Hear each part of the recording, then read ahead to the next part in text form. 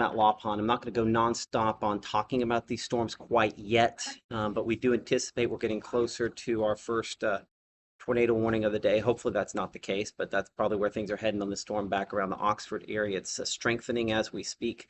We do anticipate that strengthening to continue. So be kind of planning ahead. I'll get you a storm track on this. The angle toward the northeast, if this were to take that next step, I do think it would turn a little bit more east of where it's going right now. But we will see if it does that. Most of our projections do take these fairly easterly as they kind of work more deeply into our area. This is our one significant storm at this point here, and we expect more on the way. So again, I'm not going to be talking nonstop. In fact, I'm going to type that in here to make sure that shows up. ITIL.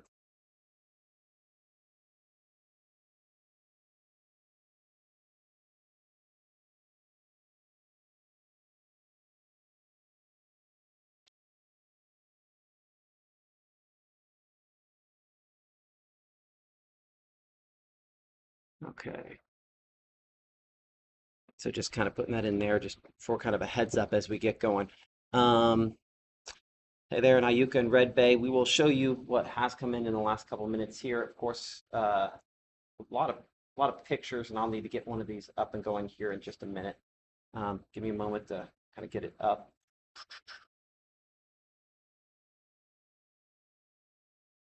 This is a video of the tornado that was crossing Pickwick Lake a little bit earlier on. I'll be honest, first time I've seen this video, but I've seen other videos. It's not one. There you go. You can see. So this was the tornado that crossed Pickwick Lake a little bit ago, out of what, frankly, on radar was not a super impressive storm.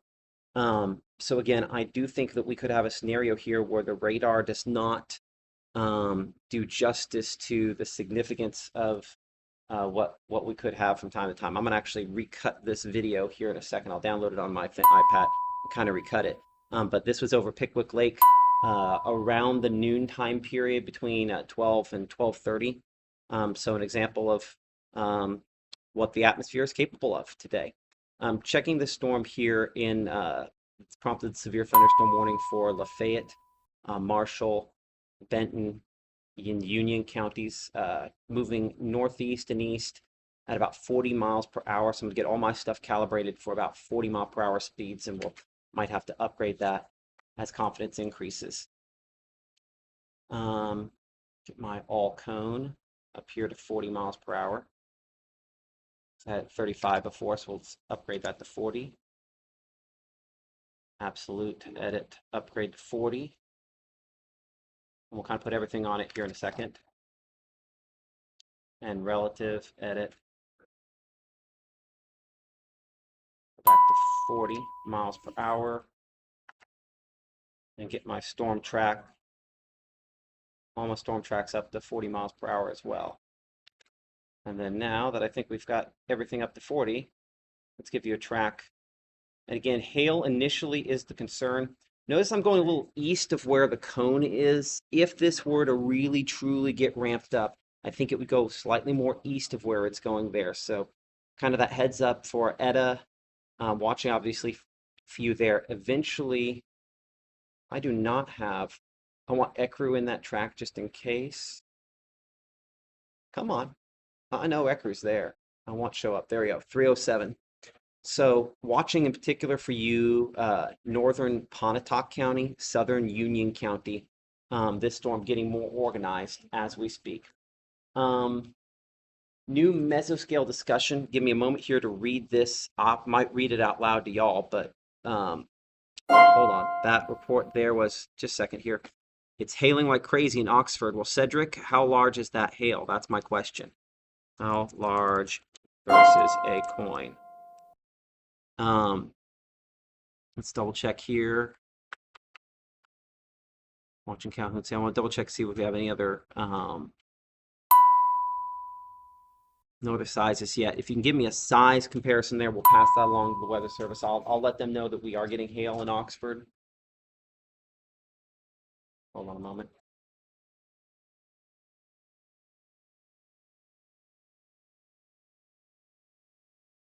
Okay, let them know. We're getting reports of hail in Oxford, working on a size. Again, in comparison to the coin, appreciate that one, Cedric. This is the angle we expect. If it's going to keep strengthening and produce a tornado, it will go more east. The storm itself is heading more northeast right now, but if it's going to produce a tornado, it'll go more northeast. Sorry, it'll go more east of north.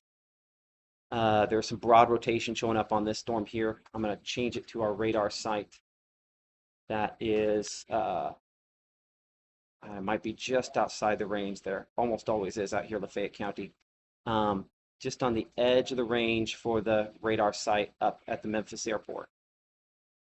Yeah, still strengthening that a bit there. Let's go back here to the closest radar on that. Yeah, that's getting more organized as we speak. Our meteorologist Gabe Maynard getting more in position for that. We know we do have some folks with the North Mississippi Storm Chasers that help us do some spotting in this situation. They are also getting in position.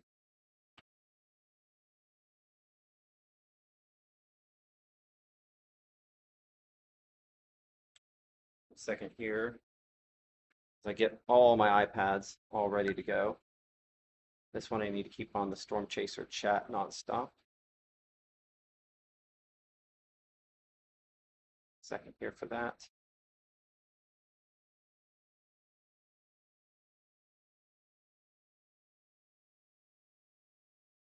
Okay, so Storm Spotter, Train Spotter with North Mississippi Storm Chasers reporting rotation on this, which is not shocking. Jeff over there getting hail on Highway 30. How large, question mark, on the hail, period, exact location, period, passing on to the Weather Service, period.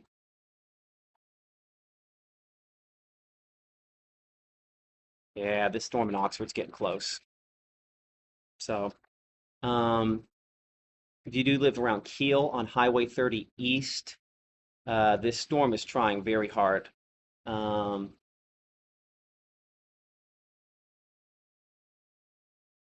Colby with the North Mississippi Storm Chasers also showing some stuff as well there. I'm going to pin all of these things over here. Give me a moment to get all my stuff ready.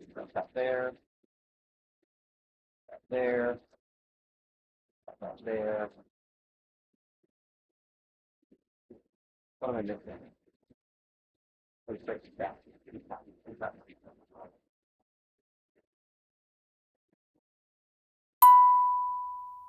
Quarter size, 5 mile northwest of Boston. I live there.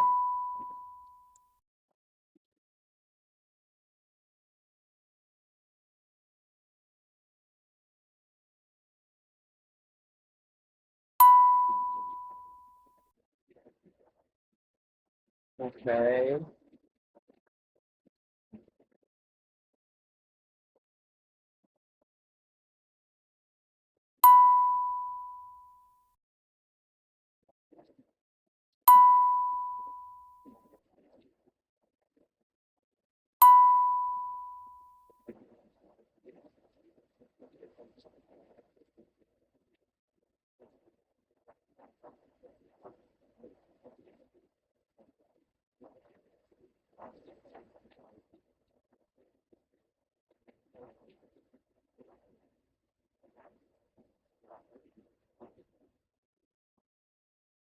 And whatever you hack together on a forecast, John, we'll just get it out because we're not gonna need a whole lot of it. Sure.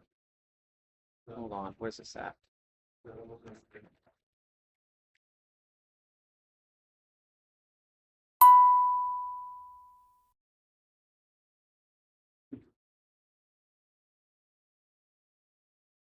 Okay, back over here, it's still that red. Okay, so I mean, you're looking at it right now as we are here. Nothing but gray skies, New Albany, generally heading your way. See if we can get back over here. Small hail drop in Oxford. Yeah, I think the biggest stuff is largely north of town. Just kind of looking here. Okay, good. It looks like Weather Service Memphis is in this chat, so they will hopefully see some of these reports as you give them in. So, hey, your reports are being seen by the good folks at the National Weather Service, whose job it is to put out these warnings. What we do is the very visible side of that, the warning process, but what they do is something that we can't do without them. So they're going to be looking at some of your reports. We appreciate all the reports that you have there, and we appreciate the incredible hard work that those Weather Service folks put in, that without what they do, we can't do what we do. Missing one of the two. Zach, do you have the other cord? Okay. Okay, I'll see if I can find it over here someplace.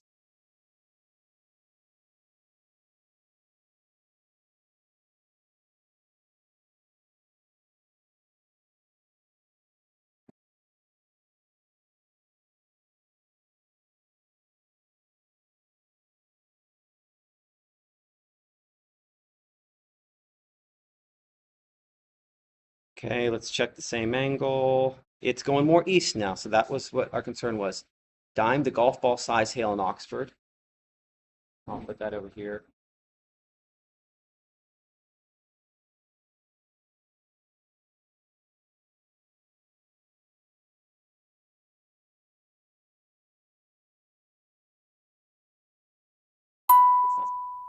That is one. It's like one of these thick ones like this.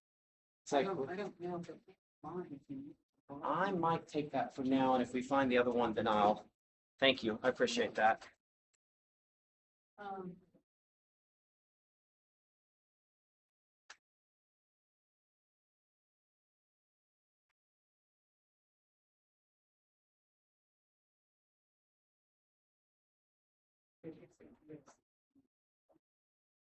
Pontotoc, period.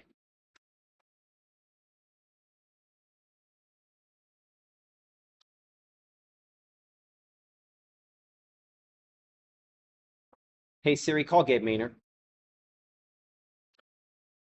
Uh,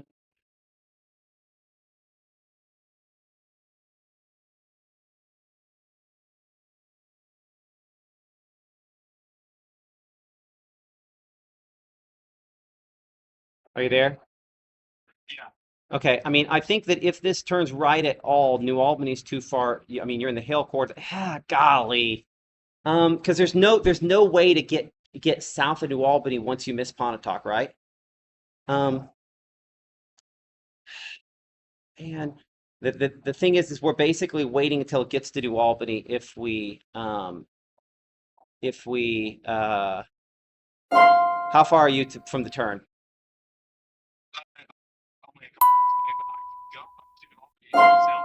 When do you think you'll beat it to New Albany? Yes. Okay, if you think you'll beat it to New Albany, yeah, go to Albany and south on 15. Okay. I'll linger in Ecru and then migrate north as need be or south. Yes, exactly. Okay, thank you. Appreciate it. Good luck. Bye. Be safe. Okay, so Gabe is doing his thing. Getting in place on that. Storm chasers. Uh, well, seems like Reed Timmer's chasing one of them at the moment. So seems like they're probably in the right spot as well. The radar signature on this getting more organized. I'm going to track this more east again, 40 miles per hour. And as you can see at the top of the screen there, it says considerable damage possible from the large hail on this. So we do expect some hailstones could be in excess of golf ball size potentially on this thunderstorm as it continues to mature. Let's go ahead and I'm going to again track the rotating part of this. I will include New Albany in that. Still want to include Ecru in that track, and I need Ecru to show up in this track. There we are. We show 315. Okay, it might be moving slower than the track, we've got here. Gabe wanted to be in the field today. Let's clarify that. Okay, so there's kind of the track based on where we're at now as this continues to mature. I'm going to double check the speed though, because this might.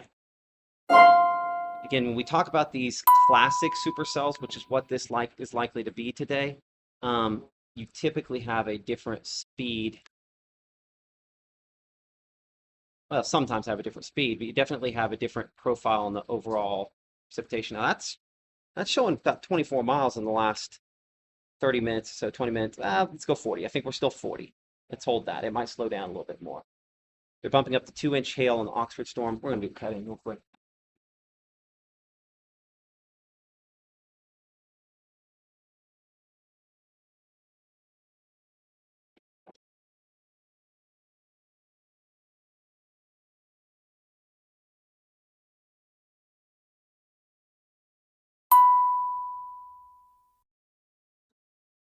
Can't see it.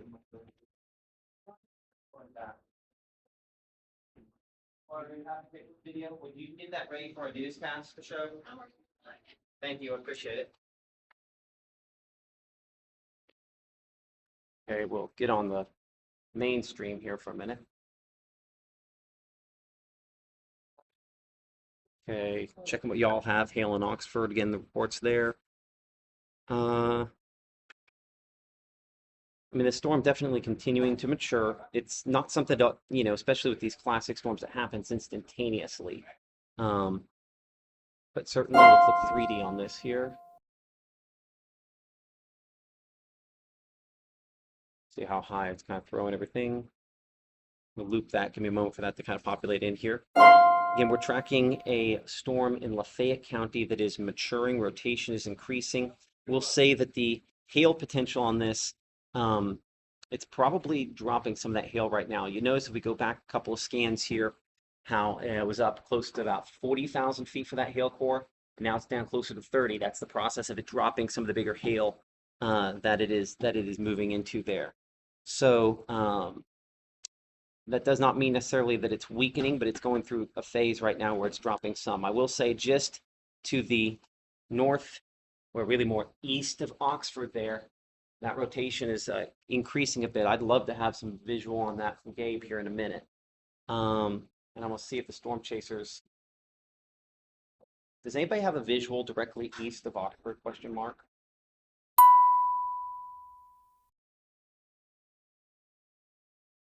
Check with them here in a minute. Has that gone through yet? No, gotta click send. Messages don't go if you don't click send. Just that little area right there. This is maturing. Unfortunately, I expect near Highway 30 there is most likely locations if this is going to do something. Kiel, northeastern and eastern Lafayette County is where that becomes more and more likely. I need to move a TV here real quick because I'm a little too blind to look at small monitor anymore.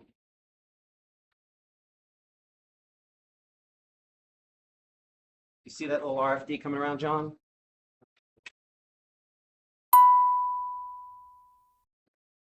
And the one in Pickwick.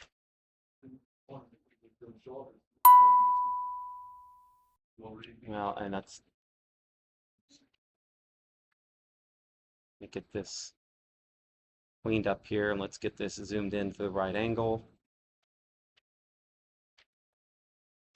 And let's do that, and let's save that view as view 1. So we come back to that if we need to.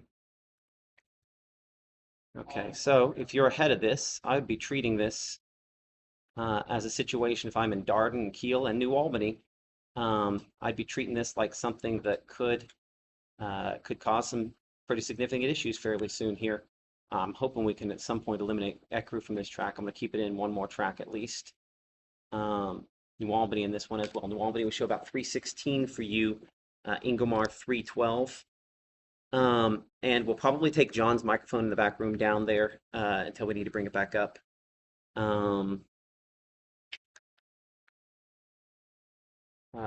Here's a picture of some of the hail on the north side of Oxford coming in just a minute ago. So some pretty decent sized hail. Of course, the north side of Oxford didn't hit this as badly as when you got farther out in the county. I mean, so north of Oxford, north side of Oxford, both kind of relative in this case here. I'll show Pat here my concern. This is, first off, the storm we had earlier in Iuka was under-impressive in its radar presentation. There was rotation, but, to get the kind of tornado we got over water, and let's be clear, some people call a tornado over water a water spout. Water spout forms in a different way. It's like a land spout. That was a tornado over water, okay?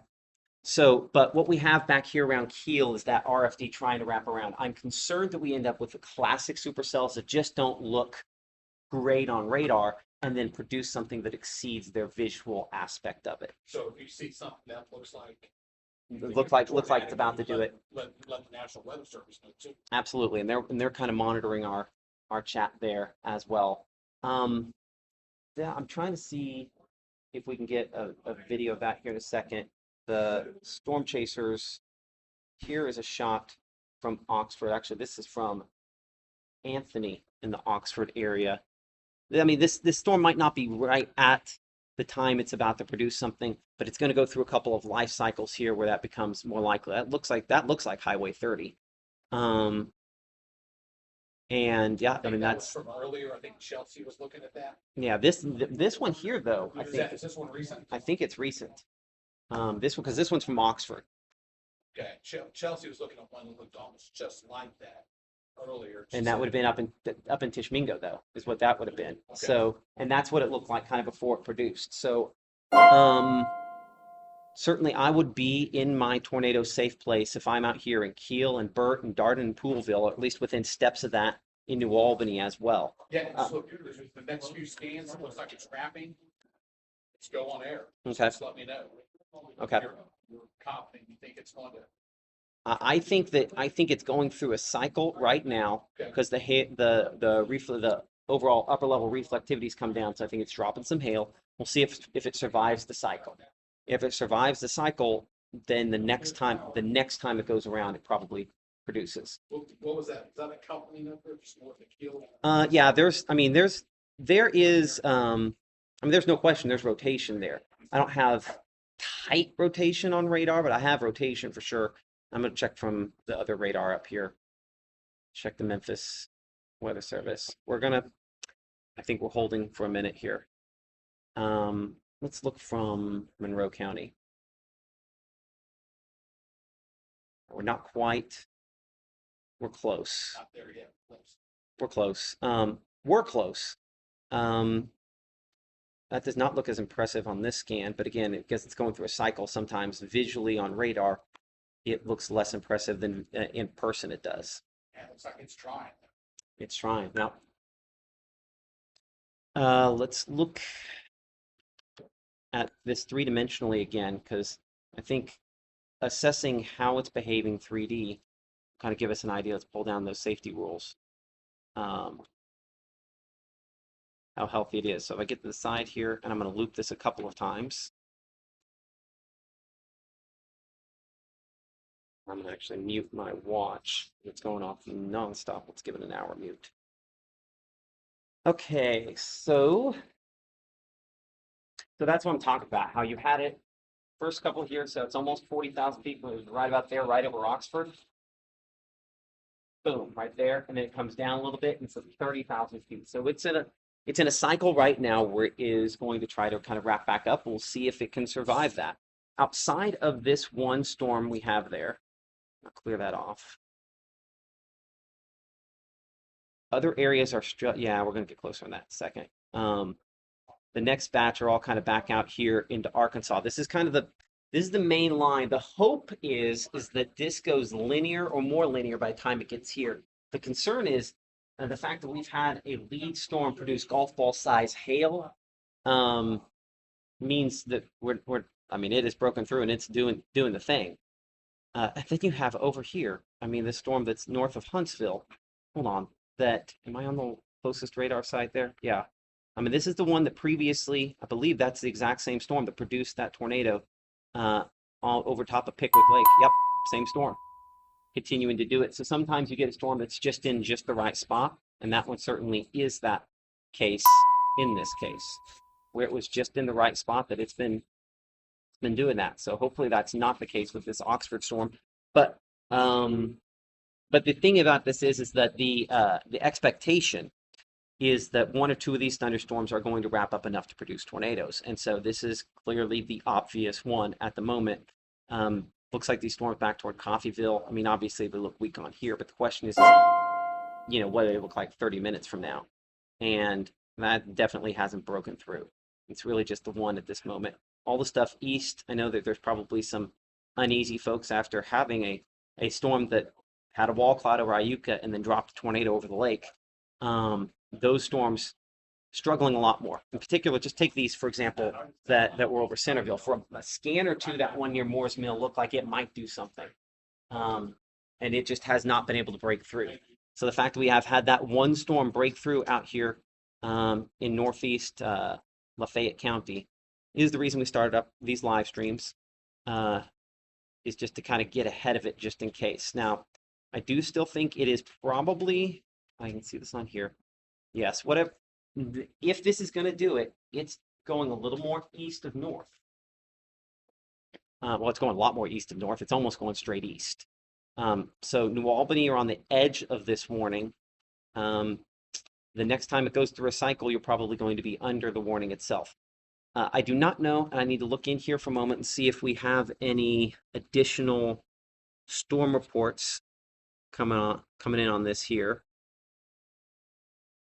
Moving New Albany. Let's see here, just seeing if anybody has any additional hail reports going on or things to share. Of course, share those pictures to weather@wtva.com or the WTVA weather app. The easiest way to kind of share that to get it to us so that we can show that on the air, and we appreciate all y'all for the many pictures that you do end up sharing with us and showing us. Let's see if I can pull up chat.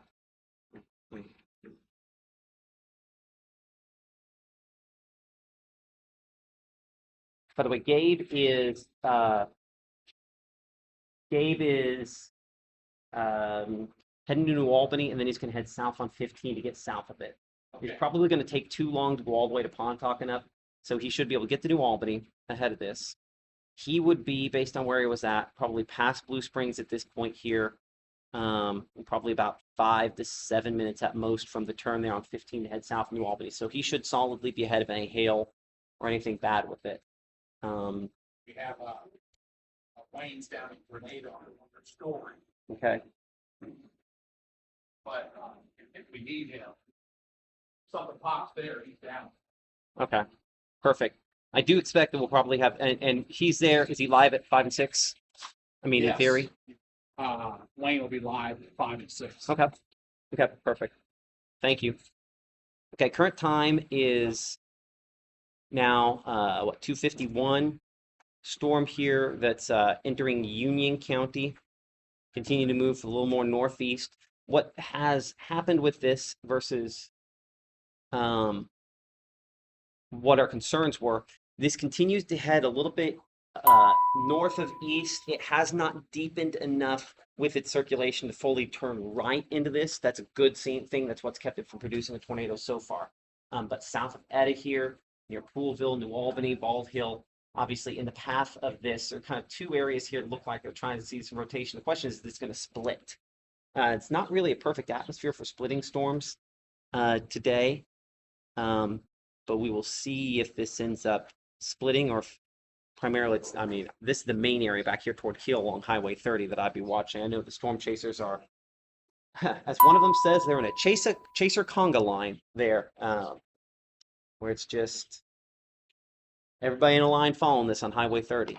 So I think Gabe's actually in a pretty good spot that he is south of that there.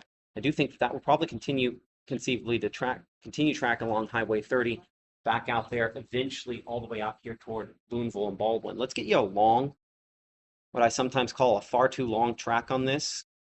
I'm going to track the hail portion, and you can add an extra 7 to 10 minutes for when the rotation is going to get to some of these spots here. And so this is the hail portion we show near New Albany at about 3:11. The rotation maybe about 7 to 10 minutes after that. Dumas at 3:28. We're looking at Baldwin 3:43. Jumping down 3:45. Booneville about 3:51.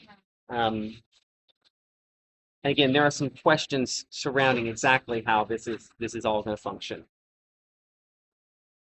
Current time is 2:54. New warning will be coming out on this here, extending it as a severe thunderstorm warning, potentially as this continues to work eastward. You'll also notice National Weather Service has dropped the what we call considerable tag, or the destructive description on the hail, because the hail size has come down on this some. As we talked about, the overall top of the thunderstorm has collapsed down on it some, and we are hopeful that could yield good things on a weakening trend.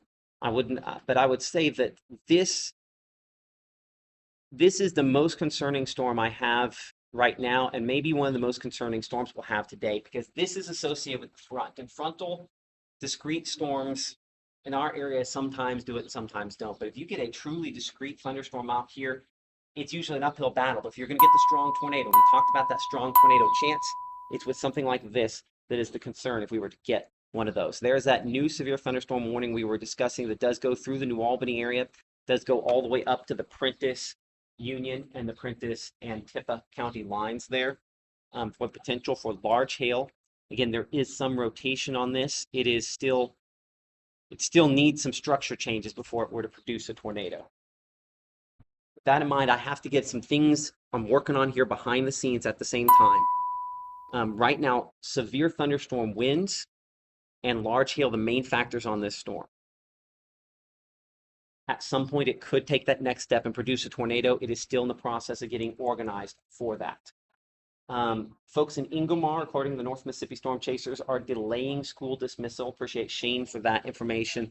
The Ingomar folks are delaying school dismissal because of this thunderstorm and the issues related to it there. Probably the right choice. I am going to get something else behind the scenes here logged in. Give me just a moment.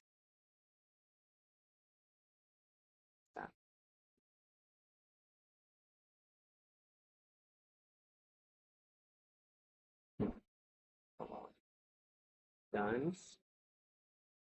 Allow your weather. Okay. And the email, all right.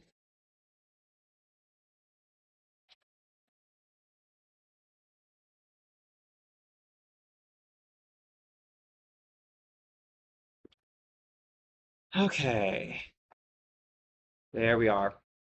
So this thunderstorm, again, we mentioned going through a cycle. Now the cycle looks a little bit more organized here as the thunderstorm's kind of emerging from that. I don't show as much on the low level wind field does not look as impressive, but as I think I mentioned a couple times, this is more likely to be a classic supercell as opposed to some of the storms we typically see.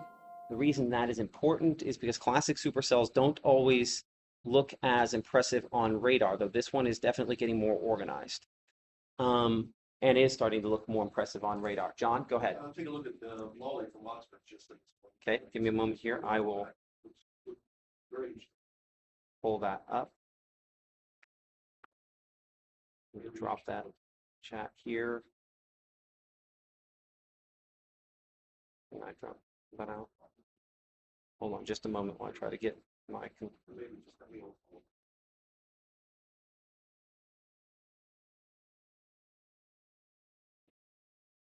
I want that off of the title bar there. Come on. Sorry, I'm fighting move that. Just move from that for the home screen. Okay, there. Now I can drop chat right there. Perfect.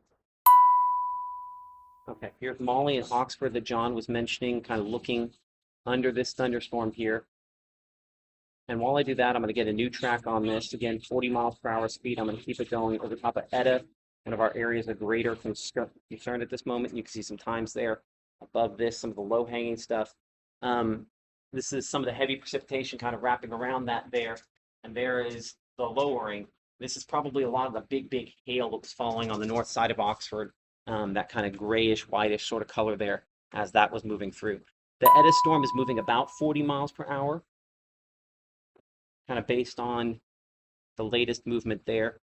And so for folks in New Albany, again, you kind of see about 318. Let me double check this speed because my times, well, I was also tracking the hail core a minute ago. The hail will get there before this.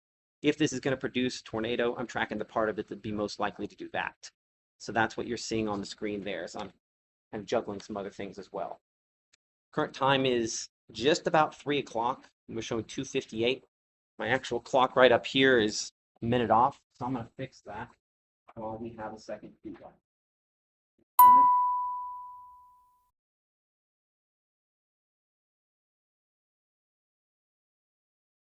Well, you're doing that, I mean, suspension of the things, and then we're getting on the web, just people, nothing that's any bad news coming across. Just to show you the variety that's happening out there, we got Mark, basically saying, it's just partly cloudy here, breezy. What's that time on our clock over there? Time on the clock, it's 9:32. Okay, I don't have that. So keep going. 36, 37. Oh man, I messed that up. 1, 1, 2, 47, 49, 51, 3, 4, 5, 6, 7, 8, 9, 10. Here we are. Okay, clock is set correctly. Sorry about that. For everybody's sake, better that I get that clock right. So just showing you. Okay. Just bringing it up that, it shows you bright, even though some folks are getting hail and thunderstorms, some folks are just seeing a breezy, partly cloudy afternoon. A lot of folks are seeing that. Yep. Don't let that fool you. For now, Yeah, for now. that's kind of the tricky part about it is it's like those kind of things are for now, unfortunately.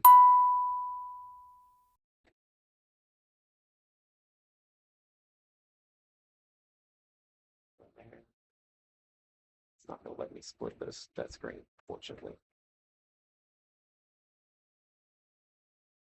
Oh, checking all the Facebooks and stuff.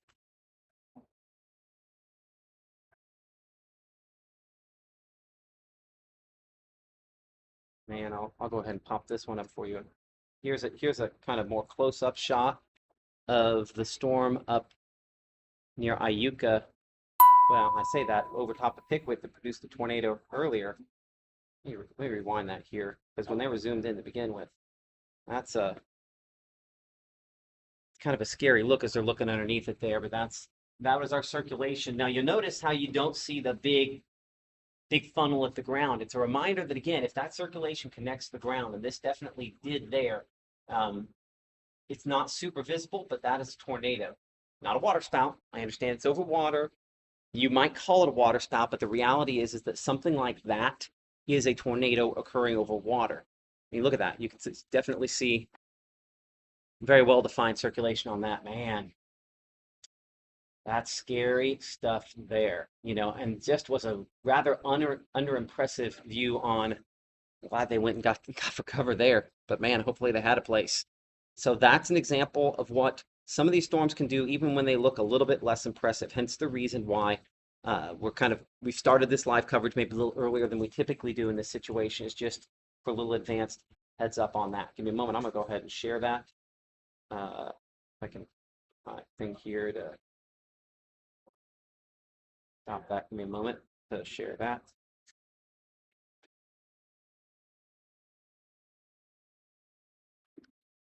The tornado that formed on the far eastern over Pickwick Lake around noontime period. Don't call it a water spout, ... There's no question that this is a tornado that occurred over water, period. Water spouts and land spouts.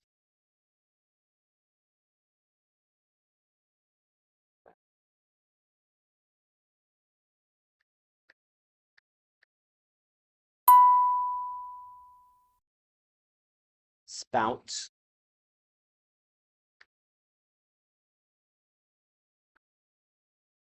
form in a different way than a tornado, period.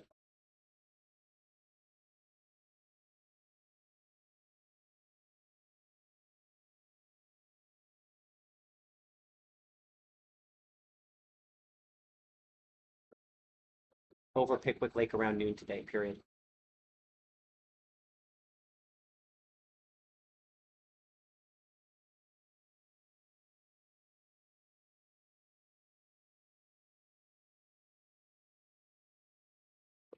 Okay.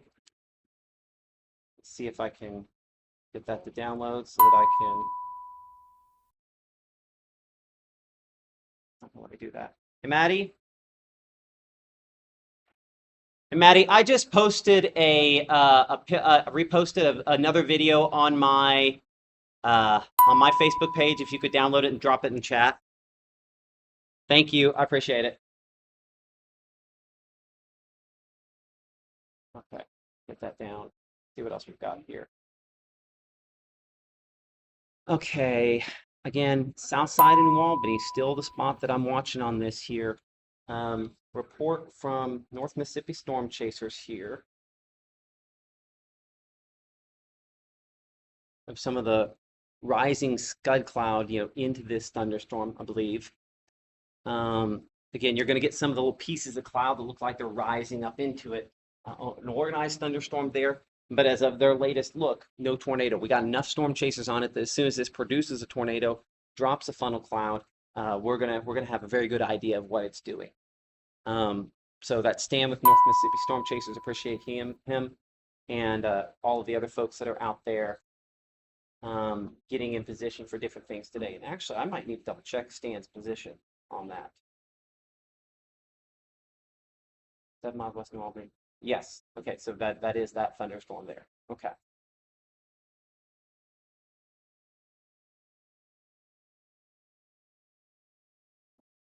What do you think, John DeLucia?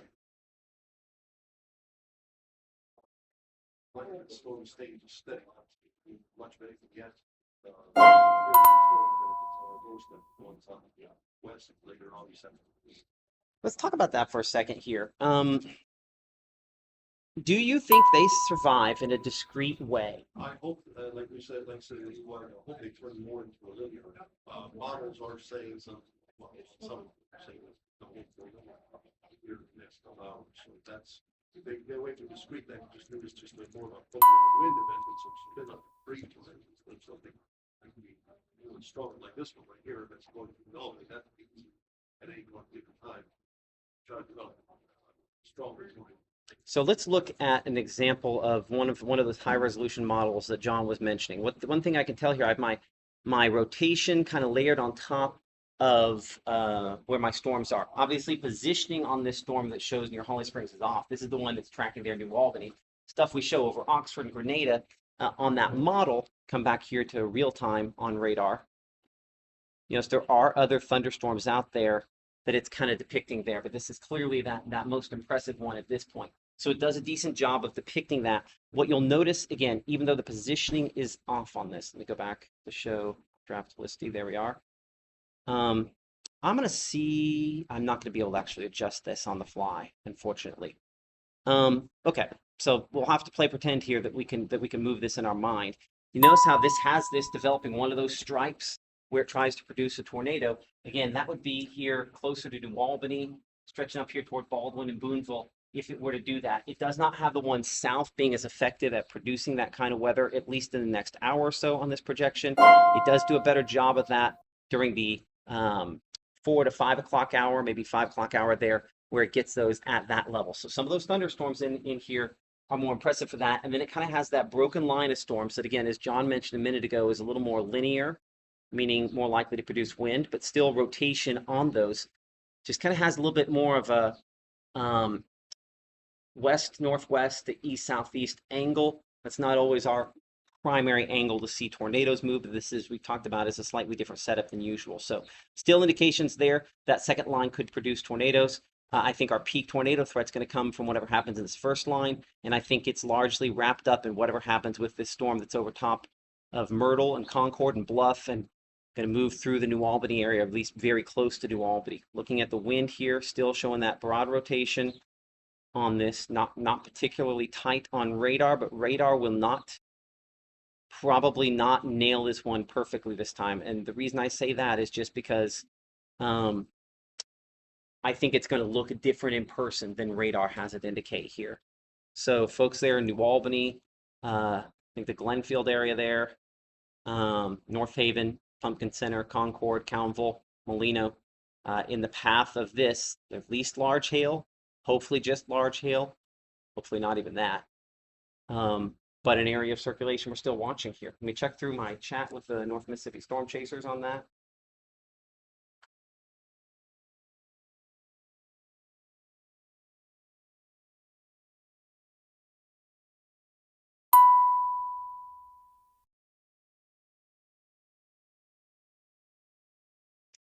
Okay, yeah, they're just all working to get get in position. Gabe has a shot here from Southern Union County. This is Gabe's shot here sent a minute ago.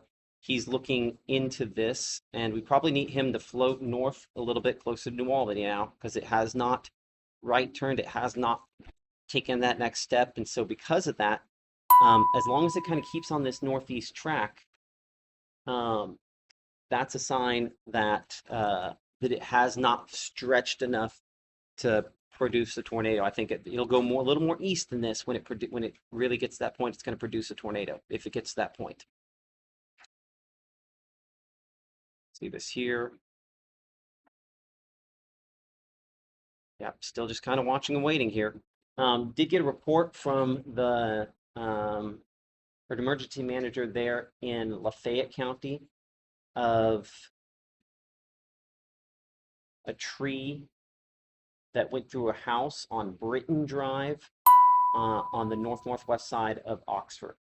So a tree into a house there.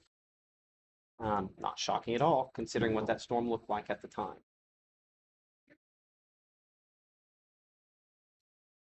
Put this on basically all mail.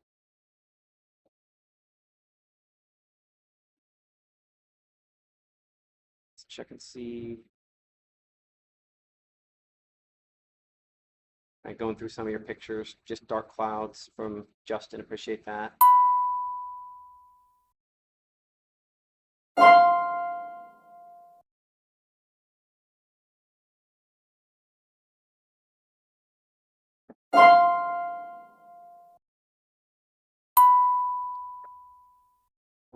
Here's some hail in Oxford, see if this video comes in. Okay, so here's a shot from some of the hail in the Oxford area as the storm came into and through there a little bit ago. Not the ground covering hail we had down in Oktibbeha County and locations around the Golden Triangle.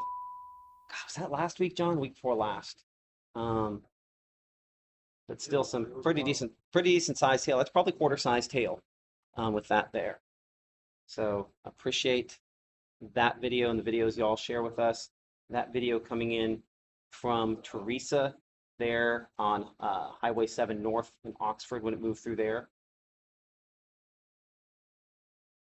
And that's that Molly picture from a little bit ago.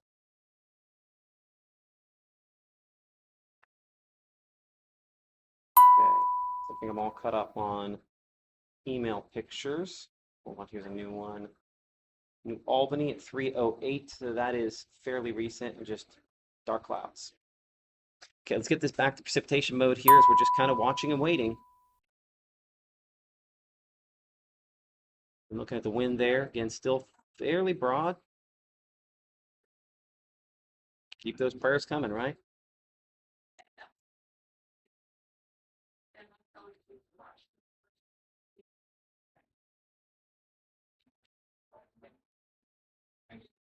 Bunch of storm chasers on that one there.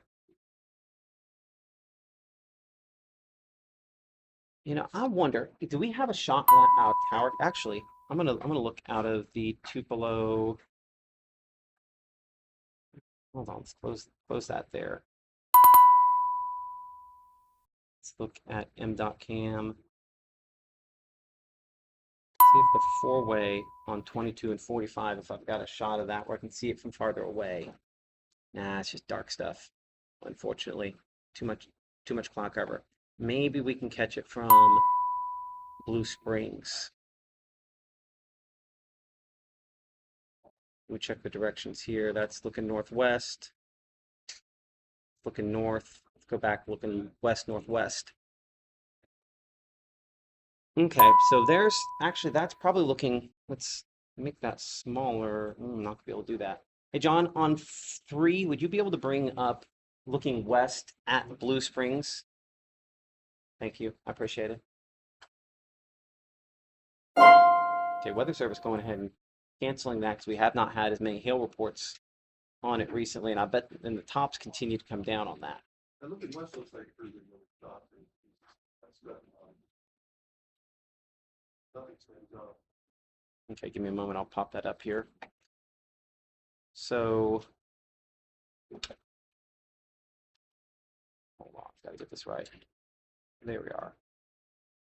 Yeah, look at the precip core on this. Do you see how the height of this is now down below 30,000 feet? That's a big difference. When we were getting golf ball size hail, the precipitation core was up in excess of 40,000 feet. So that is a sign of weakening on this thunderstorm here. By the way, it's picking up on a severe thunderstorm warning that's well to the north and west, as opposed to this one here. So we're looking back toward New Albany. The area of interest would be right along 22. So that's why, as I bring that camera back up, I was asking John to pull up a moment ago there, and kind of looking into that. That is definitely the most interesting part that we're looking at. Same spot there to New Albany is what we're looking at there. So if we were going to see this produce a tornado, this is the part we'd be watching. As you can clearly see there, there's a solid gap between the bottom of that and the ground. Now, there's certainly some stuff going on there, so let's kind of pull that up, and I'll leave that up here for a moment. I wish I could time lapse this. I think there's a better way to do that. Might be able to pull that up.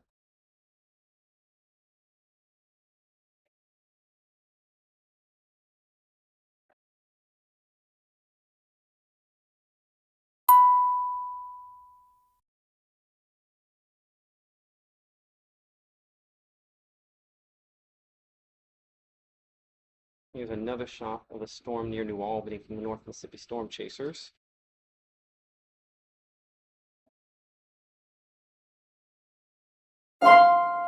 And I still have that shot up in New Albany, just so you know. Hey, I need your eyes real quick on this.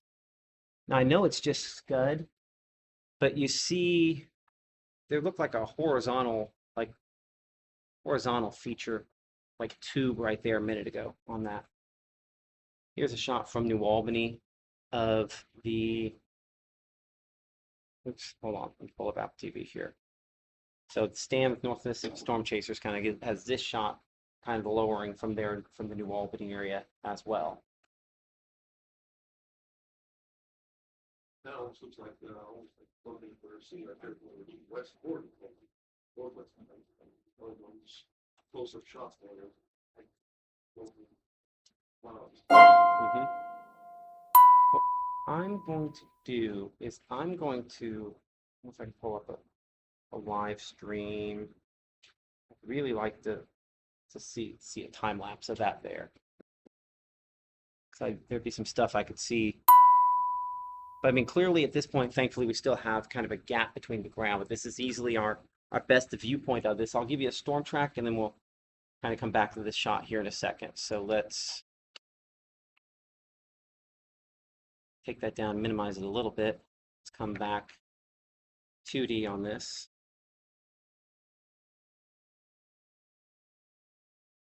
Adjust it forward there. Current time is 3:17, so we're just kind of watching and waiting. Hopefully waiting is what we keep doing. I'm just fine waiting here all day and having a whole lot of nothing. That would be the best case scenario for the way today could go.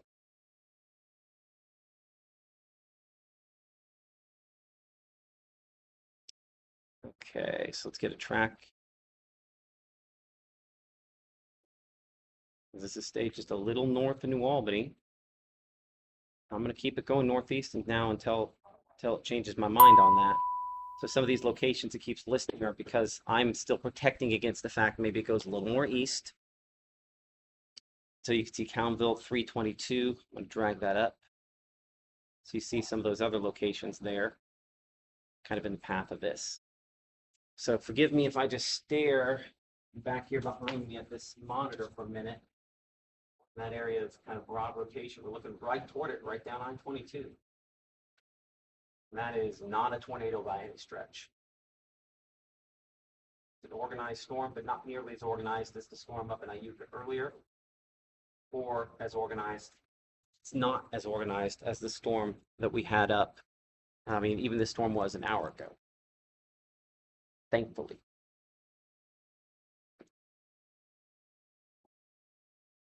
Storm chaser is going to continue along Highway 30 firing, following behind it. Michael with North Mississippi Storm Chasers doing that.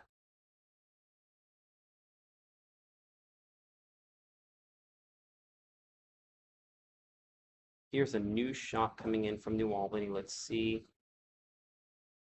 Again, Justin in New Albany with this one here. Just some of the low clouds, some dark stuff, a closer in shot of what we were just looking at a moment ago there. Again, a little more organized in person there, wish we were tilted a little bit, but that's that lowering right there. Some precipitation with it, but this largely looks more like a classic or a low precipitation supercell as opposed to the high precipitation rainfall all over the place, easy to detect circulation kind of storms we've had recently. Appreciate Justin Mills for sending in that picture there. Justin's been sending us pictures about as long as I've been at WTVA. So appreciate that. Liberty, another shot here from the New Albany area.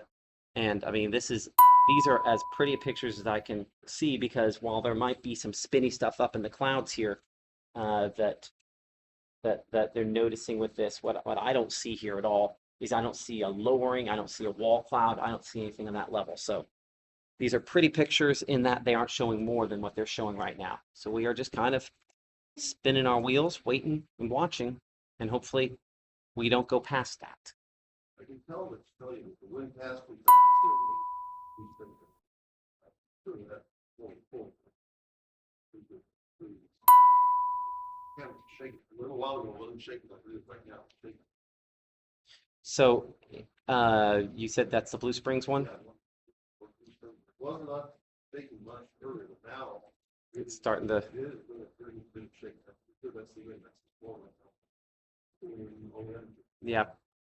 Yeah, probably. Well, it also could be that one that's just south there. Could be outflow maybe from the one that's, because that's about where Blue Springs would be right there. I'm going to switch pictures here in a second. Appreciate Hannah for sending this one in. Luckily, I cropped off the text, which was not television appropriate, but there's one of the lowerings with it there. She's looking from, I think it's Barnes Crossing Ford there, back toward that one. And again, a lowering, but nothing beyond that at this point, nothing more significant, just scary looking clouds. That's an area we'll have to watch and at some point could take the next step, but luckily still not. And hopefully as long as possible, we just keep spinning those wheels and not going past that. Brightness on that.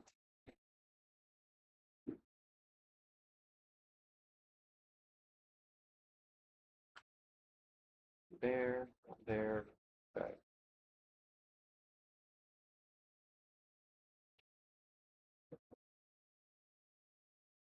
Current time about 3:22. I'm Chief Meteorologist Matt Lawton alongside our meteorologist John DeLucic, because we are just waiting and watching a thunderstorm that's been rotating but has not gone past that at this time.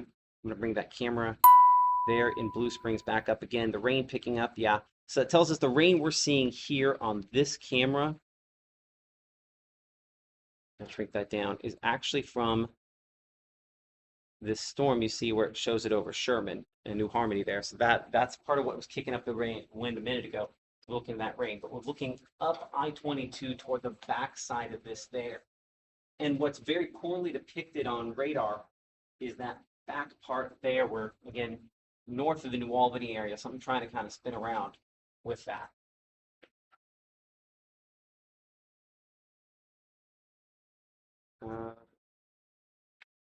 Check this video out. So here's another shot of what this looks like from New Albany. Appreciate Amy for sending in this shot here. Again,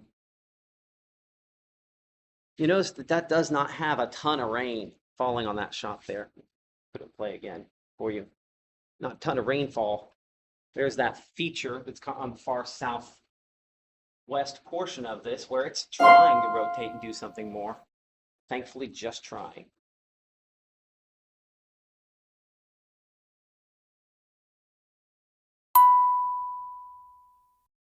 Go ahead and turn that one down. Let's see if we can pull up some power outages. That Weather Service Jackson.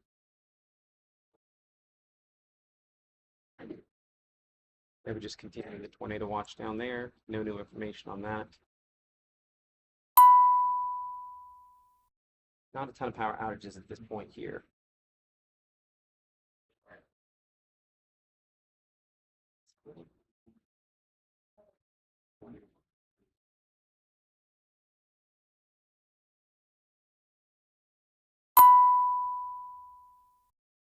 Oh, of course, now would be the time it wants to update.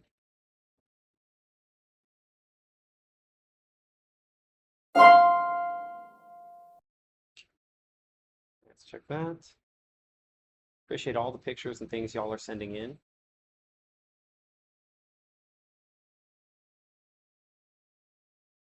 Shot from Elena there in Blue Spring. No, hold on, is that right?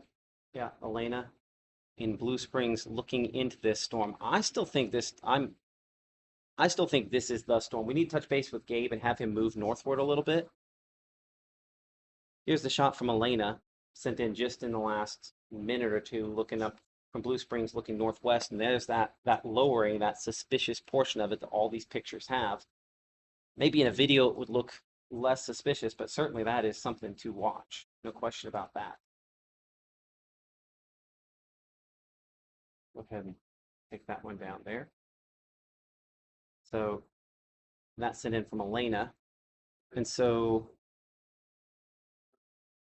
yeah, see right there near Countville, Concord, north 30 is our spot of interest at the moment. Where's Gabe at? So going up 30 toward Booneville. Okay, that's good. Yeah, take it slow.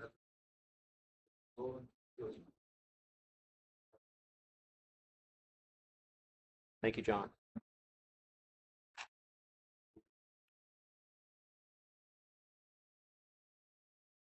Check on the books of face. Beginning the rain in Blackland. It is definitely heading your direction there in Blackland. Maybe a little south of Corinth there as well.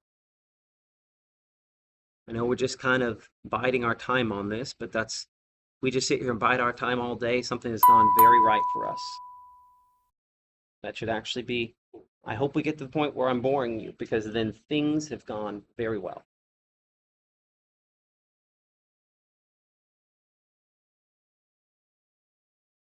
Okay.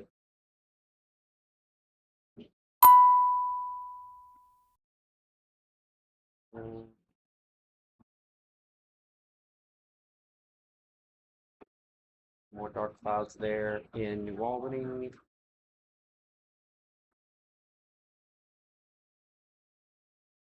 Watching this New Albany storm very closely as it moves into southern Tippah and western Prentiss County, period. Prentiss.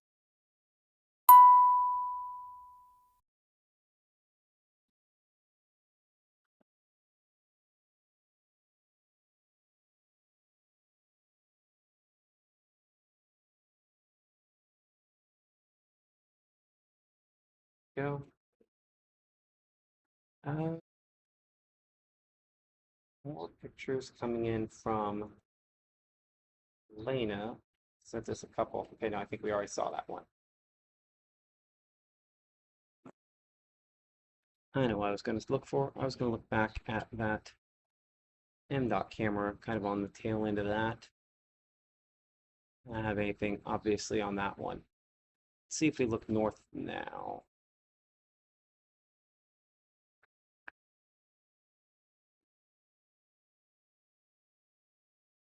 We should, I don't know if north is quite the angle yet. We'll have a visual on it, but not yet. I think northwest, we're still probably at our best shot of this.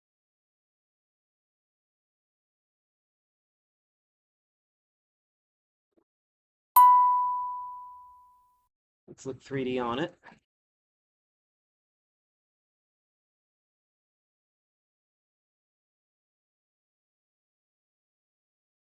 It's impressive that it continues to hold on. It hasn't just straight collapsed, right, John? Actually, right now, looking at the build, basically the vertical it's increasing. I believe that. Yeah.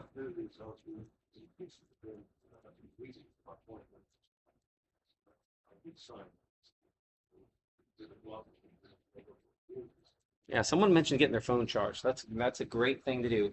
Have your phone. All my devices, that's not true. My phone itself is actually not plugged in. All the rest of my devices are plugged in, but my phone. But I charged it right before I came here, and it's in a special mode that hopefully um, keeps it down.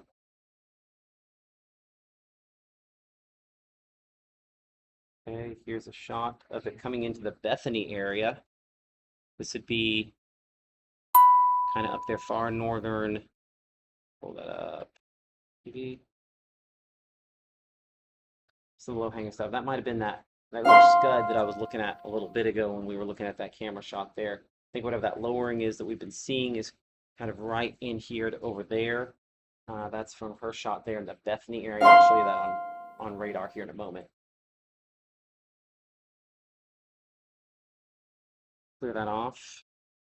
Like John was mentioning, this it used to be a little better at not curving that around. Yeeville, Blackland, we're watching for you. So Bethany, oh, there we are, Bethany. Looking right up into that there. So that was her shot. So that more interesting portion might have been what we're seeing up there closer to Locum. Listen, is it spinning? Yes. Is it producing anything other than hail? Probably not. Well, I mean, lightning and heavy rainfall at this point. The other way to kind of assess this, we have not done this today, is to look at the lightning and compare lightning on it. So, for example, right now, lightning strikes over, I believe I have this set for the last 5 minutes, maybe it's 3 minutes. Nope, that is 10 minutes. About 38 strikes in the last 10 minutes. So we compare that to an hour ago when it was producing bigger hail, and we show about 65 strikes.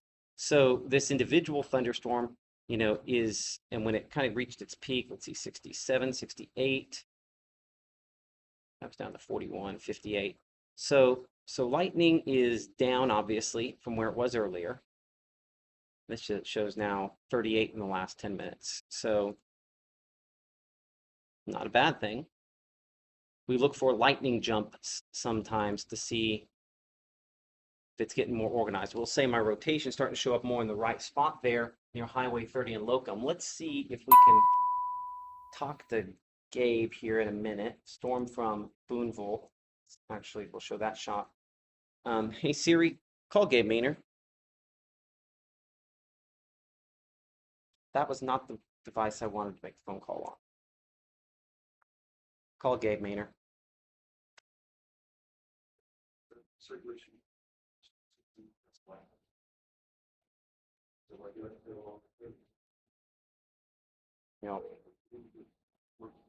Looking better than have.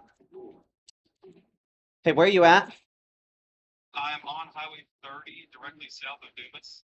Oh, so you're right there. So Yes. if I mean you're at whatever couplet it would be. If you're, I mean, are you at that 370 intersection there? There's a church there. Is that where you're at? Close to it.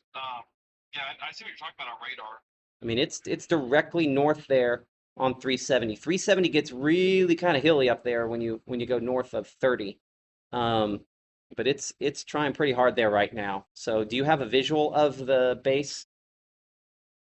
To be honest with you, I do not at this moment just because there's so many trees around.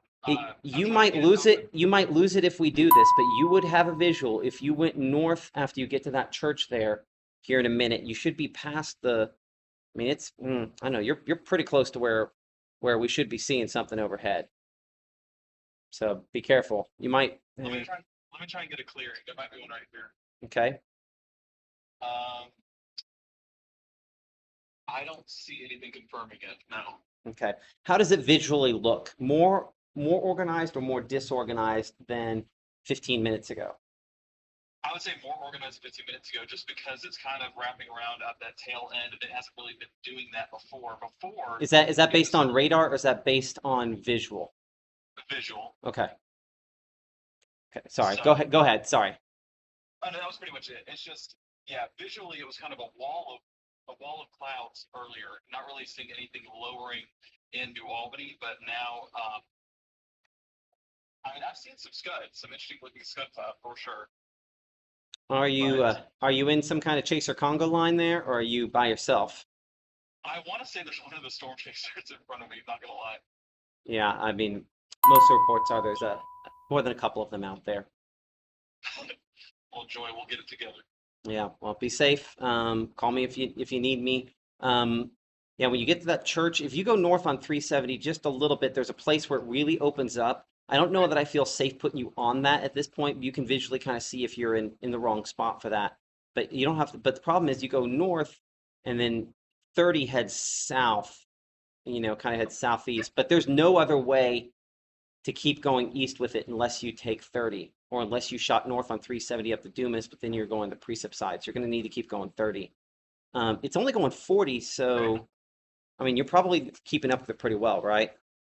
Yes, I think the wiser bet would be staying on south of it and going straight to Booneville, just because it keeps me out of harm's way, and then also keeps us tracking it directly to my left. So I agree. I agree. My only thought was is if and you haven't got to that church yet, have you? I just looked. I'm a little bit past it, so I'd have to go back. Okay, well, if you're a little bit past it, keep going. Okay. There's just not a ton of places where you're going to have any sort of visual on 30 for a long time. Well, I'm just kind of looking on radar here. Is the one in front of it not the one that's more organized? That's crossing into Prentice County? I mean, it's all one big thing. So, I mean, I would argue that just looking at precip, I get what you're saying there, but I think that that if it's going to do it, the back of there that's just east of Locum, that's just on the Tipa and Union County line, keeps wrapping forward if it's going to do it, and so I think it encompasses that other area. But you're the one looking at it visually, and radar does not do great with classic the LP sort of structures, so your visual might say something different than what my brain says. That makes sense. I gotcha. Well, I'll try and get it clearing up here shortly and let you know what I'm seeing a little bit more. Okay. Okay. I appreciate All it. right, Thank you. You guys stay safe up there. Yeah, you too. Bye. Bye. Okay, that's our meteorologist, Gabe Maynard, who's right about there on Highway 30, and there's not a lot of good ways to look north on this. A little circulation southeast of Dumas. It's things, spout is steady, but it's not. And that's what I think that's what Gabe is looking at. I think he's looking at it there. But what's happening is this is kind of wrapping back forward, right? And as this kind of wraps back forward, if it does it, it's at your Blackland-ish, maybe northwest Booneville, before it can pull it off. It might be before that. We'll see. It's trying pretty hard there. So let's get a new storm track based on that. And again, let's double check the speed. Let's do it over the last hour to see if this has. I don't usually stay in this close on one of these this long. So maybe that's part of the reason it feels like it's creeping.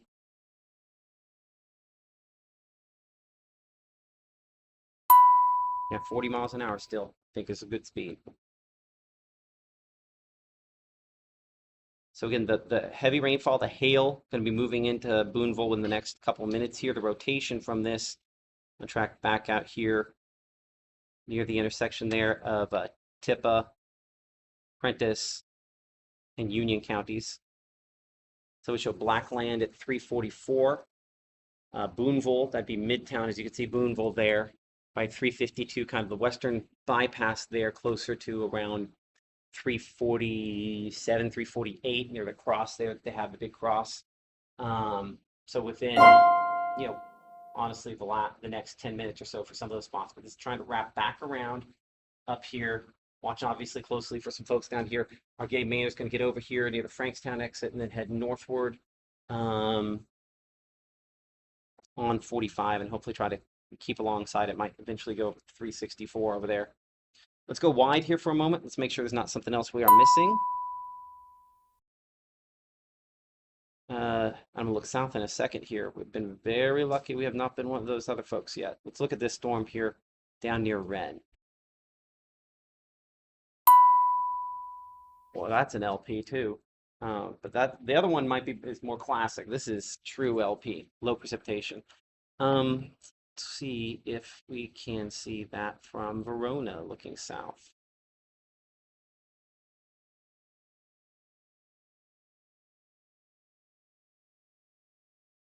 No good view at all. because we're just kind of in the clouds there. Yeah, we're not gonna be able to see it. That might be it right there.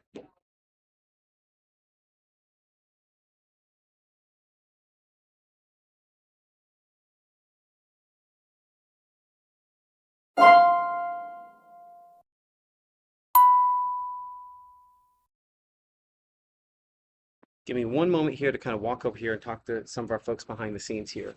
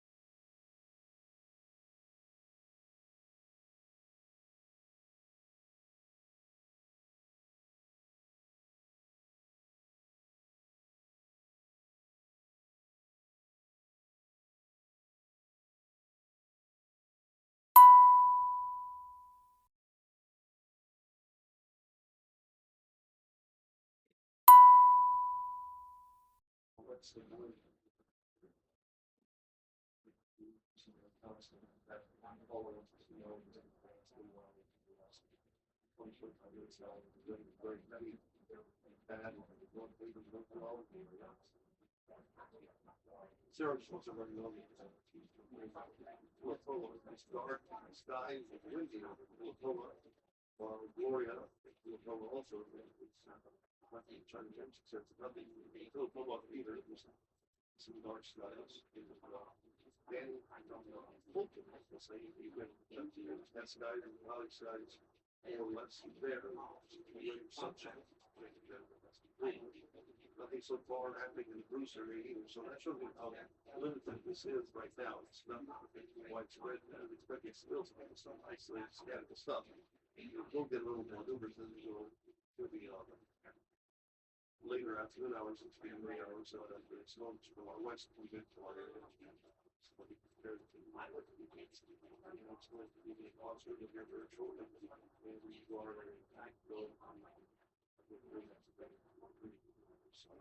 Mark, Market Valley and Green, we're going to get Ronnie and we have out there. I'll go on Southern Florida, and that's just the way both strong. Soon, going in with a lot of folks out there, still seeing some good weather. That's interesting. What's going on out there? Right there, that's what's going on south of. Again, it's right. Most of the strategies. How much have we waited for? Okay, give me a moment here. Go ahead. I'm just giving folks updates on people writing. Most people say it's partly cloudy. Again, that's lucky that most people so far missing. And hopefully that. Later on this afternoon, it's the evening hour. That stuff from Delta into Arkansas. Yep, and this one's still up here toward Booneville could. But we're just kind of waiting, and I mean it's got.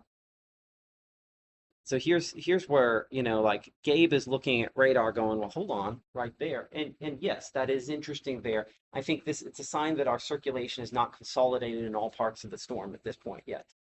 Did you have something, John? Okay. I'm gonna see if I can get a shot of this from we have a radar over in North Alabama that we have access to. We'll double check. Of course, it has thinks it's better. It's better on the wind portion here.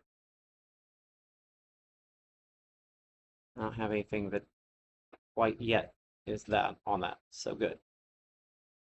Current time is 3:44.5. I'm Chief Meteorologist Matt Wapon alongside of meteorologist John DeLucy, kind of going through your pictures here and just kind of looking through some of the various things that are coming in related to these storms. I believe this is probably another one of those shots from New Albany. Abby will take in from, yeah. Again, this is part of the reason we're just kind of continuing this. We're not going to go full screen. Come on. Okay.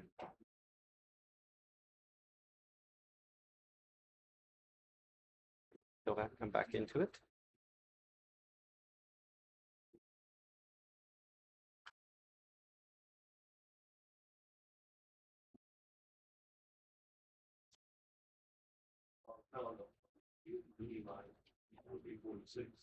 Okay.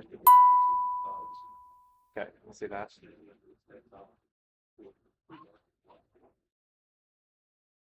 Okay, this picture here from New Albany just a little bit ago as well. Again, this is part of the reason we're watching this so closely is, we've had some very suspicious looking clouds. We previously had some large hail. The hail size has come down on it. The suspicious clouds are happening a little bit less frequently.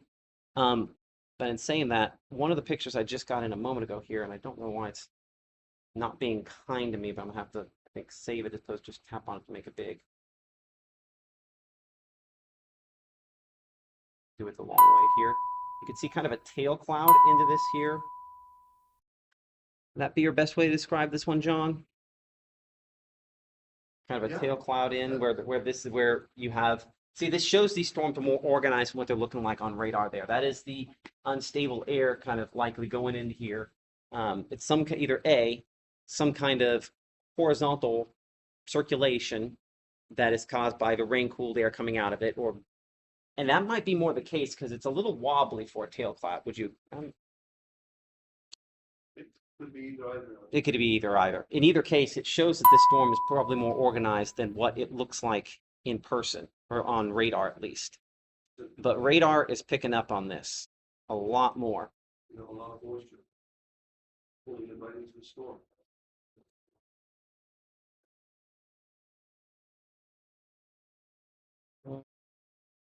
Okay. Getting a lot more organized. Hey Siri, call Gabe Maynard.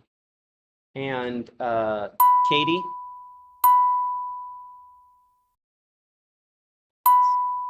Okay, just wanted to mention that we need to probably, I guess, have Gabe's stuff ready to go in case we need to. Okay, perfect. Call Gabe Maynard.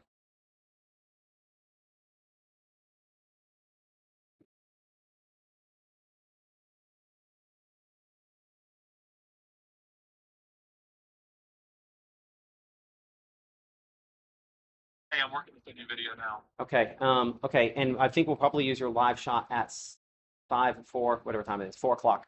4 o'clock. Okay, where are you at? I got on the low and it's trying. Okay, there we go. Would you describe it as rotating? Rotating the low right for sure. Okay. And lots of lightning starting to be output through this. And you can see the green hue in the sky, the greenish blue. So, it's definitely a strong thunderstorm. Okay, so would you describe it as non-rotating wall cloud on Prentice storm? Yes, yeah. Yes, I would say so. I'm just kind of like right in the middle of it, so you don't get the clear-cut visual on the wall cloud. You just can clearly tell that it is one. Okay, I appreciate that. Be safe. We'll talk to you in a little bit. You're probably going to rotate, I guess, on the south side of town on 30, and then maybe work your way over to 365 in far eastern Prentice County and head north from there. The problem is we eventually get into an issue with how we're going to get across the waterway, because you can either, yeah, because eventually trying to get across the waterway, we'd have to take Highway 30, or we'd have to go all the way up to Highway 72. Want to go all the way up to Highway 52? See where it's going to cross.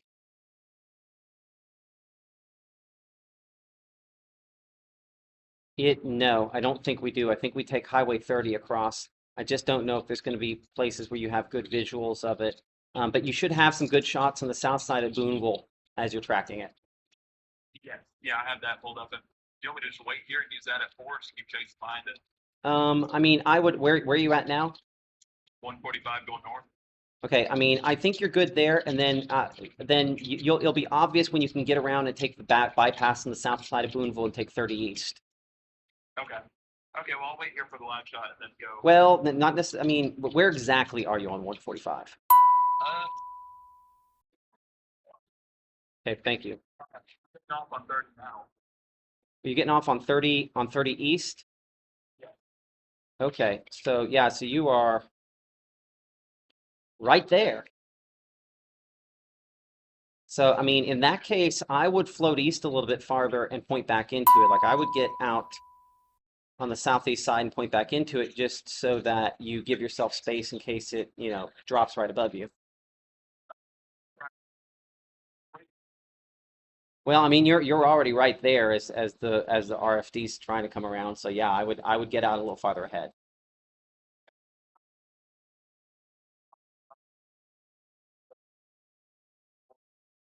Yeah, I believe that. So, do the speed limit, but get east. Okay, bye. Talk to you in a bit. Bye. Okay. Made an attempt just now, according to one of our storm chasers, talking about this here, describing the rotation on it and the RFD kind of wrapping around on it.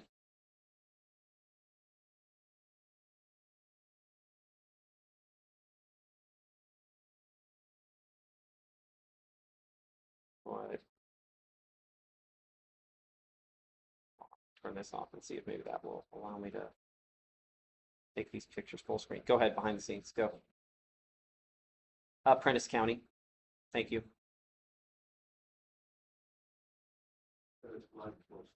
That's very close.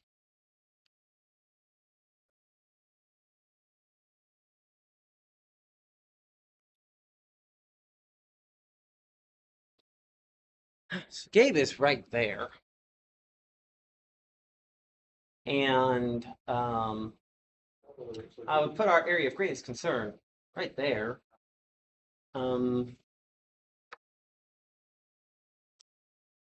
See just a little bit of it's not the typical velocity.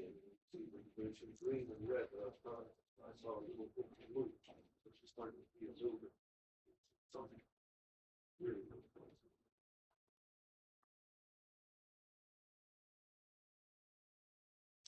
So if it's going to try, it's trying right now. Storm Chaser is kind of saying the same thing. Hold on a moment here. Which storm, question mark?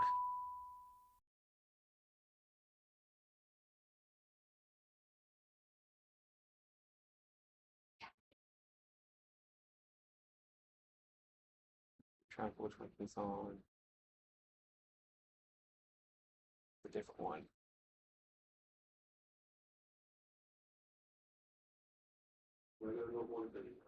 Go ahead. The hail in the last frame this weekend, so there's, let's say there's a sign, maybe it was just trying that next step cycling, maybe now it's just we'll see a couple more frames, but we had some intense hail for the last couple of frames, and now it has wind. Okay, there is a fairly well-known storm spotter in the region that is reporting a funnel cloud on that storm. It's taking that same path as the other one earlier. Mm-hmm. Because, and this is kind of what we talked about online, that there would be some kind of outflow boundary, kind of cold front sort of thing left by the morning storms.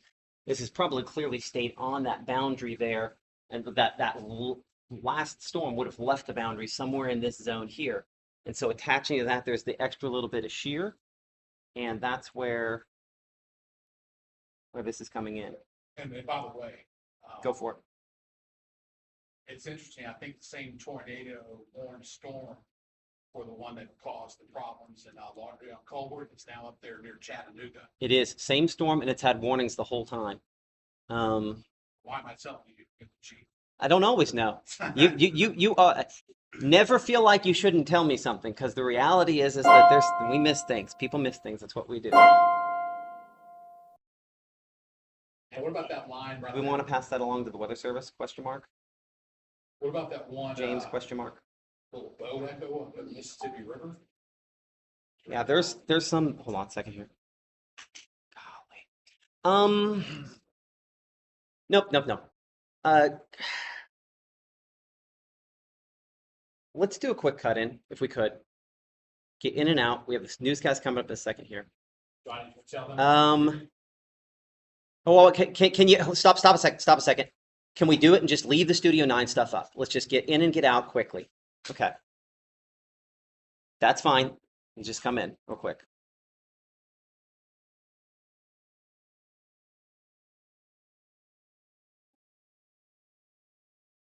Okay, Chief Meteorologist Matt Lop on here. We have Studio 9 with Tanya Carter coming up here in a couple minutes, but I wanted to get in here just a little before as this storm, at least one funnel report on this east of Booneville near Highway 30. Our Gabe Maynard in the zone there for that. A tornado warning coming on this here in just a moment from the folks at the National Weather Service on that actually coming since we've come on the air here in a moment, the last couple moments. So tornado warning will be coming down for this for locations on the east side of Booneville on a storm that the rotation continues to increase.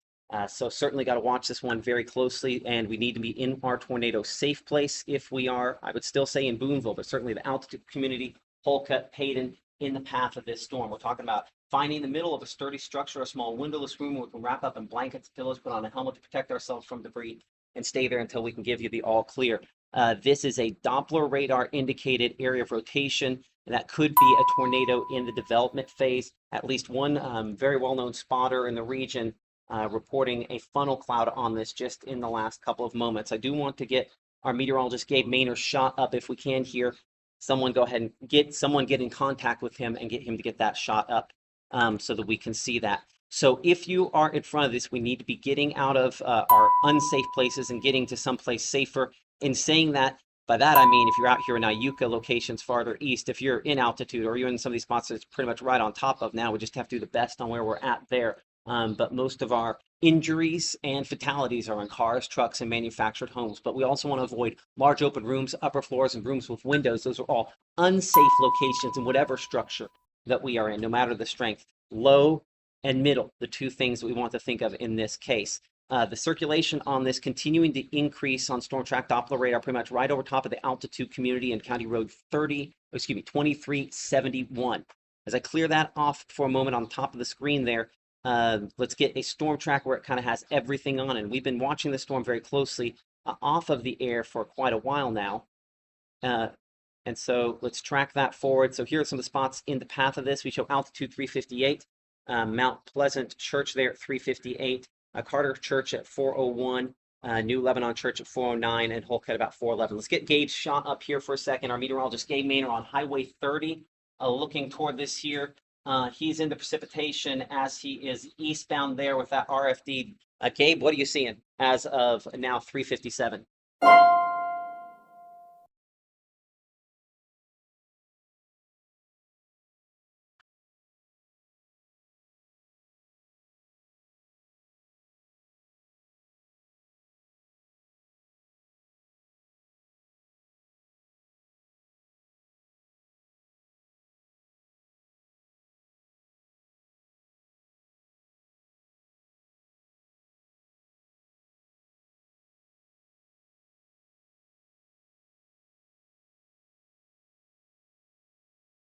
Okay, that's our meteorologist Gabe Maynard. Exactly where would you say you are? I would say we'd probably try to follow 364 up if you can. I don't know if you're going to be able to do that. And I don't know if you'll have cell phone signal, honestly. If we do, we might have to just talk over the phone if that's the case. But where's your location?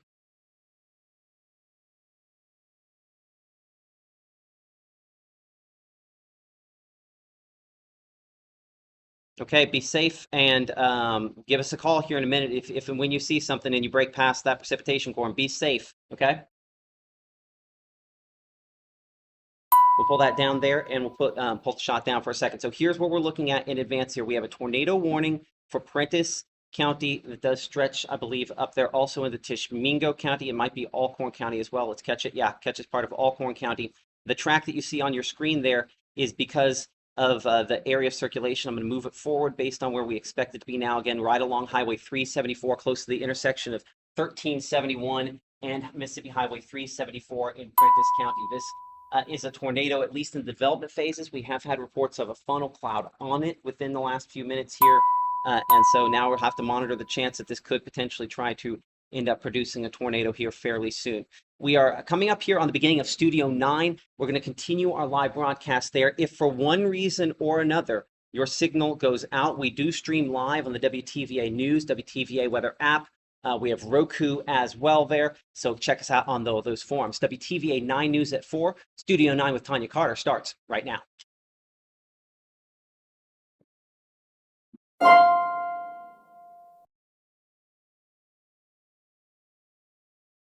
And we are tracking a tornado warning that's in effect until 4:45 for Prentiss County.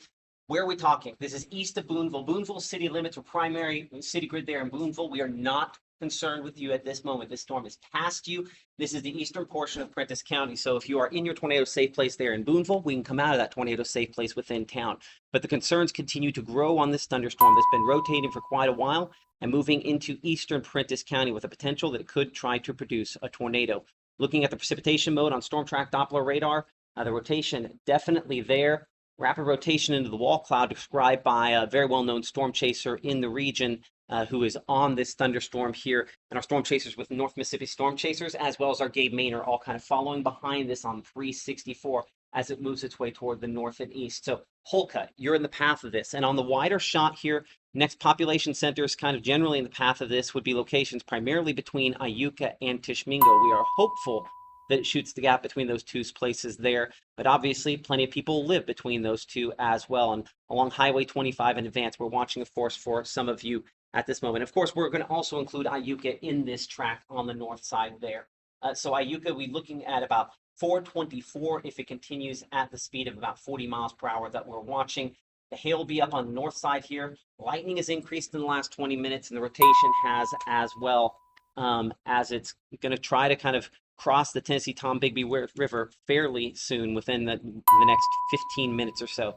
So let's bring it in street level here, show you where we're talking about. And again, the wind mode shows it around here, pretty much right around County Road 2201, pretty much right where that arrow is pointing is where our area of circulation is. Now, Storm Track Doppler radar is only going to do a so-so job of depicting exactly where this is, because the type of storm we have here is more of a classic supercell, and typically these don't depict it as well on radar as, say, the high precipitation supercells we typically see in this part of the country. So we rely heavily on spotters in this case, and it's with that in mind that we do try to get a hold of our meteorologist, Gabe Maynor, and we'll see if we can get him back up here in a second. He is coming up toward the altitude community from behind here along 364.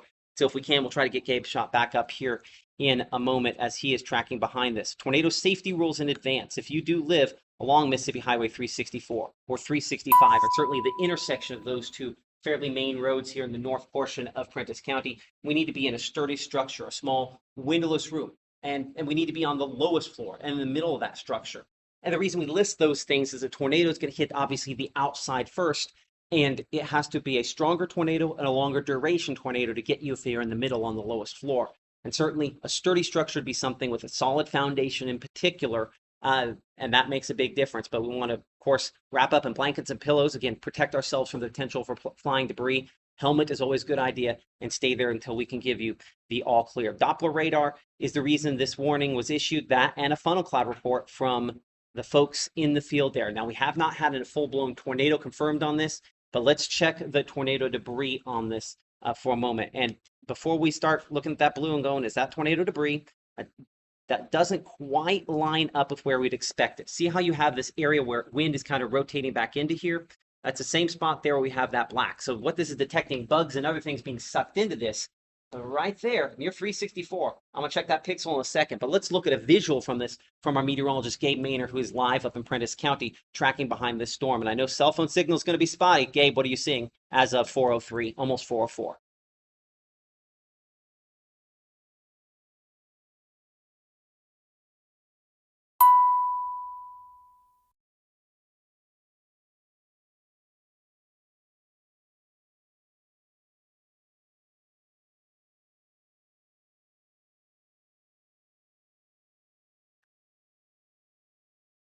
call Gabe Maynard.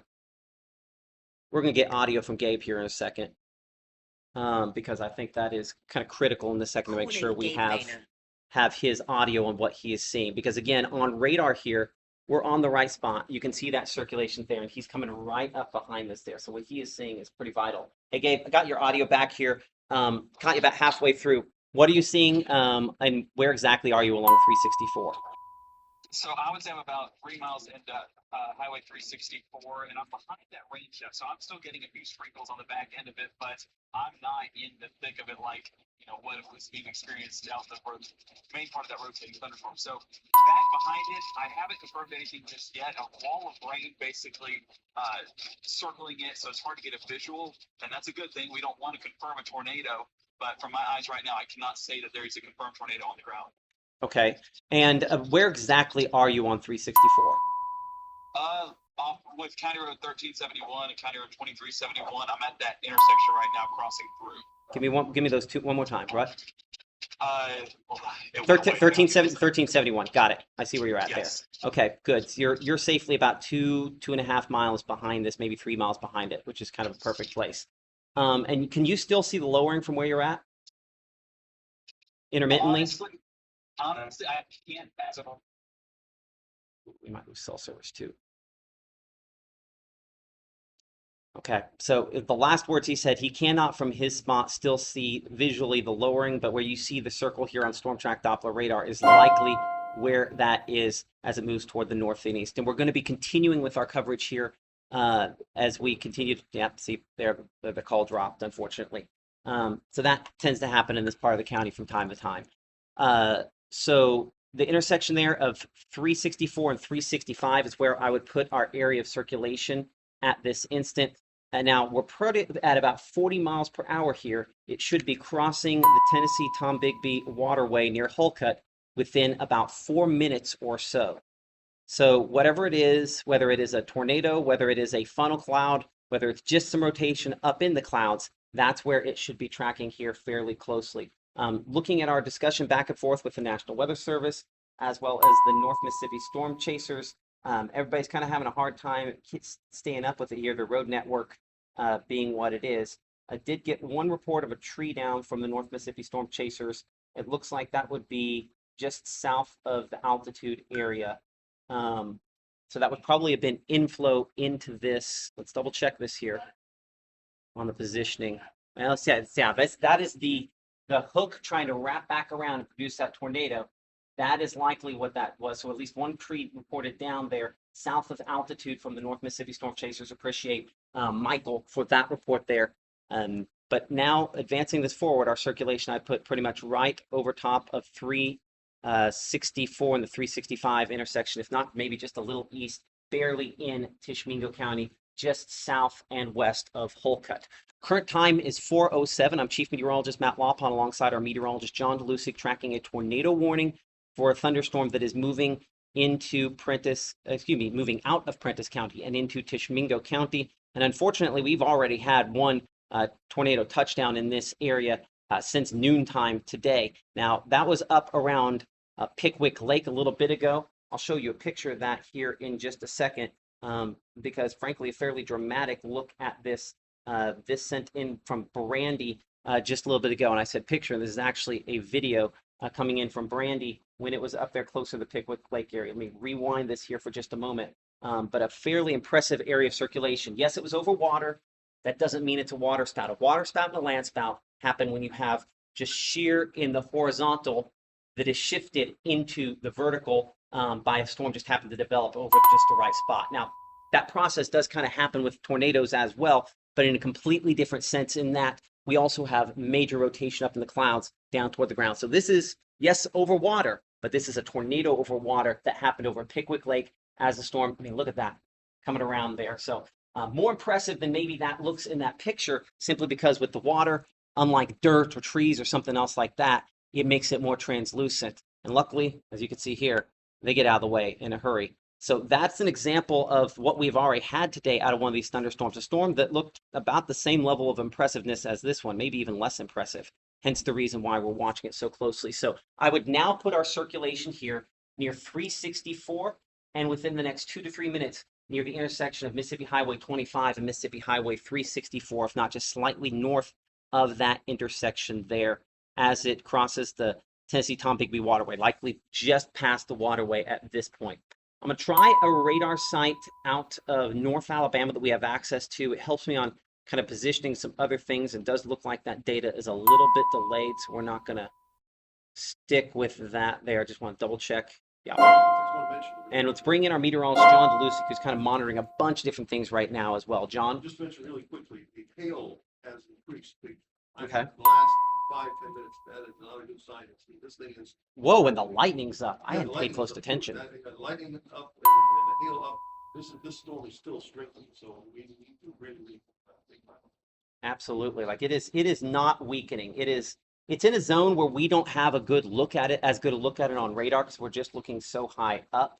But yeah, as you mentioned, like it is still very organized. Here's a shot of this when it was closer to the Booneville area to show you some of that organization right before it produced the funnel cloud. I believe Amy sending us this picture here on Facebook, and this was that air flowing into what we call a tail cloud. And this would be your ragged wall cloud there, and then the circulation would tend to be just off the screen there. But that was probably a little before whatever funnel started to show up on that a little bit ago. Appreciate Amy for sharing that. You can share your pictures with us at Facebook, Twitter, weather at WTVA.com, and probably the WTVA weather app, the easiest way to share those. As of now, 410, almost 411 over Colca is where I put our area of peak circulation. Kind of referenced this briefly here a second ago. The lightning, we have 280 strikes just in the last 10 minutes out of this one storm. And if you compare that to, say, 25, 30 minutes ago, back here to when it was just west of Booneville, you can see that was only 59 strikes over that time. Lightning tells us how turbulent the atmosphere is and gives us an idea of the overall intensity of the thunderstorm. So the fact that we're up to almost 300 strikes over the last 10 minutes is a sign that this thunderstorm, certainly as John was mentioning, has increased and more likely to be producing some large hail as well. Checking with the North Mississippi Storm Chasers here. Continue to show outflow on that storm. John, if you would get in there and find out where exactly Aaron is. Aaron, okay, I think this is from near the jail in Booneville. So give me a moment here to pull up his shot. I think it's worth us taking a moment to do that. So this would be Aaron with the North Mississippi Storm Chasers, kind of showing this thunderstorm here. And I'll keep that up at the same time that we're going to put the location we expect our tornado, if we had it to be, and I would have it probably just north of Mississippi Highway 364. So that's kind of what this looked like as it was moving there in Prentiss County. Let's bring that full, actually.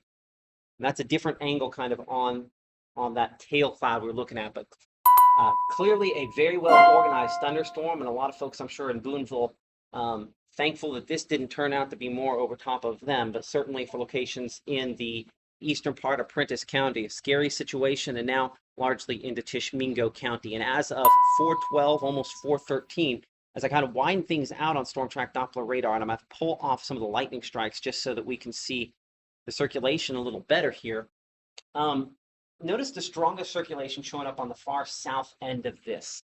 A sign that perhaps this south part here is getting a little bit more outflow with it.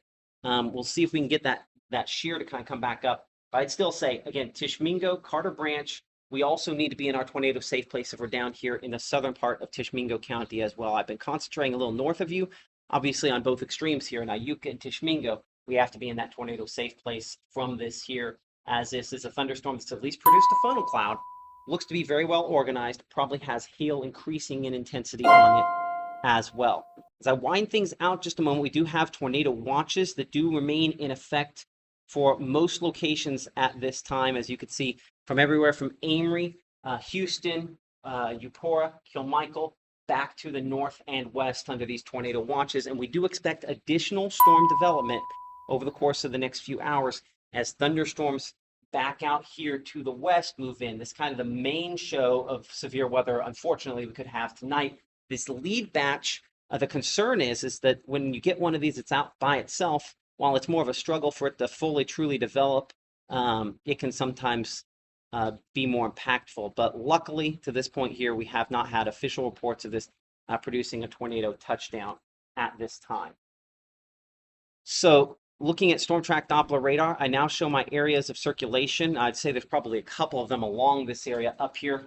Again, along 374, close to 25, and then down here just northeast of Hayden, just north of Tishomingo. Tishomingo just off of the screen there. Tishomingo State Park, of course, right down there, which is pretty busy this time of year. So tracking this toward the east, I'm going to use what we call a squall track, a line track, if you will. It's kind of the line because there are a couple spots in there that do show that circulation. I don't want to get too specific when we are looking this far away from a radar site. So as you can see, Carter Branch we show at 419, which of course is just in the next couple of minutes there. Petertown at 421, Bishop at 423, Allsboro at 424, and Malone at 425. The Doppler radar indicated rotation that previously was associated with a funnel cloud, but as described by Colby with the North Mississippi Storm Chasers, to this point tried and has not produced a tornado as far as his visual is concerned, which does match what our meteorologist Gabe Maynard was seeing. I'm betting Gabe right now is trying to reorient because he would have got up here to 365. He's probably going to have to either shoot down to 30 and across or up. I think he might have shot down to 30, so we'll hopefully get some slightly better cell phone signal out of him in just a moment. But the 10-Tom waterway tended to change where exactly they are as far as trying to stay up with this thunderstorm, which is going through a bit of a cycle here where this is going to try to wrap back around and in. And if it's going to produce a tornado, it's going to probably happen out here a little bit north of Carter Branch if it's going to get back to that point once again. So Doppler radar, the reason why this tornado warning remains in effect at this point here, originally issued because of a report of a funnel cloud. And it's possible that it could try to produce a tornado. It had produced at least some spotty damage south of altitude, according to the North Mississippi Storm Chaser. So we'll continue monitoring that, of course, as well. I do want to bring in our meteorologist, John DeLuca. You've been monitoring a lot of our social channels, the ways in which people share their information with us. John, what are you seeing as of 4:16? Right now, there was that material, you get that material for the paint. Okay, is that in the chat? Yeah, it's in the chat. Bridget will be for the paint area. That's at least for about 3 months. Okay, so let's get that up and I'll let you describe what you're looking at there. Okay. There we go. There you go. You can see that? That's at least a lowering. I mean, we're looking at some scud cloud lowering. Do you see anything that's? I think it would be back behind the Yeah, trees, I think. And so you wouldn't have a perfect shot of that there, I can't tell thankfully. what's on the ground. Yeah, well, and there's probably nothing on the ground based on that shot there. So knock on wood that this just spins and spins and spins and doesn't go past that. But this would be one of the spots that we'd be watching. So that was from, one more time, what was the name? Bridget. Bridget there in the Hayden area. So appreciate that. Of course, encourage you to be in that tornado safe place if you're up here in Tishomingo County. If you're in Holcut or you're west of the 10-Tom waterway, which is right there. If you're west of the 10-Tom waterway, we can come out of that tornado safe place up here in Tishomingo County. I still want you there in Iuka. I still want you there in Tishomingo proper as this storm continues to move toward the east at around 40 miles per hour. Looking at the wind mode once again here on Storm Track Doppler radar. And I'm going to mute my watch here for a second as the storm chasers continue to kind of look back and forth. Report of dime-sized hail in Iuka with Brian with the North Mississippi Storm Chasers with that report here. And so that would be on kind of the north side of this. So the dime-sized hail, that hail portion is what we're looking at here. And I think that biggest hail probably hasn't gone through Iuka. It's been a little bit south. Big hail on a thunderstorm like this is usually a sign of how strong the updraft is on that as it tries to kind of hold everything up and in there. Let's shrink that lightning size. That is far too big and we've got far too much. Speaking of that, we're up about 50 lightning strikes versus where we were about 7 or 8 minutes ago on this. So now we're up to about 350 lightning strikes, as you can see. So a sign that this storm continues to either maintain or grow in intensity as it approaches the Alabama state line. So we're looking at County Road 992, where our area of circulation is increasing. Now pretty much right on 992 in that bend there, south of County Road 957 and north of Highway 30, where our circulation is the most impressive at this time, according to Storm Track Doppler radar. A shot here of what this looked like on the with the storm as it moved through Booneville just a little bit ago. This video coming in, I believe this is Bridget, John? That is Emily. Is it Emily from Booneville? Okay. Emily sending us this shot of the heavy rainfall and probably, I mean, you can see the winds kind of going away from the camera there. as they are kind of blowing into that thunderstorm and the circulation that it had. Appreciate Emily in Booneville for that shot. That would have been about 20 minutes ago or so. So what we have going on here is this is kind of wrap around and the inflow channel is too broad. What we look for is if this elongates more, this green area here elongates more back in, and this hook kind of stretches back out here and it tightens the circulation. The rotation's absolutely there, but it's still too broad for this to produce a tornado. Fingers crossed, it stays too broad for that to happen. But it is trying very hard to do something more than just rotate at this time. As of 4:19, this is our only warning at this time, a tornado warning that remains in effect for locations up in Tishomingo County. There are additional thunderstorms that we're watching back out toward the Mississippi River. We anticipate that these thunderstorms will prompt additional warnings as they move into our area. The positive thing I see on this is a fairly sustained line. It's not just a complete wall of wind and rain, so we would say just spin up tornadoes. It's still a broken line, but there's a lot of thunderstorms competing for the same fuel, and they're spawned by a front. Those two things hopefully limit the tornado potential just a little bit, but we will certainly see as that gets closer. Still going to be a while before that moves into our area. But our tornado warning continuing up here for Tishomingo County. The main area of circulation, this, I believe, this is the Natchez Trace Parkway right there. So we're north of the Natchez Trace Parkway. This is County Road 958 east of Carter Branch near Allsboro and Malone, locations that are in the path of this just on the other side of the Mississippi-Alabama state line. And we're looking at County Road 165, also in the path. Pretty much right where that arrow is where I would say our peak circulation is at this moment. Maybe actually a little bit south of that. Well, so what's happening is it's right on the edge of this. It's trying to wrap this back in. I don't know that it's going to be able to do it before it crosses the Alabama state line. Fingers crossed it doesn't do it anywhere. Checking again reports. Here's another shot here from Jeff in Wheeler. That was a little prior to Yeah, go ahead, John. that was, I'll get a picture from the Jeff right there. You can see the circulation because it stands out. Yeah, I mean, Going on.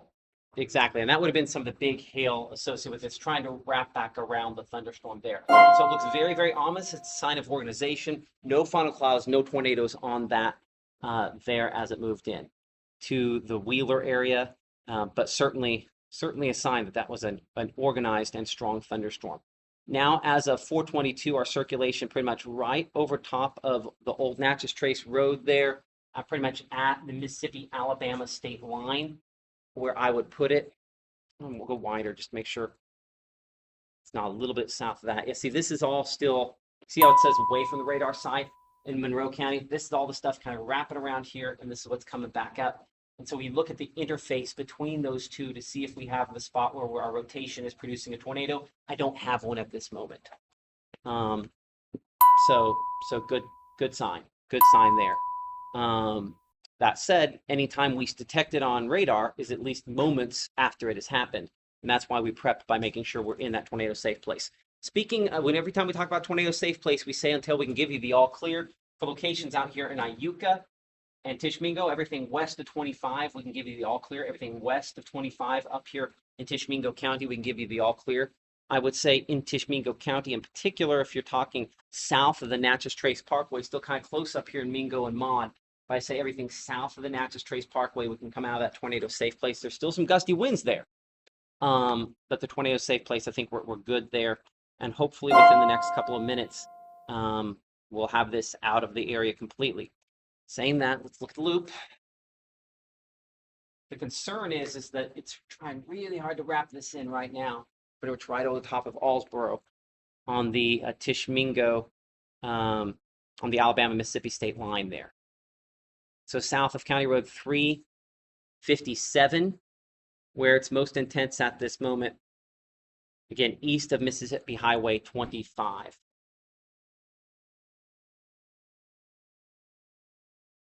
Let's remind you, of course, we're looking at that tornado safe place, the thing we kind of mention all the time in this situation here. We want to make sure that, if you maybe know somebody ahead of this, or if you're assessing your location and you're not even in this storm and you're trying to figure out, okay, if this were me, what would I do? The answer is you want to find a sturdy structure or go to the middle or lowest floor, small windowless room where you can wrap up in blankets and pillows, put on a helmet to protect yourself from the potential for debris, and of course stay there until we can give you the all clear. Just kind of checking various pictures that people are sending us from other locations around the region. Luckily, nothing that it looks like is a tornado that we can confirm at this moment. And we'll say that it does look like here it's about pretty much crossing the Mississippi-Alabama state line. I don't know if in the back room there, if we have Gabe or can get with Gabe again here to just get his visual to kind of confirm it's out of here visually, because on a storm like this, I think that is a good thing for us to have, is have that visual confirmation as well, because radar is an excellent tool. It's something that we couldn't really do our job without. It's certainly not at the level that we do it, but those eyes in the field are certainly helpful in this situation. So we'll see in a minute here if we can get a hold of Gabe just to kind of confirm that it has exited our area. And then just for the folks in the back room here, at the end of Studio 9 in a moment, we will take a brief break, and then we will come back with 4:30. Yeah, so here's another shot just ahead of this up there in Tishomingo County of just the lower clouds. Let's bring Gabe up here if we could for a moment and get that visual from you. And I know you're just kind of out there in the middle of nowhere. Where are you at, Gabe?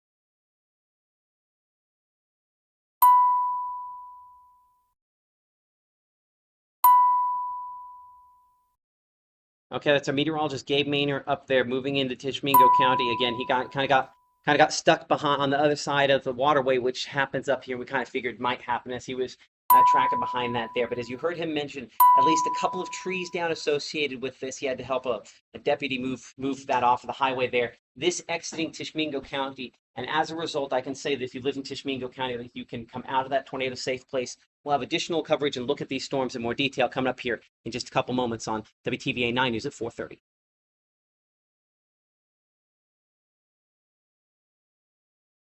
Okay, for those of us behind the scenes here, still kind of. Okay, so we're going to do coverage with commercials. For at least for I would say the first block here. How much you have in the first block? Okay, I would plan that we will do 3 adjacent of that, and then you do 3 and maybe shift some down. Well, actually, hold on. As that exits, I'll probably do, how much time did you have for me in this block? Okay. Yeah, I might be able to make 2 work.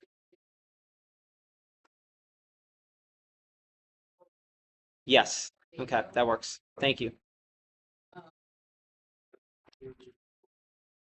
Yeah, I would like to talk to him about what he's seeing, and in particular where those tree reports were.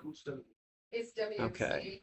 WMC has the video, and Hostile tornado, or they have like. Where was this at? this was in Jackson, Tennessee. Okay. The Tennessee Highway Patrol Okay. was called in Jackson, severe weather. Boy, Yeah, here's see- some See the room coming off of the. Oh, wow. Looks like. Used to do that, I don't have a video. Do you have a the video? No, I don't. you're talking Is that about what you're this. looking at, Matt? No. I'm not worried about Jackson. I'll let you take care of that. I'm worried about this Tishomingo stuff. Oh, okay. Yeah. Video. I'll bet it was. Okay, so you're talking about that email just came in, the 662 number, right? I was saying, well, wow. Yes.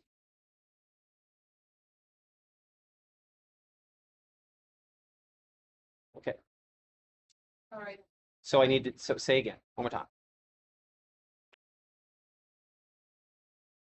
And then you come back to me after that? Yeah. That's fine. Not necessarily. My friend in Texas who's listening said the mics are still on. Listen, Cool. FYI. We probably need to flow traffic too, Katie, Yeah. Oh, yes. Yeah. please, flow traffic. A traffic jam along Highway 30 with storm chasers from around the country is what is the traffic update.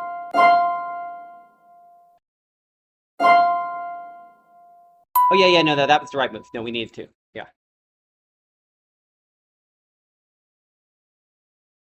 Fine. Yeah.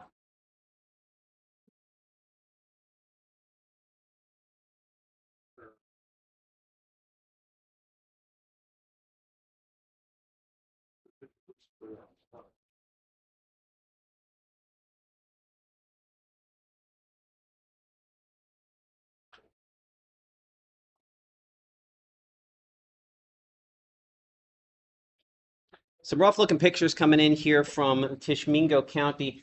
These shots coming in just a couple minutes ago of the rotating part of that thunderstorm. This is close. Luckily, that I don't know that this touched down, but this was pretty close there as it moved there closer to the city of Tishomingo. I want to double check the location on this here.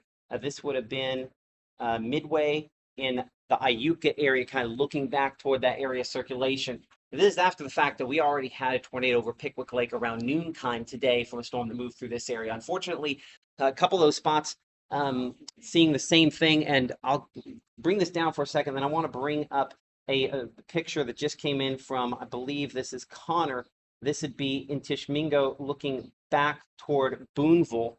And this shot here again, kind of from up in the sky. One thing we can say, obviously dark, looks like he had a drone getting it up there, but there's definitely a gap between the bottom of that circulation and the ground showing up. Appreciate both those pictures and people sending those in. I think the reason why we've had a couple of these storms kind of track the same spot is because we'll call an outflow boundary, and more on that in a moment. To give you kind of an update on where we stand, our tornado warning has now been canceled for Tishomingo County. Same with the severe thunderstorm warning. It's not because the threat is zero, it's because now the storm has moved out of Tishomingo County and thus out of the WTVA 9 News viewing area. Behind that, we have additional thunderstorms that we are tracking. And note that if we go all the way back here northwest of Oxford, our strongest thunderstorm back closer to the Mississippi River, closer to Tunica, if you extrapolate this east, where does it go? Same spot. I mentioned we talk about what's called an outflow boundary in a moment ago. The reason for that is if I make this a much longer loop, and I'll see if I can force my radar to go back here far enough. There we are. So we go back to say 10 o'clock in the morning. This initial thunderstorm was the one that produced that tornado touchdown up near Pickwick Lake. Behind it, there is a boundary, acts like a quasi cold front. And then you notice that storm that just produced that funnel cloud there near Booneville has followed that same boundary. And what do you think's going on here with this storm near Clarksdale? What do you think it's going to do? It's going to track probably right along that boundary. It's a preferential area where things could be a little bit more structured for this storm to try to produce a tornado as well once it works east, and at the very least produce some damaging winds. I'm going to track it close to 50 miles per hour, and that could be a little bit too fast. But as we look ahead here at that speed, there's just some advanced heads up. Obviously, Oxford about 516. Faxton we show about 540 or so. Booneville close to 620. Corinth, if it were to go that far north, about 628. South, maybe 632 there at Fulton. But again, I think it's more Belmont at 644 and Red Bay 649, as that's working eventually toward you, probably following the same line, and could potentially at some point try to produce a tornado. Our meteorologist Gabe Maynor tracked this thunderstorm from Pontotoc County when he was in northern Pontotoc, southern Union County, all the way through Tishomingo County. He joins us from Tishomingo County, where he's seen at least sporadic wind damage. And Gabe, what are you seeing as of 4:33? Does look like that shot might be locked up. Here we are.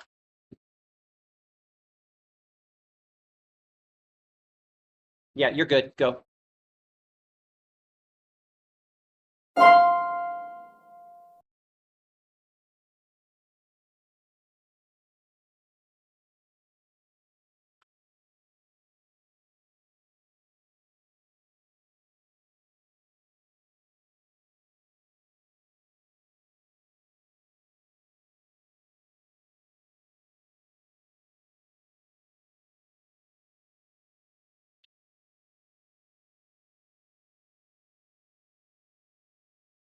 It sounds like Gabe is breaking up still a little bit more, and so we might try to talk to him via phone here in a minute as we try to get him a little bit more organized.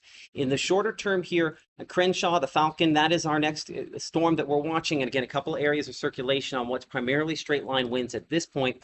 And if we would track that again, 50 miles per hour, give you the kind of the short-term time frame we're looking at this here. Abbeville, for you, we'll be looking at about 519. So within the next hour, the northern portion there of Lafayette County in the path of that. A tornado watch remains in effect that does involve many locations here across the WTVA 9 News viewing area. That's these locations in blue that you see. Tornado watch meaning the ingredients are in place for something to happen. So in this case, the ingredients are in place for tornadoes to possibly occur in locations in this watch over the course of the next couple hours here until at least 7 p.m. It's possible that additional watches are needed farther east. Will remain to be seen how that ends up playing out. So Tanya, as we go into the next couple of hours here, we do expect to have additional warnings, perhaps even additional tornado warnings. So keep it here for the very latest information. We'll have updates on where Storm Tracker is placing that greatest threat over the next 30 minutes to 2 hours in a couple minutes. A Macon man is still on the run, wanted for child abuse. This is who detectives are searching for right now. His name is Jonathan Turner. He's accused of abusing a 3-year-old child. Police were alerted after the child was taken to a local hospital for severe bruising on May 11th. Now, if you know Turner's whereabouts, call the Golden Triangle Crime Stops. Remember, you see that on the screen. It is 1-800-530-7151. We'll be right back.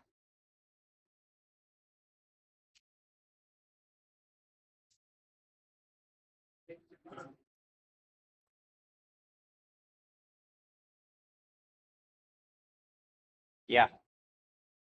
Yeah.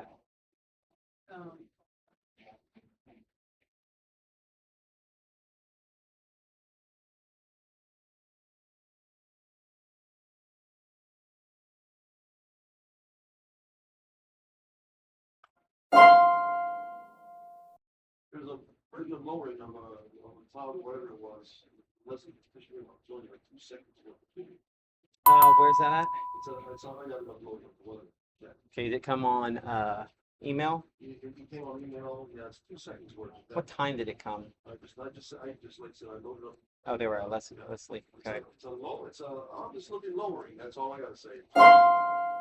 It's whatever lowering that is, Yeah, that's go for it. funnel cloud or lowering. Trying really hard to produce that tornado in eastern Prentiss County a little bit ago, period. How long do you have in there? Probably a little more, yeah. Yeah, sure.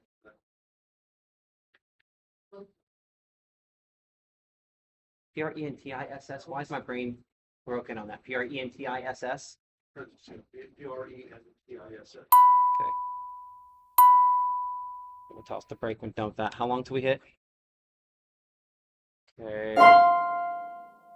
That's fine. Make that go away. Let's make that go away. Oh, you are not happy, are you? God, I love you.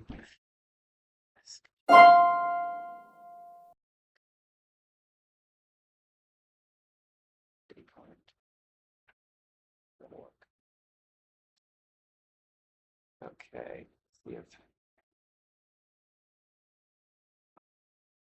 There you go.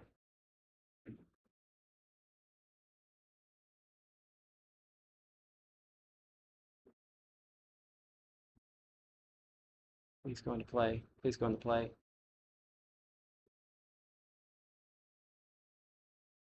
It's fine. I know.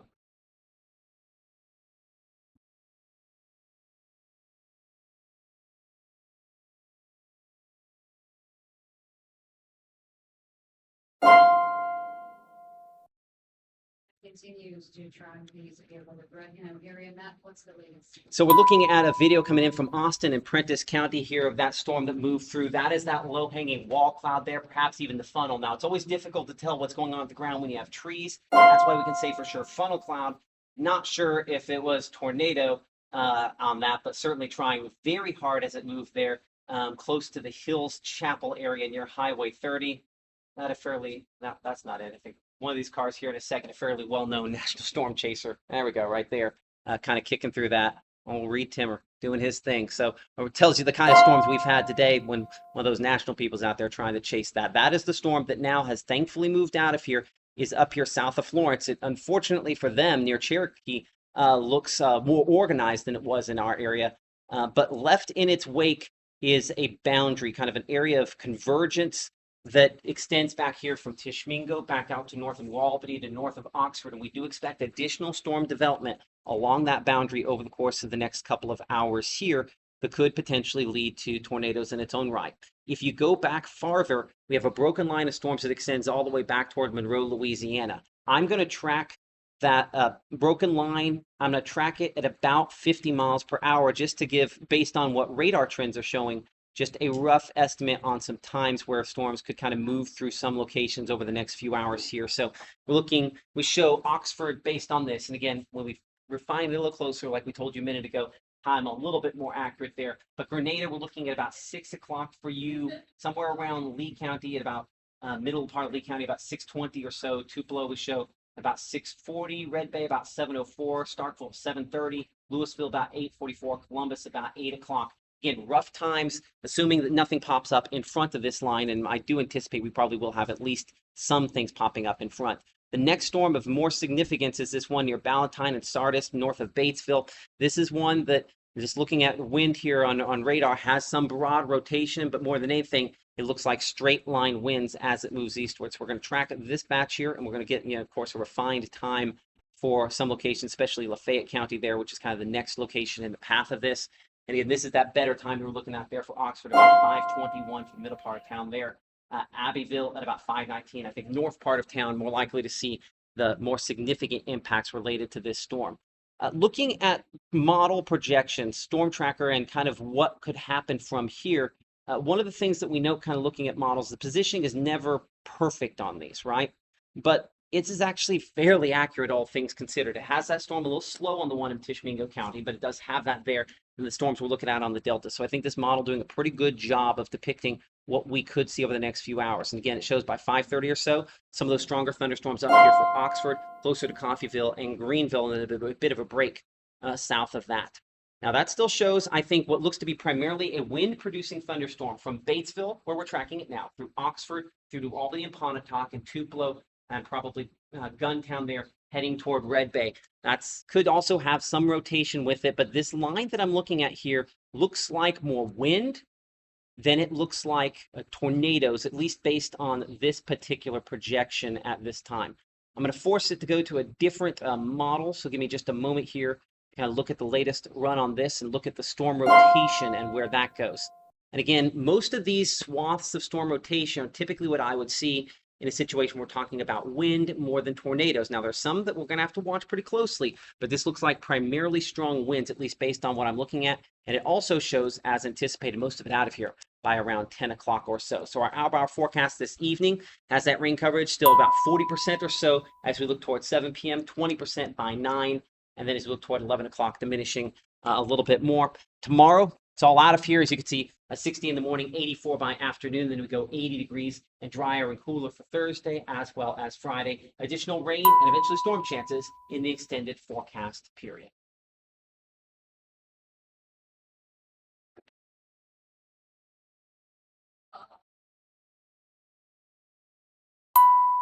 Okay. No. If you don't want to, I don't think we have to. But nah. I just sent a tree in Booneville. Noticed the little guy wearing a helmet, motorcycle helmet. Yeah. That's okay. I will show that one. Thank you.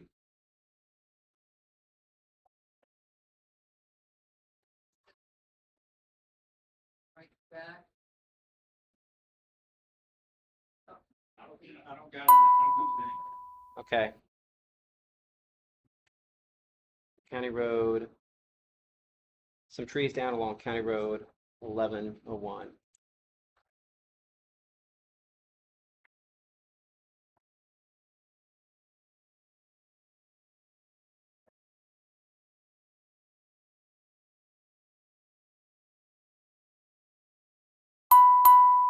Okay. So Have not been over here with y'all in the last couple minutes. Just kind of double check with what we have going on here. Not a whole lot of reports coming in the last few minutes, thankfully, because we are kind of between rounds here. John, I'll take your opinion on this for a second. I feel a whole lot better about things now that storm's out of here. Those other storms, one of them could attach to that boundary, but They're gonna be fighting for the. they are. They're going to be fighting each other. In the, hopefully. the worst- This is already kind of best case scenario out there. Yeah. I mean, come on, you had a tornado that was over the water. I mean, This thing's so vocal, pretty strong in Alabama. well, it's picked up. It's picked up Yeah. even into Alabama. We can definitely see a great notch.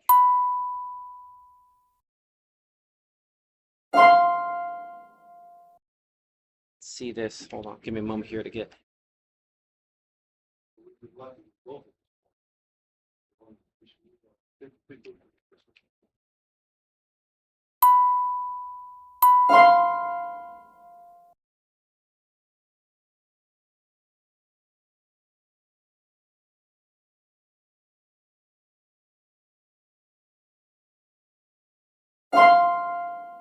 Thanks for watching WTA 9 News at 4:30. The investigation into Starkville stabbing continues after a second arrest is made. Police charge arrested robbery with accessory after the fact. This after police arrested her husband, Gene, for aggravated assault on Sunday. Gene Roberts is getting into an argument to stabbing another individual. That happened at the Chandler Park Apartments on Reed Road, Starkville, Saturday morning. Some good economic news for Grenada County. Coordinating is expanding operations in Grenada County, creating over 450 new jobs. The company is investing more than $38 million over the next 5 years. It is to upgrade and repurpose one of its existing facilities in Grenada County. The company manufactures advanced cooling equipment for the rapidly growing data center industry. It will create more than 450 jobs. Facing a self-imposed Memorial Day deadline in a factious party, House Speaker Mike Johnson welcomed President Trump to bring GOP lawmakers in line to pass the budget. This as media live from the White House. President Trump calls it a meeting of love, but sources say he had some harsh words for some members of his party. Kelly O'Donnell has the latest from Washington.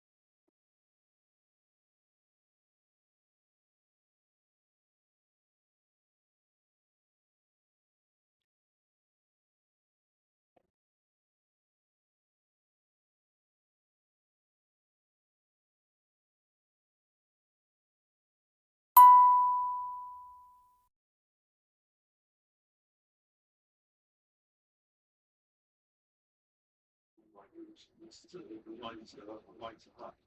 Huh? Since we hear everything. The lights. Well, I don't think we've said anything. no, hello out there. This is up to. If you want to move back. Okay, so we're still just kind of tracking things. I know we're being kind of quiet.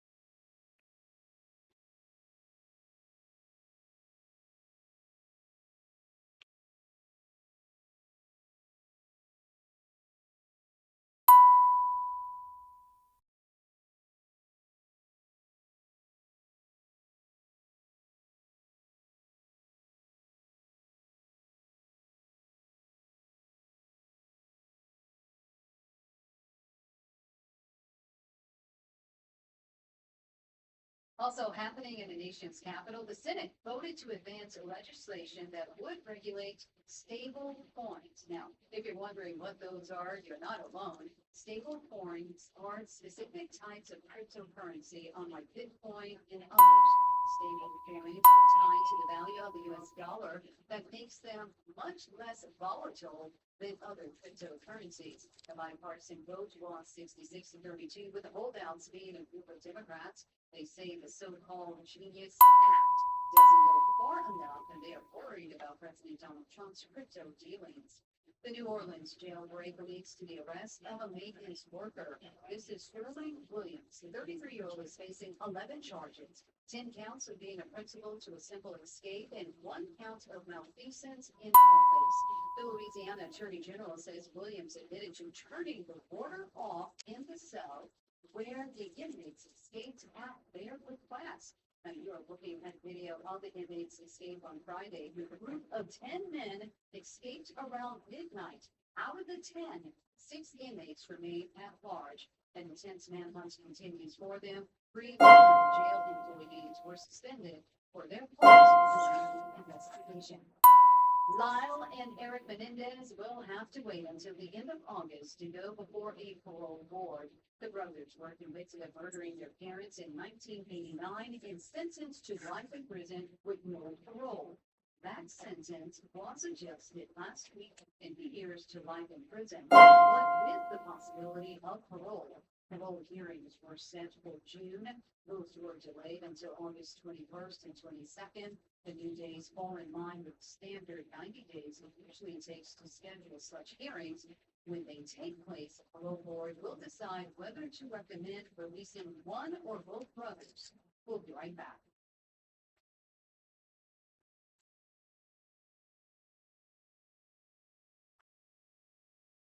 Yeah. Yeah.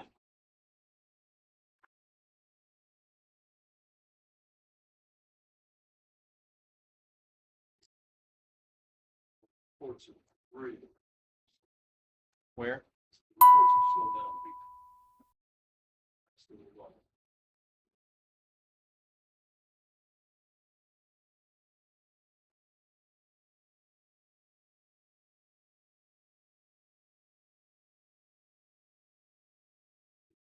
Okay, let me write something down. Writing pencil over here. So,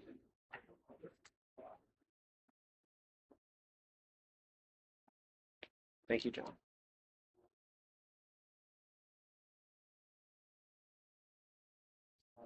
right. It was in there. So let me change.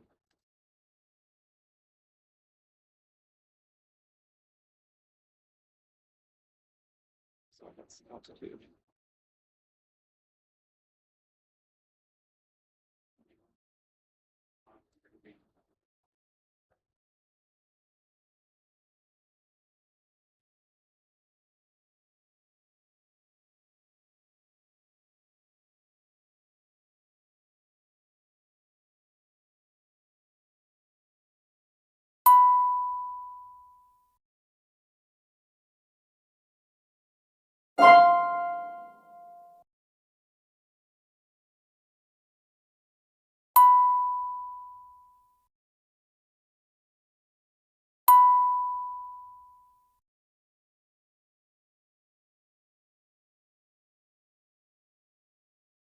Okay.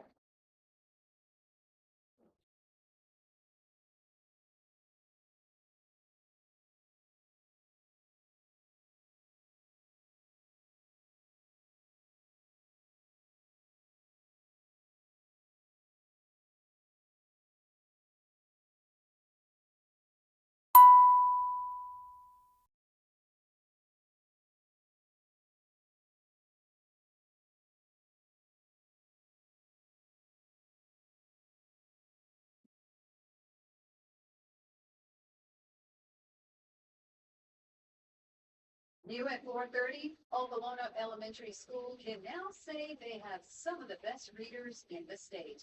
All third grade students passed the reading weight test with a 97% average. That's over 20% higher than the state average.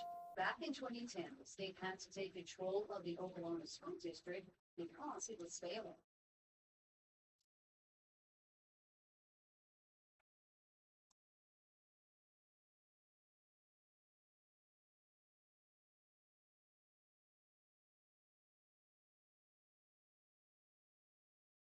Mississippi is one of 16 states nationwide that required third grade students to pass a reading score threshold before being promoted to fourth grade.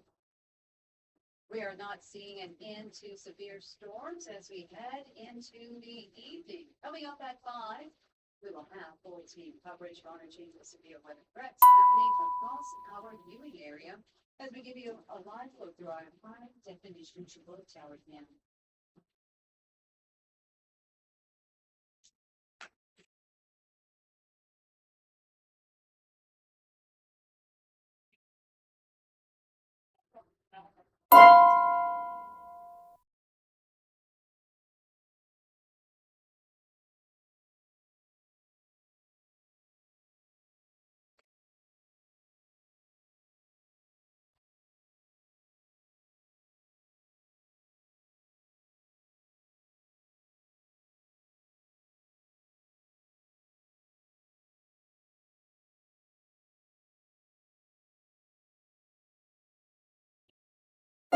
Okay. So we are still just kind of in watching and waiting mode for the next batch of thunderstorms.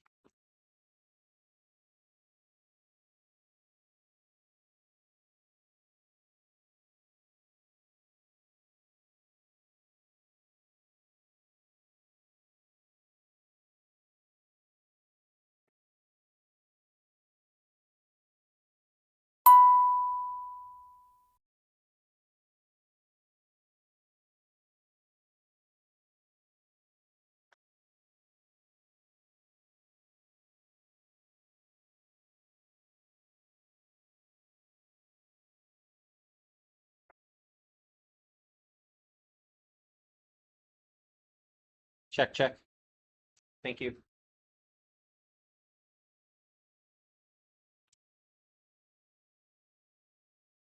Okay, so we will be starting the 5 o'clock newscast here in just a moment.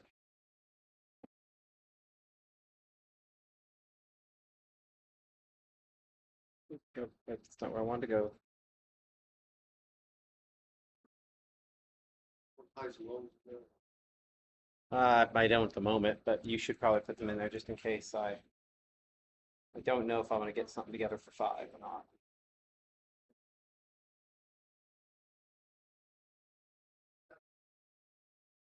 There it is, I know.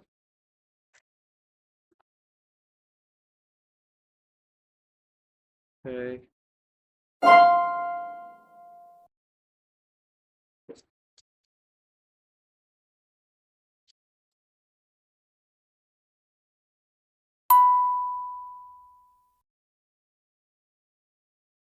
Okay.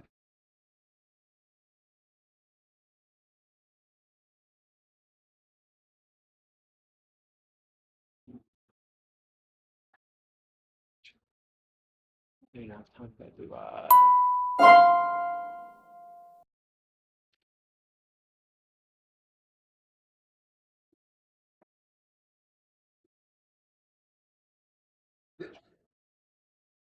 Bless you.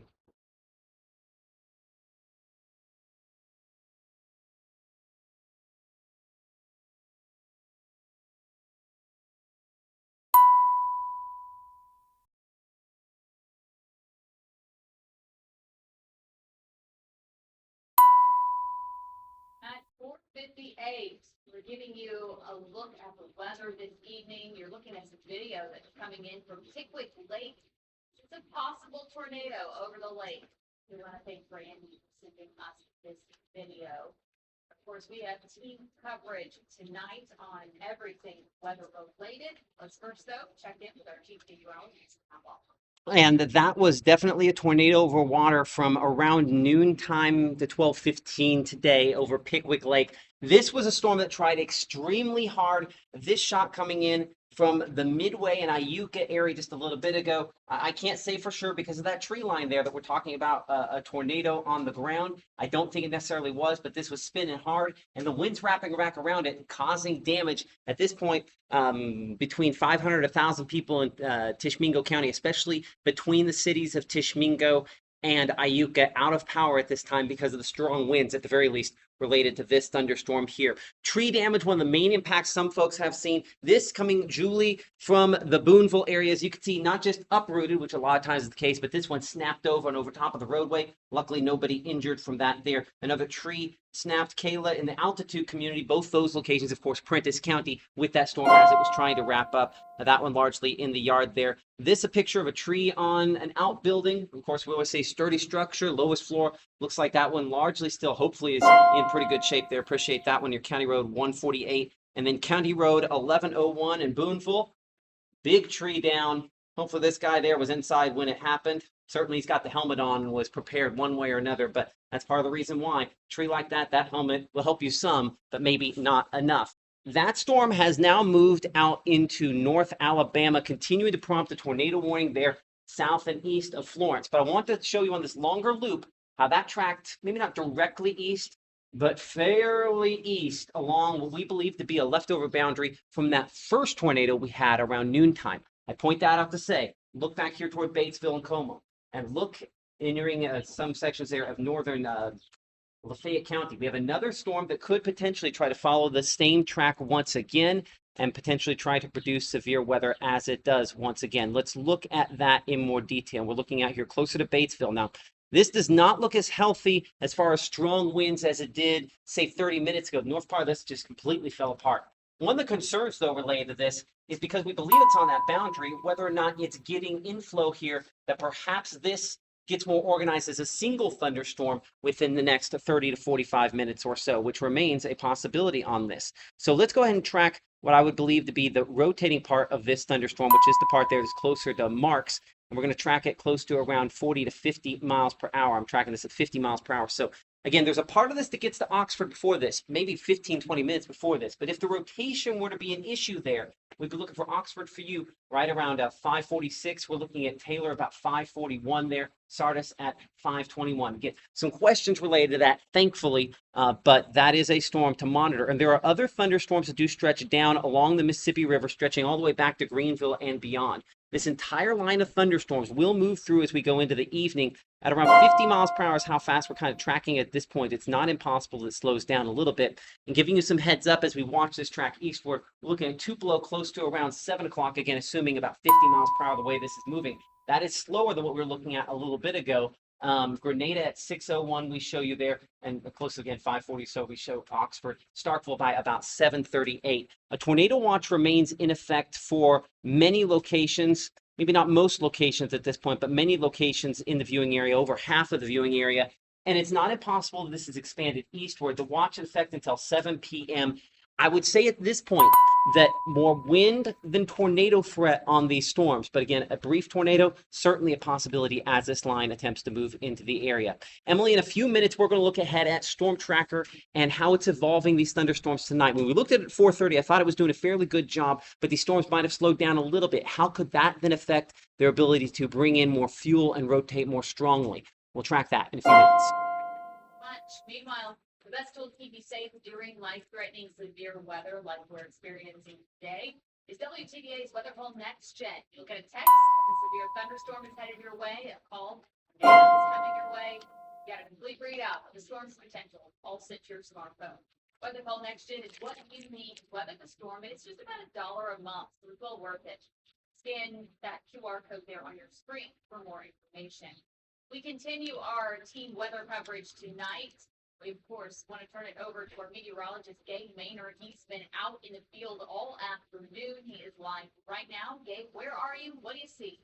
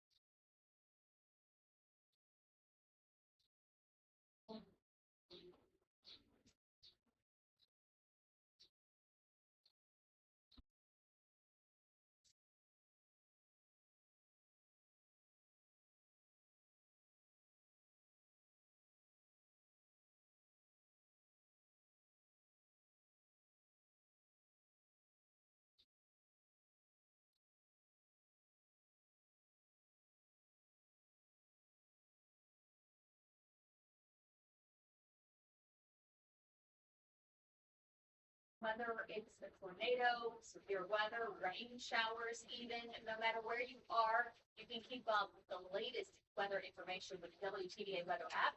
Gives you access to our radar, temperatures, watches, warnings, the latest video forecast is on there. Everything you need to know when the weather turns severe or not severe. It's on the WTVA weather app. It is free and available right now for all Apple and Android smartphones and tablets. And new at 5 today, strong storms pummeled parts of northwest Arkansas Monday night. Just take a look at this. The city of Greenland in Washington County was one of the hardest hit areas. Powerful storm brought down trees, power lines. Utility crews worked overnight to repair as much of the damage as they could. Thankfully, no injuries have been reported, but Greenland's police chief says it's going to take some time to get the power back on. Chief Stout said the city's community center was open up Monday night as an emergency shelter for those who were without power or had damage to their homes. Grenada County continues its push to become the economic and industrial hub of North Mississippi. Modine Manufacturing is expanding its operations, and that expansion will create 450 new jobs. WTVA explains Circles Live in Grenada County with more on this $38 million investment. Okay, still kind of watching things here.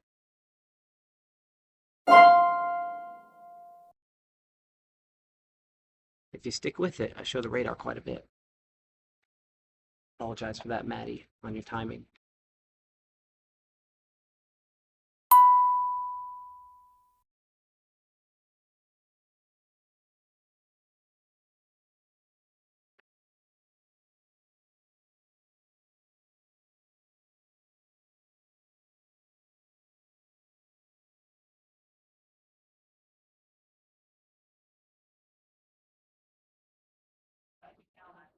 Yeah, see this. Hey, John, look at one for a second.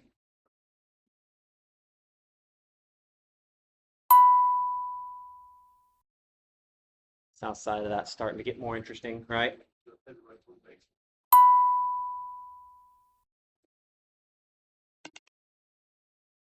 Okay.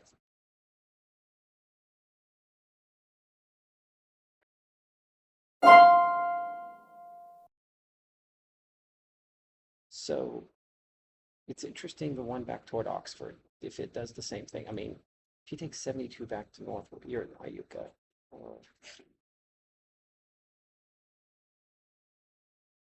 New developments on the open to jailbreak suggestion. out in New Orleans. Now an employee is facing charges for his role. I'm thinking that one near Batesville probably tracks the same path as the last Coming one. up next. So, you know. So I'd go to Booneville. We'll have you in Booneville for your live shot. We have tons of tree pictures of trees down at Booneville. So yeah, go to Booneville.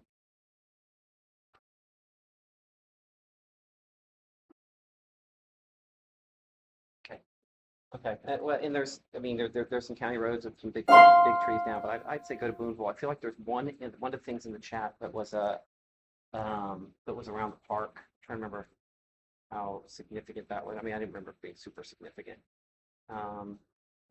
Yeah, I mean, there you go. So I'd say float back that direction. Then we'll go from there. Okay. Bye.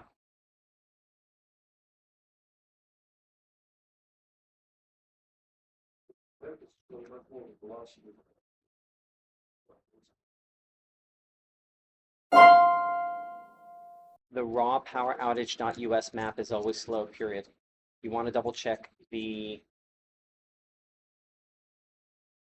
individual electric power cooperatives once it zooms into the county, ...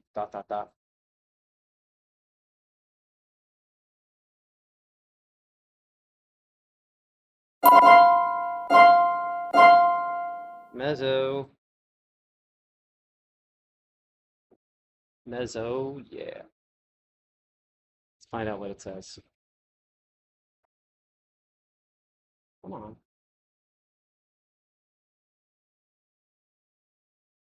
Stop.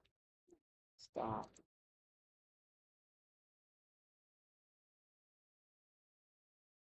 We have an update on a story that has made national headlines. A maintenance worker at the Orleans Parish Jail is accused of helping several inmates escape.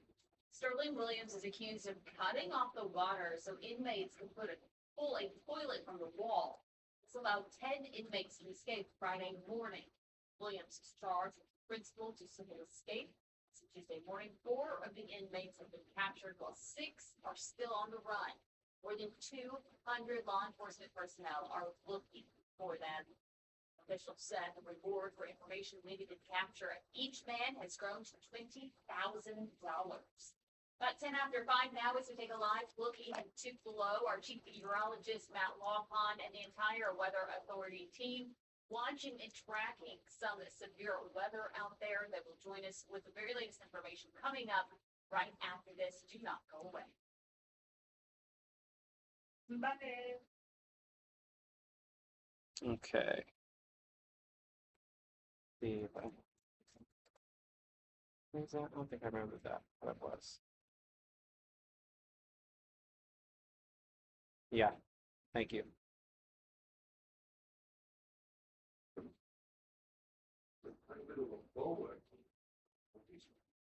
Which one?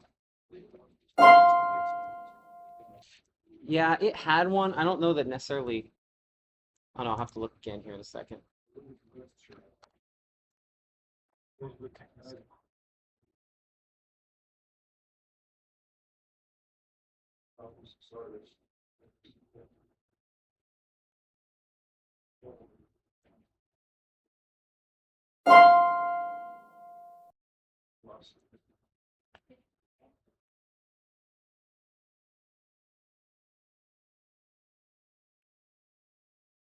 Okay, thank you. Thank you. Oh, I definitely need to change that. That's yesterday's fronts.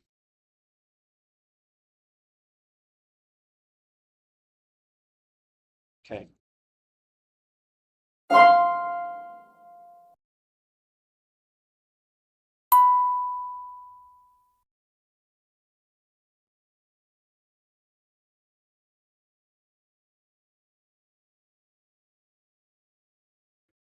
Some good news if you plan on hitting the road this Memorial Day weekend. Gas prices are set to be the cheapest in nearly 4 years.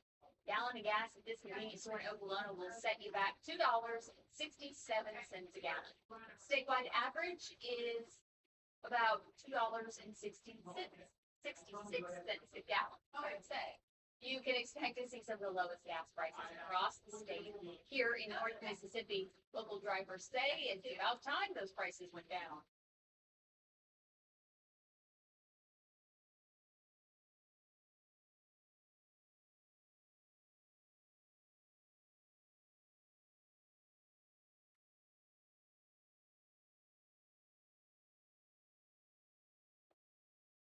The national average for a gallon of gas, just over $3. AAA is estimating that more than 44 million people will hit the road this week.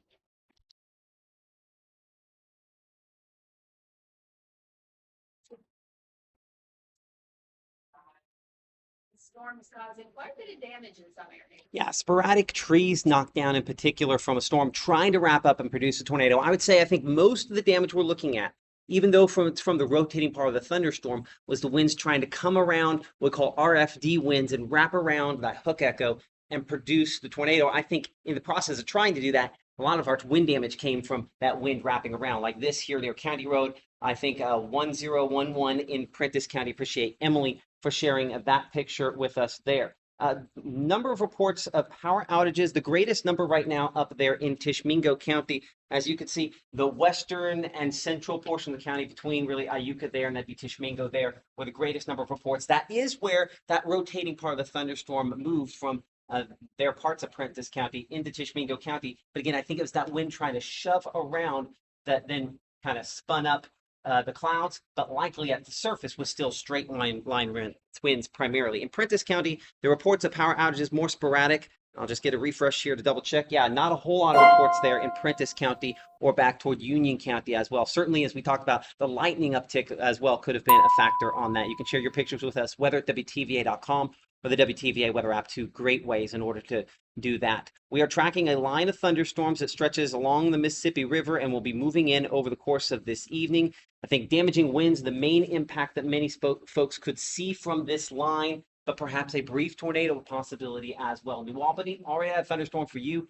Dispatch there. This show is getting closer to you by around 6 p.m. I think that might be a little aggressive on how quickly it's moving. We'll look at that a little closer on the northmost storm in a minute. But just some general times there. Starfall closer to 7:40. Most of these should be out of here by 9 to 10 o'clock this evening. Now let's come to the closest radar scan here. Let's go up to Panola County as we're watching a thunderstorm there that has just recently lost its severe thunderstorm warning just within the last 45 seconds or so. Did have a little bit of rotation here close to Batesville. In the last few minutes, it does look more disorganized. That is a positive sign that hopefully continues. And on the front end here, you can see the green and the red. I think more than anything, that strong straight line winds kind of running ahead of this. Let's take a look closer there at that. And actually, I'm going to change the radar side up to the Memphis airport, and perhaps that will give us kind of a better look at that. I mean, you can, well, you might be able to argue a little bit at the angle there that perhaps there's a little bit of rotation with that over Sardis Lake. But I think more than anything, it's because of the strong straight line winds that is occurring. Moving in the direction there of Abbeville. I think most of these winds are probably 40 to 50 miles per hour, but you could still make a real argument. You could get a 60 mile per hour wind out of this that could potentially knock down a couple of trees. So that's what's moving toward Oxford and eventually toward the New Albany area as it moves toward the east. So we're looking at Etta at about 550 there. We're looking at Faxton at 559 in the near term, about 531 there for Oxford, and then updating that time there closer to the New Albany area. Let's see if I get to actually pop on New Albany. For whatever reason, didn't want to pop on there. Well, we're going to put it close to about 610 or so into the New Albany area. Let's look at Storm Tracker and where these storms are expected to go over the course of this evening. And so as we do that, give me a moment to kind of pull up the latest here, and we'll look at the storm rotation with this. Now, certainly Storm Tracker showing the positioning on that and the fact we were expected to have one of those that had some rotation with it approaching Oxford there within the next 30 to 45 minutes or so. And so as we continue to kind of track these storms from west to east, you'll note that most of these, it's just the long red blobs coming in here. We don't have the one lone wolf storm by itself. And that, one of the things to me, hopefully signals more wind than tornadoes. And obviously we won't damage from either one, but obviously we don't want tornadoes. So as we show this is about 7 p.m., the positioning of these storms. You can see those strong winds and the rotation associated with those. The leading edge of that from Solgen back to Starkville, back to Louisville by around 8 p.m. By around 9:10 p.m., we're looking out here closer to Macon and Louisville, and then working its way eastward after that. And there's not a second round. This is kind of one and done, and that means that tonight, once these are out of here, they are out of here. So rain coverage still around 40% on those thunderstorms through 7 p.m., diminishing later on into the evening. And again, tonight, we have no issues. However, our forecast for tomorrow, 60 in the morning will be 78 by noon and 84 for tomorrow afternoon on those west-northwest winds at about 8 to 10 miles per hour, bringing in drier air. That's why you'll notice down to 60 for the low tomorrow morning, 59 as we head toward Thursday. So Emily, the stickiness that made it start so warm this morning has made it pretty hot this afternoon. Less of a factor as we go into this upcoming weekend. Eventually some rain chances by the weekend and into next week. Return. Right, Matt, thank you so much. A new report shedding some light on why there is a teacher shortage in Mississippi, where the state falls in average teacher salaries. Coming up. Okay. So great news. Looking at, so the tornado sirens, yeah, back toward Greenville. We'll take a look at that here. Let's go back and catch that. Do we have any final weather time in there? Okay. It doesn't have to be super long. I mean, minute 30 is fine, or if you can just figure out, what you have left by the time we get there. Rear flanking downdraft. And that's my bad. That's not my bad for not defining that. Now, if you think it, I guarantee you there's 100 other people that thought it as well. But I will say, look at this, John, over top of Sardis Lake. And I understand that this is primarily a bow, like you said, like I said, and you said, yeah, and I said, nope, you were right. It could something try to spin up right on the south side of the lake there. And where is Ashton? Is Ashton?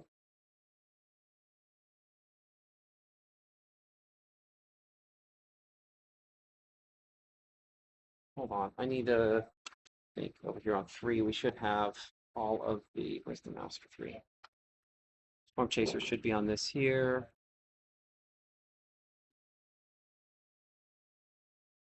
Give me a moment. Site.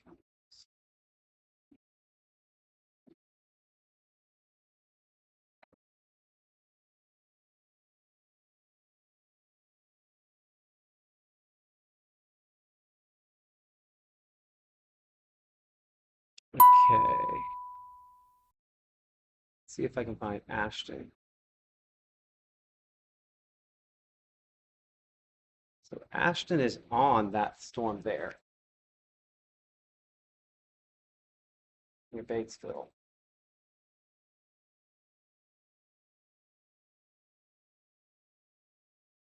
Good. If they finally put severe back out, and all of it, yes, as there needs to be.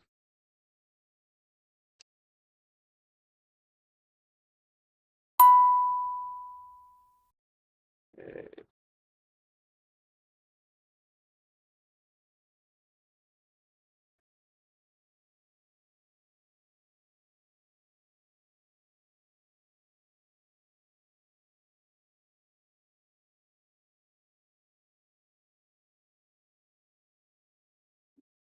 New at 5, we now know what could be contributing to teacher shortage in Mississippi.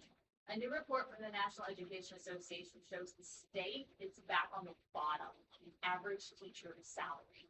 Mississippi Association of Education Executive Director Eric Jones says the state's continuing to lose teachers because of low pay. The average teacher starting salary is just over $42,000, but the average teacher salary is at $53,000, making Mississippi dead last in the nation. House Education Committee Chairman Rob Robertson says everyone he speaks with wants to find ways to help the teachers, but they have to consider factors like population loss and the need for a stronger tax base. Robertson believes the state should consider ways to save money that could be poured back into the classrooms and, of course, those teacher salaries. Also new today, Mississippi is setting new records for employment in the state. The state reached a new record high for the number of Mississippians employed in April, with more than 1.2 million people with a job. Governor Tate Reeves says more Mississippians are working harder than ever, and there are a record number of jobs. This news follows several historic wins for the state, including Mississippi having the second fastest growing economy and the 4th fastest growing per capita income in 2024. 5:23, let's go back outside to Starkville. Things look all right there in Starkville, but our weather authority is watching and tracking. We've seen some damage today. What's in store for the rest of our night? Check back in with Matt next.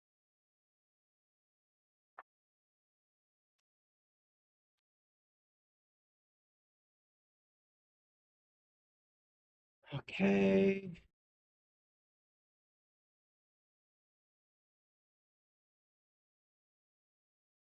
So this rotation picking up a little bit more, I would say closer to, thank you. Thank you. Appreciate that.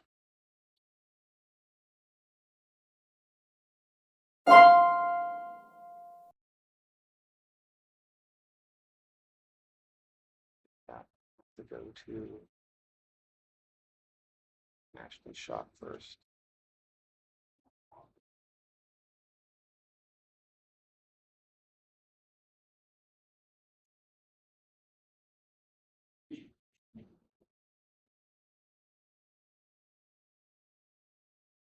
Not a great view. How long do we hit? Thank you.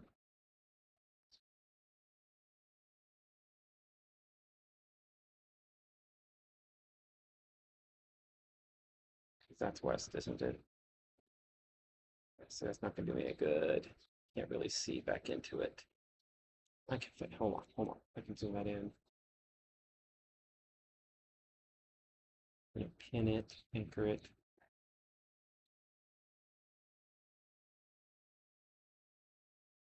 No, still back there. Doesn't look good.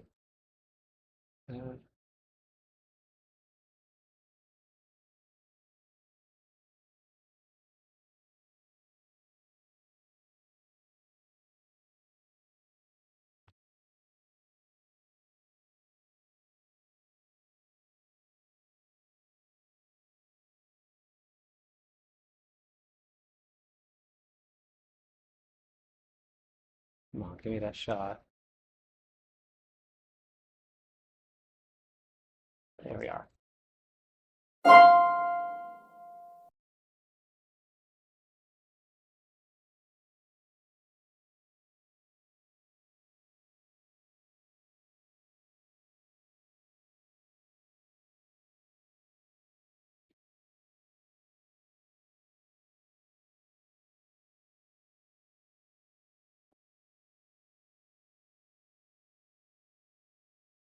Ashton with North Mississippi Storm Chasers. This shot of that Panola County storm, fairly organized, all things considered. I don't see tight rotation on it, but certainly a lowering on that thunderstorm. I appreciate him and all the other storm chasers out there today. A shot of that storm from Oxford. New severe thunderstorm warning prompted on that just in the last couple of moments. That's a thunderstorm moving in, and I think there's some strong wind gusts likely associated with that as it moves in as well. Storm track Doppler radar on its latest scans shows that. And again, they also have the tag on this rotation detected, in particular, very close to Sardis Lake. Let's look at the wind mode on Storm Track Doppler radar, and you can see that bulge of red there near College Hill area where that's probably the strongest at this time. I'm going to change it over to a couple different radar sites as we kind of look at this, but as we do, I'm also going to track it about 50 miles per hour. It's not going to be long until this moves into Oxford, and I do think some sporadic wind damage, trees knocked down, things of that nature, like what we've been watching, remains a very real possibility out of this. So you can see Oxford Midtown there, we're looking at about 535, but College Hill at about 532, and Aylesville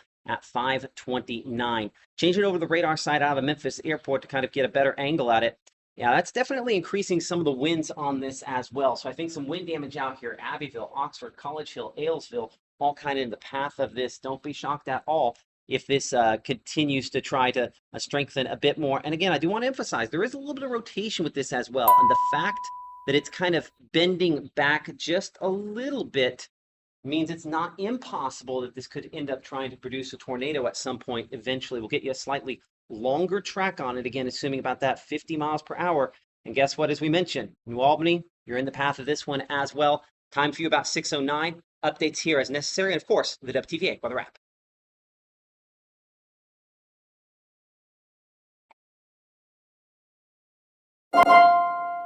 Okay, so back here to the... I don't want to move anything over here. If we tape, John, can you do it in the Weather Center? Is that okay? Can I say? You can tape as well. I would do it now, just in case this ends up becoming something else and we don't have time to tape later. Put on the monitor. Yeah, I would just do it on the monitor like you do it with me typically.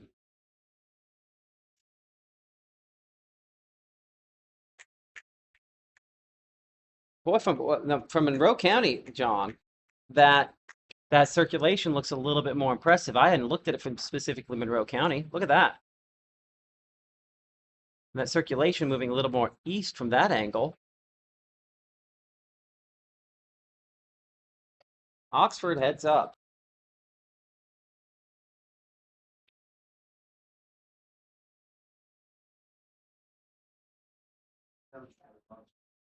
I wasn't able to see anything out of those cams, but none of the cams really have a good upward visible on that.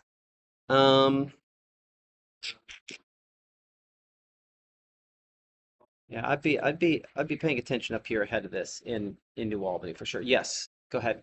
I turn it off. No. Well, they're going to record this real fast. I mean, it's fine.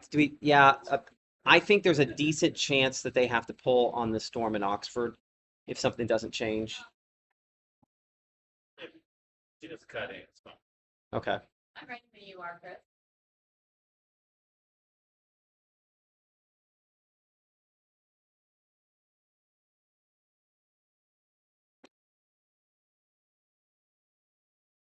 God, see, this one's way out there in the middle of nowhere. Let me check something here on this computer. May not have.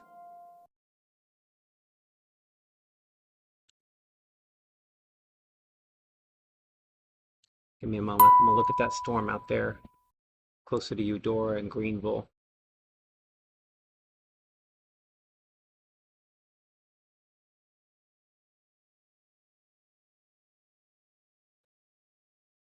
Second.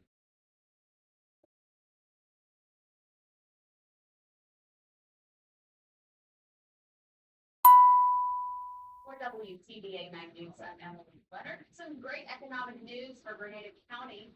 Modines expanding operations in Grenada County, creating more than 450 jobs. They're investing more than $38 million over the next 5 years to upgrade and repurpose one of its existing facilities. Company manufactures advanced cooling equipment for the rapidly growing data center industry.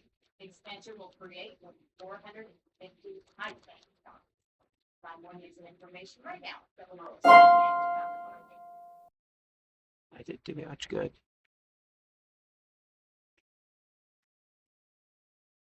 Okay. That's not going to get me anywhere. Okay, back to what we were looking at here. Okay. So just kind of looking at Greenville, mainly south, obviously. I was looking at kind of another radar down there, other than the one that you're looking at here. I don't know that I can confirm really anything at this distance, but there's definitely some rotation on that storm there. And it's a lot of times when the rotation's that strong, they just have to kind of pull on tornado warnings just in case. So we'll kind of track that closer to Belzona. I mean, certainly the strongest is staying south of. John's not done, but Yeah, hold on. I don't have a good angle on that. Let's. Oops. There we are. Adjust that. And so that's kind of probably the better bet on that. So for some folks out there, eventually Silver City kind of in the path of that as well. I gotta be quiet while John records something.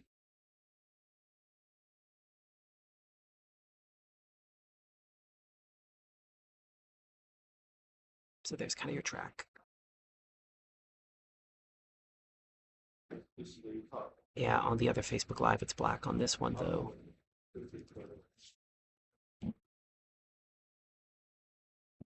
Some damage, okay.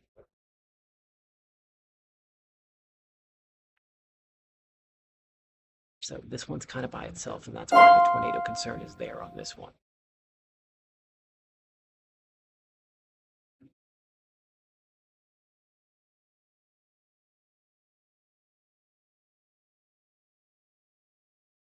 All right. All right, we'll be, Seattle now. Let's come back up here to this.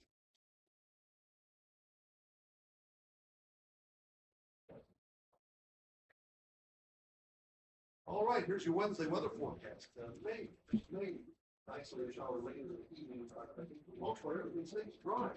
On Wednesday, temps top off in the lower to the ladies. All the weather details will become later tonight, right here on WPA News. Okay.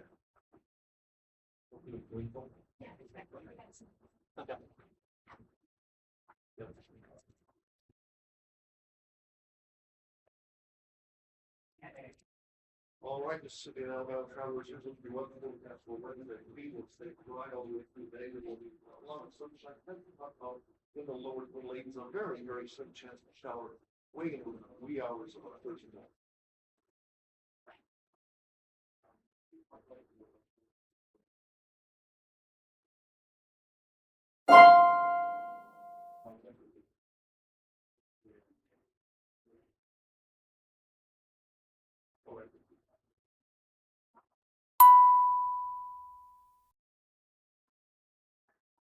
All right, Mississippi and Alabama travelers, here's what you want to forecast as we finish off work week and go into the holiday weekend, then into the Memorial Day south and evening. Mostly it's Sundays and weeks, obviously. We will see some showers. We gotta go. We gotta go. Let's go now. We gotta go. Let's go now. Gotta go now. Let's go.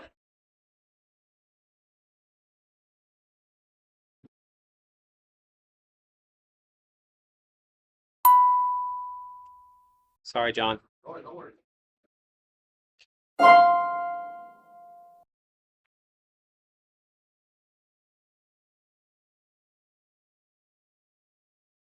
Yeah.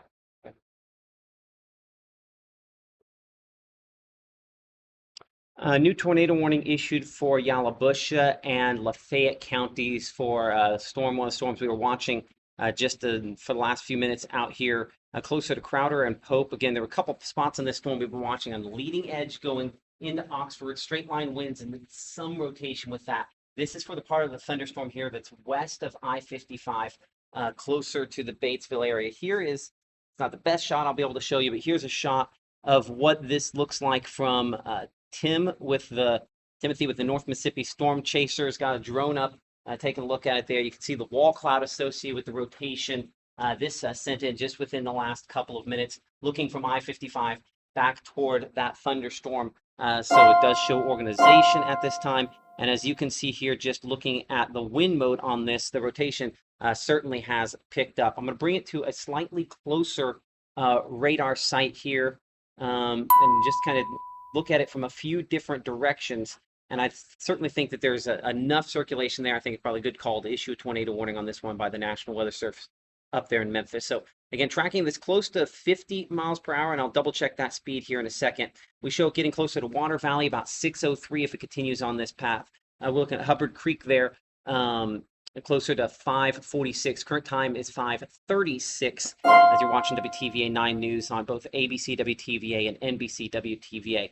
Back here to the wind mode and putting on those tornado safety rules for a moment here for folks who do live out near Cortland and Shuford, Eureka Springs, Hubbard Creek, all kind of in the path of where this could go. It's near Takawa there and west of I-55. So you want to be in a sturdy structure, the middle of a lowest floor, a small windowless room where if something were to spin up out of this, you can shelter yourself from the potential for flying debris. And again, at this moment, I would say that this is a situation where Doppler radar has confirmed something that could develop into a tornado very soon, but there has been no official confirmation. As you saw a moment ago on that picture, while there's some low-hanging stuff, we do not have what is for sure a tornado out of this, but the rotating wall cloud is something that typically precedes that. Basically, it's where air is coming together and then rushing up into the thunderstorm. Because that changes the air pressure, part of the reason why you end up getting a lowering on the thunderstorm there. And so the thunderstorm, the base of it lowers a little bit more, just kind of looks like it's hanging out by itself. And that's the part where things are going up. That's where the rotation obviously is a concern. And that's the reason why this tornado warning has been issued. That does include Panola County there. But really, it's extending into Lafayette and Yalobusha County for those folks that can watch us on WTVA 9 News there. As I pull down the reason why that was issued, I do want to also address one of these storms that's moving into Oxford and through Oxford at this time as well. This is likely some strong straight line winds. You could argue for a little rotation on the north side of this as well. Doesn't look quite as impressive as even 3 or 4 minutes ago when we were kind of looking at this behind the scenes here. As we check out the camera there, of course, for folks in Oxford, Oxford itself, the city of Oxford, not officially under this tornado warning. It stops just west of town. Of course, the heavy rainfall certainly on the uptick there. Lots of lightning strikes as well. I think when you go to the cameras on the west side of town, you get more into the heart of the heavier rainfall. Still some visibility there, obviously slowing down traffic. Looking at the trees, a decent amount of movement, and the camera's moving around a little bit. But I'd say more than anything, this looks like about some 40 to 50 mile per hour winds with perhaps a few 60 mile per hour wind gusts. That also, by the way, is not in the heart of where that circulation is at this time as well. So that's one we're watching up there for Lafayette County. But again, that tornado warning includes Taylor and Burgess and Water Valley and Long Branch. Oxford itself under this initial warning, but less rotation on that part. So as we come back here closer to Pope, this is the far northwest corner of Yalobusha County. There's Enid, there's Hubbard Creek. Of course, this is Enid Lake right there. And this is likely going to track very near the north side of Enid Lake as it works its way toward the east. Looking at the wind mode there near Pope Crowder Road. This is, of course, Cortland. There's I-55. So that's where this is, about 3 or 4 miles west of I-55. Let's get an exact distance there to 55. I'm going to go about 50 miles per hour on the forward motion on this. And so time there, about 4 miles and about 4 minutes away from crossing I-55. So if you know somebody who might be coming out of Oakland and kind of heading north here along I-55, is that time of day where people travel to and from work. Let's make sure that they are in that tornado safe place, the lowest floor of a sturdy structure, just in case.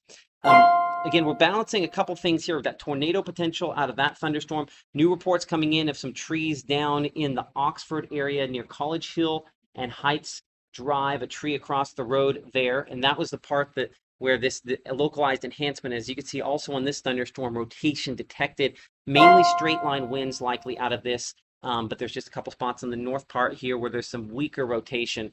But more than anything, the red you see here is the one direction wind speed, the speed that's, blowing ahead of it. I think our positioning is really actually now through Oxford, checking our latest update on the radar from the Memphis airport, which kind of does a better job of grabbing that there. So let's get a storm track on that. Again, sporadic tree damage possible out of this from Abbeville, stretching there to the southeast side of Oxford. That's going to continue moving east, we'll say at about 50 miles per hour. So Altus at 546 for you, Kiel 546, Burt at 551, Denmark 552, Ed at 557, Darden at 601 and 604 for Flatwood. This is strong straight line winds. A little bit of rotation on that and some sporadic tree damage, I'd say, possible out of this as it moves eastward. A tornado warning continuing, as you can see depicted in red there and highlighted at the top of the screen until 6:15 p.m. This is Yalobusha County. There's Water Valley. There's Taylor. Oxford not officially in the tornado warning, though obviously you have a strong thunderstorm moving through at this time. Looking at the wind again as we continue to assess the rotation on this storm. And again, south of Cortland here, where it is probably 2 miles to the west of I-55. I'll go and highlight our circulation on Storm Track Doppler radar. I'm going to put it a little bit ahead of where it probably is, because anytime we're looking at radar, it's at least a couple moments old. As we check the wind mode out of the Memphis airport, as I'm just kind of jumping back and forth, this would actually put that circulation pretty much right over top of I-55 now. So I think this radar is running a little faster. So Pope Water Valley Road is where this circulation is tracking at this instant. So for folks who do live in Water Valley, as we kind of track this close to you, I would say the north part of town in particular is most vulnerable to this circulation as it approaches you from the west.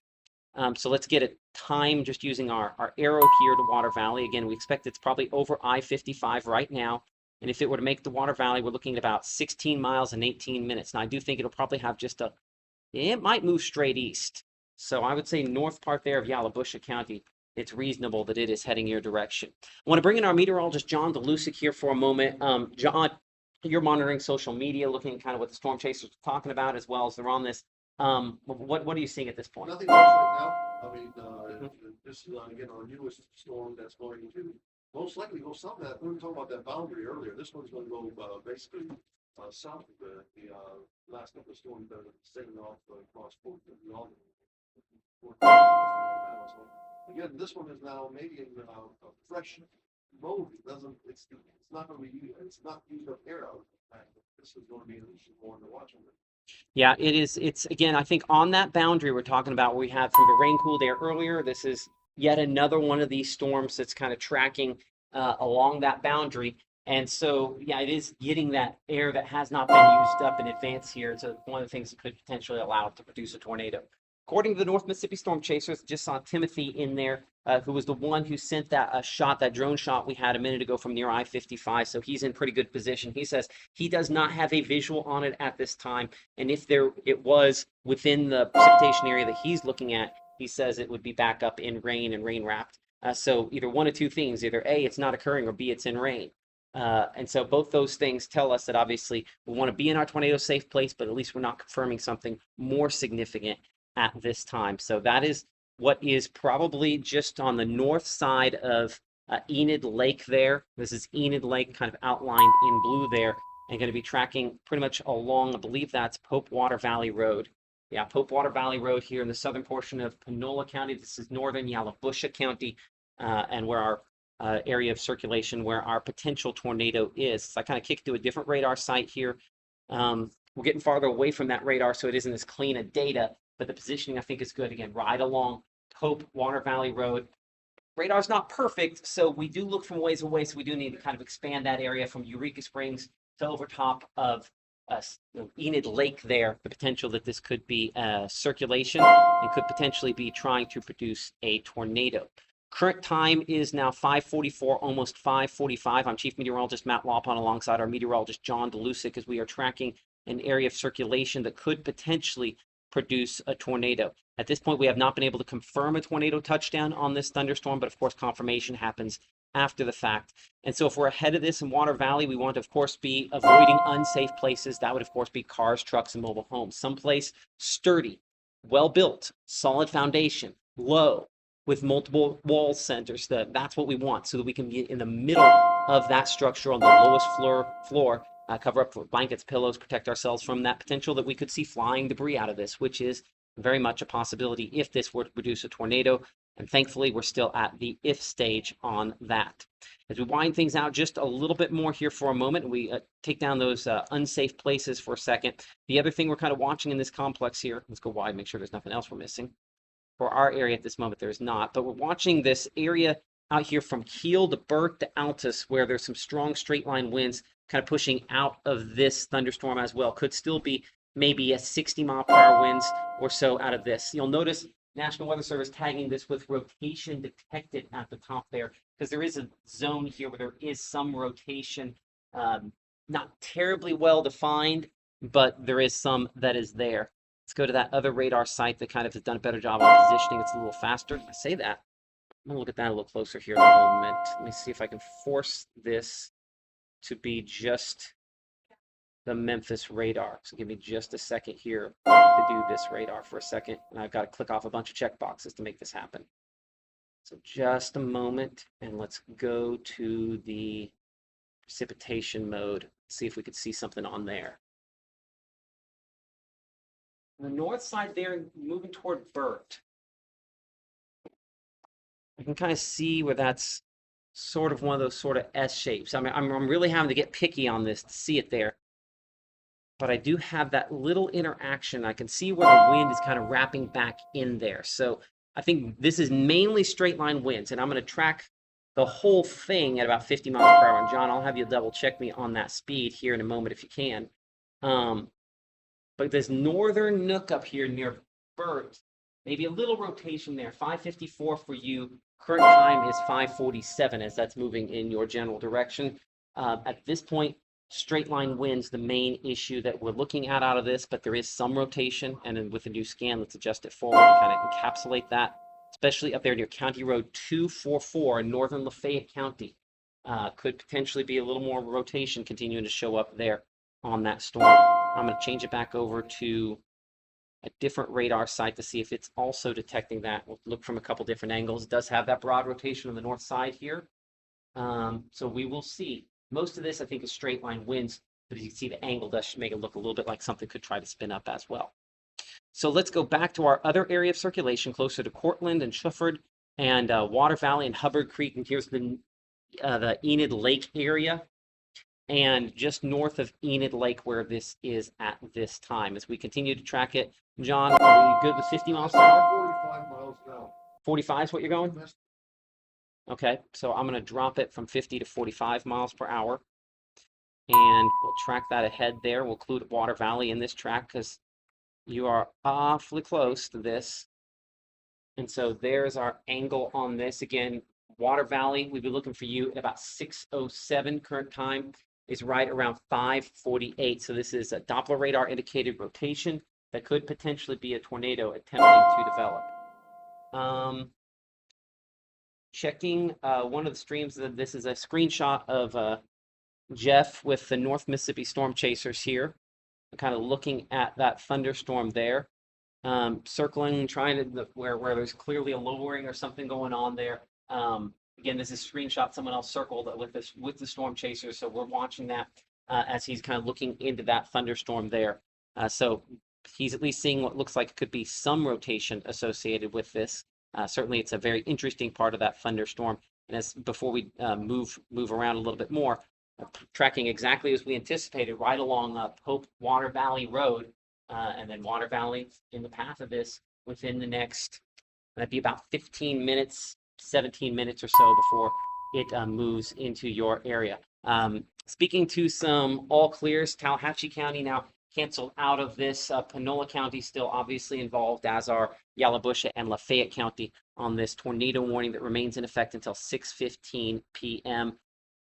You've noticed we've had to kind of check a bunch of different radars here to see if we can get a better look. And I think positioning on the north side of Enid Lake remains the most likely location where this is. So if you do know someone that's down here around County Road 395 in the southwest portion of Lafayette County, the Taylor community, Springdale, Water Valley, all generally in the path of this area of circulation that could potentially be trying to produce a tornado.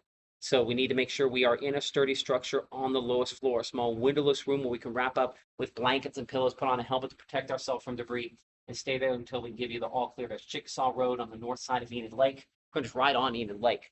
on the north side is where it is at this moment, tracking eastward. And it does, that particular perspective makes that look a little bit more impressive on the latest scan here. Two areas of circulation, also watching the one up here near Oxford. Again, I think that is primarily 60, maybe 65 to 70 mile per hour winds. And at the leading edge, not impossible, it tries to spin something up there.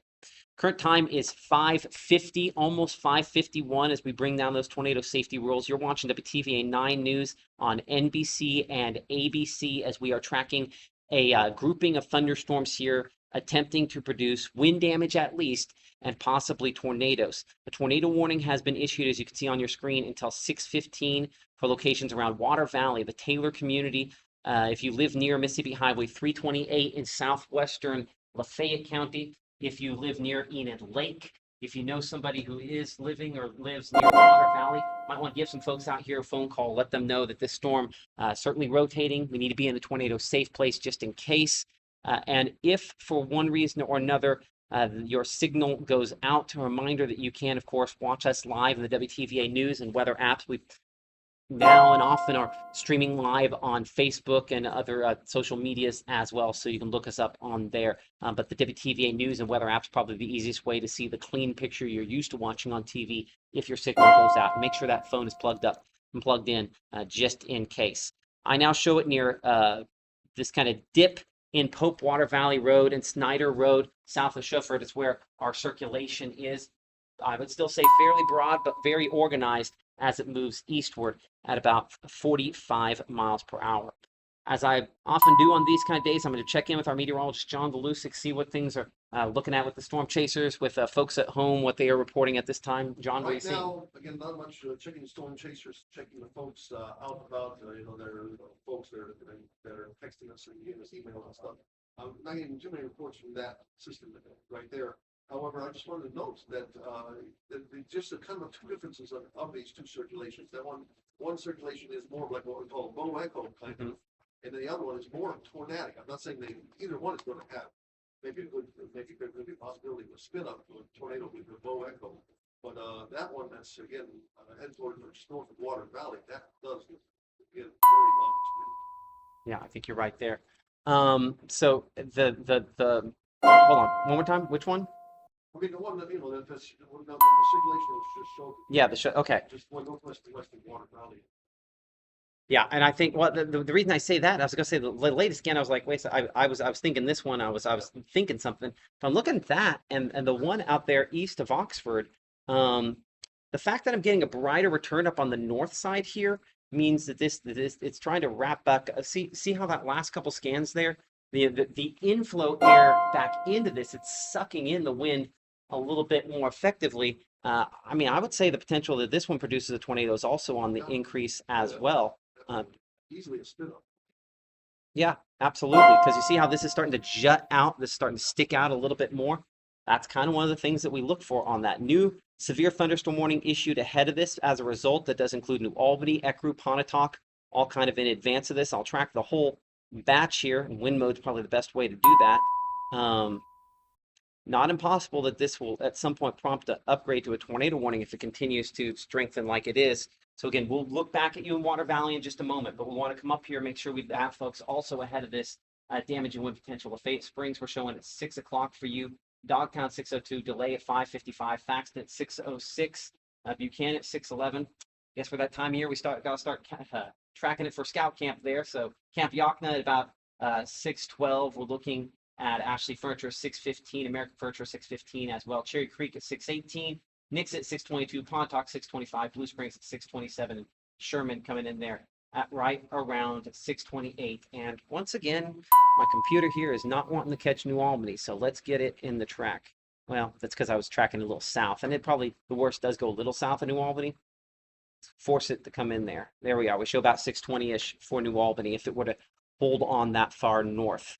So slightly closer, a couple different perspectives. We'll look at this here just to make sure that this isn't, getting too organized where it's going to spin something up. And we're starting to run out of the radar range of this radar. But that definitely continues to show circulation as well as damaging winds. Watching this north of Altus near Kiel, near Mississippi Highway 30, which has been the main zone for storms today, it seems like. Once again, this one is tracking very near some of those spots as well. Tornado warning remains in effect out here for southeastern Panola, northern Yalobusha County, and southwest Lafayette County. That in effect until 6:15. Our area of circulation pretty much right over top of Enid Lake. You might be able to make it out and maybe not. I'll pull off the radar here for a moment. So this is Enid Lake there in our circulation. Just on the north side of that, there's Water Valley, obviously on the far right-hand portion of your screen. Let's put that radar data back on our circulation, pretty much right there in the far southwest corner. I think the next scan will be far southwest corner of Panola County, moving into Yalobusha County. So Water Valley, our time is ticking away for you before this storm moves into your area. And so based on about where it's at now, faster speed, if it kind of holds together on that faster speed, we're looking at Water Valley at about 6:05, Water Valley Municipal Area about 6 o'clock, in the campground school, for those folks that know where that is, at about 6:04, in Davidson School, 6:06. I know sometimes when we plot on those schools or churches, they're like, well, that's been closed for years. Well, but you knew where it was, right? And that's the point. And we try to put as many locations that you might know where it is for the people that maybe they're old timers, maybe they're not, to know where they're at. It gives a better idea of where the storm will be and at that time. So sometimes you'll see locations that are no longer locations, but old people or maybe just older people know where those are at. And that's part of the reason we make that choice to put that on there. And this storm definitely, I mean, Water Valley, we've got to be in our tornado safe place. I see a pretty good inflow channel starting to develop on that. And that thunderstorm continues to be more organized, not less organized, and more likely to produce a tornado, not less likely, as it continues to work its way toward the east. Unfortunately, that's not a good sign on how this is progressing. Yeah, I would put our circulation here now, the far southeast corner of Panola County. So you're within 10 minutes for Water Valley. We need to be in that tornado safe place.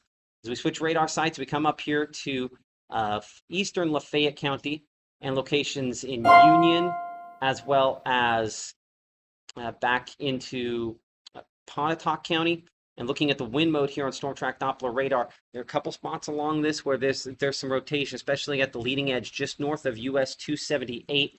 I would show that rotation pretty much right where that circle is, just north of 278. Of course, we had a tornado track through this area earlier this year. Hopefully that's not what we have developing at this moment. With that in mind, again, at 50 miles per hour, which might be just a little fast, I'm tracking what we would call the apex of the bow, basically the point of it, if something curved could have a point, the farthest extent of that there. So we're tracking that again. Denmark School at 5:59, 6:01 Liberty School, looking at Hurricane about 6:11 there, Bald Hill about 6:18, closer to North Pontotoc Attendance Center, we show at about 6:22, which is in the Echo area, and then Cherry Creek area by about 6:25, Shiloh School shortly after that. Doppler radar indicated rotation. It's damaging winds, and the thing is when we look at the rainfall mode on this, see how this is all kind of northeast to southwest, and then this has kind of sped up. That's one of those signs that one of two things is happening. Well, for sure, the wind is accelerating on this. The wind damage potential of Fayette Springs and Thaxton and Possum Trot and Echo, Bald Hill and Ingomar, that's all increasing on this. But if it can continue that process, the potential for this to produce a tornado, maybe just a brief tornado, but that potential for this to produce a tornado does increase. So if you're ahead of this, that is something to certainly consider as it works its way toward you. And part of the reason why we stress that you probably want to be in that tornado safe place, the lowest floor of a sturdy structure, a small windowless room where we can wrap you up in blankets and pillows, put on a helmet to protect you from debris, and stay there until we can give you the all clear. And same thing clearly applies if you're back out here toward the Water Valley area, where we continue to watch an area of circulation that I would say, if I put it there, I think there's a little bit of a southerly angle on this. So Water Valley, I know you're in the far southern portion of this tornado warning. We need to make sure you are in that tornado safe place associated with this, because I would say over top of Enid Lake and about to exit Enid Lake is an area of circulation that could be a tornado in the development phase right now. So we need to be in that safe place. WTVA 9 News at 6 starts right now.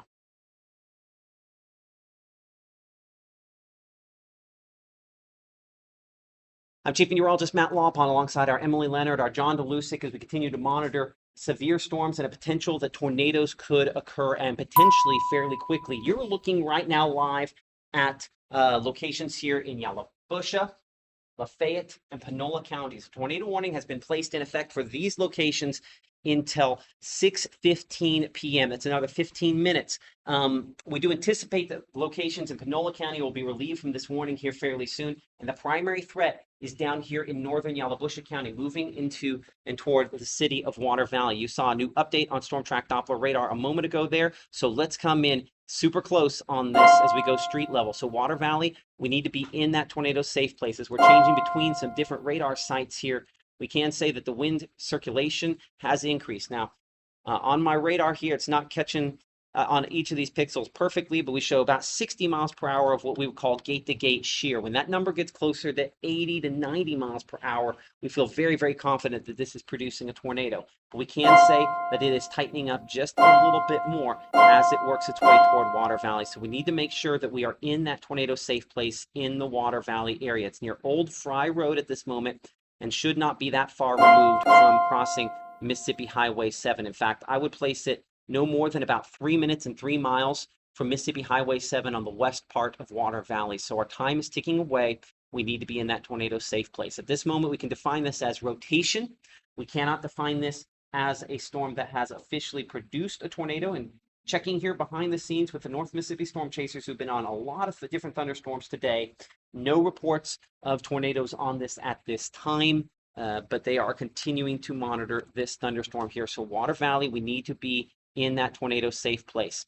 As I pull this down for a second, the other area that we are watching, we're going to come back to Water Valley as this comes into town, but I need to make sure that we catch up here in Lafayette Springs near County Road 251, eastern Lafayette County. As you can see, considerable damage possible out of strong straight line winds, destructive winds potentially moving into and through the eastern portion of Lafayette County and could potentially be trying to produce a tornado. You see, anytime I do one of these storm tracks and I have an S on it, we're zoomed in like this, it's possible this could try to produce a tornado. I think National Weather Service might need to upgrade this to a tornado warning if it continues at this pace. So again, if you live near Lafayette Springs right now, Thaxton, Buchanan, Flatwood, I want you to get to that tornado safe place. That would be the middle of a lowest floor, a small windowless room where you can wrap up in blankets and pillows, put on a helmet to protect yourself from debris, and stay there until we can give you an all clear. In fact, that's what the National Weather Service has done. They've gone ahead and issued a tornado warning here near the Lafayette, Pontotoc, Union County triangle there, for lack of a better way to describe it, intersection of those. So strong straight line winds at least, and a potential this could produce a tornado as it works its way eastward. I'll give you a longer track. Then we've got to get down there to Water Valley because we have that moving into a population center right now. So here's your longer track on what is at least straight line winds and could be more than that. So we're tracking that Thaxton at 608, Buchanan at 612, Beacon Hill at 624, New Harmony basically in around the Toyota plant there in Blue Springs at 626, Sherman at 630, Ellistown at 623, and then I-22 in McCullough. A reminder that this eventually could and will likely track into the northern portion of Lee County there. We're looking at that possibly getting our studios by about 640 here on the north side there of the Tupelo area. So that is what we're tracking. Again, a new tornado warning issued. Got to come down here to Water Valley though, because we have a rotation that's about to move into town. A couple spots here where we have that rotation showing up pretty much right there along Old Fay Road. So we're no more than about a minute from crossing Mississippi Highway 7, and we're already on part there, Mississippi Highway 315 on the west side of Water Valley. This is Doppler radar indicated rotation, and we need to be in that tornado safe place. This is certainly a significant circulation, and we just don't want to take our chances with this. I'd rather you go to that tornado safe place and we say, oh, look, it was all for nothing, than not go thinking, well, we're not real sure, or he's not saying he's 100% sure, and then something bad happened. And here's the deal, looking at that other radar, the radar out of the Memphis airport, I would now put it basically at the intersection of 315 and 7, where our circulation is. And again, I'm in really close. If this isn't a tornado at this spot, we're wrapping around winds moving into Water Valley in the 60 to 70 mile per hour range. So I think the winds will definitely be wrapping up in Water Valley as we speak.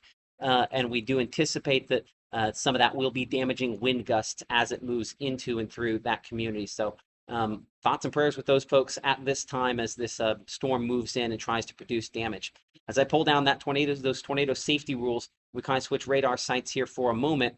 If we do have this tornado warning does extend up here toward Taylor, Taylor, I'd say the strong wind and heavy rainfall portion more moving toward you. Certainly the circulation is on the northwest side there of Water Valley right now. That is where clear-cut circulation is more intense. So Doppler radar indicated rotation, but unfortunately, if it's going to produce a tornado, we find out about all that information after the fact.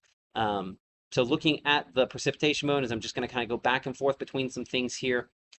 I'm going to force it back to that lower resolution, but more timely radar that, yeah, shows it basically over top of 7 and 315 in the Water Valley area. I'm going to bring in our meteorologist, John DeLusick, here for a moment. Of course, sirens going off in the Water Valley area. Ashton with the North Mississippi Storm Chasers not seeing anything That's there. correct. What are you seeing? I'm seeing just again the two circulations that we've been following. Basically, one that just prompted that warning for the just Pontotoc County, and certainly that one right there is not.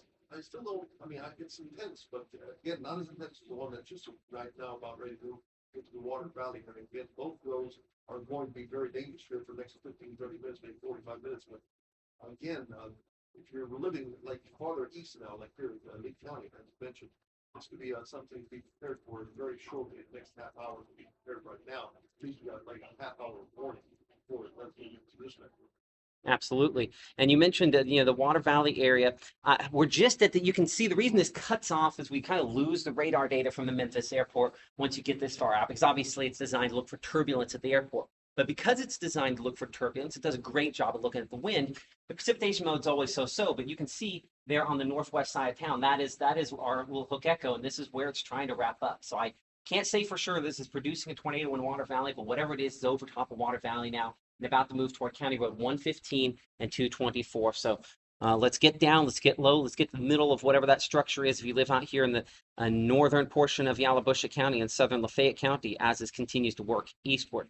Let's come up northward and let's check out that storm that's now just moved through Lafayette Springs and Thaxton. I'm going to change radar sites back over to the radar that we have. This one out of the Memphis area, and then we should be kicking over there to down of Monroe County. And there's our circulation still showing up. And again, this is primarily straight line winds, but it's possible on the north side that something could try to spin up here. This is the Union and Pontotoc County line there. This is Mississippi Highway 355, so pretty much over top of Mississippi Highway 355. This is strong straight line winds that on the north side could be trying to spin up a tornado near Benjamin Road and pretty much right on the county line there. So for folks who live in Ingomar, I know you already had a tornado this year and one's enough. This is trying to spin something up on that north side there. And at the very least, this is damaging winds moving along Mississippi Highway 346 toward the east.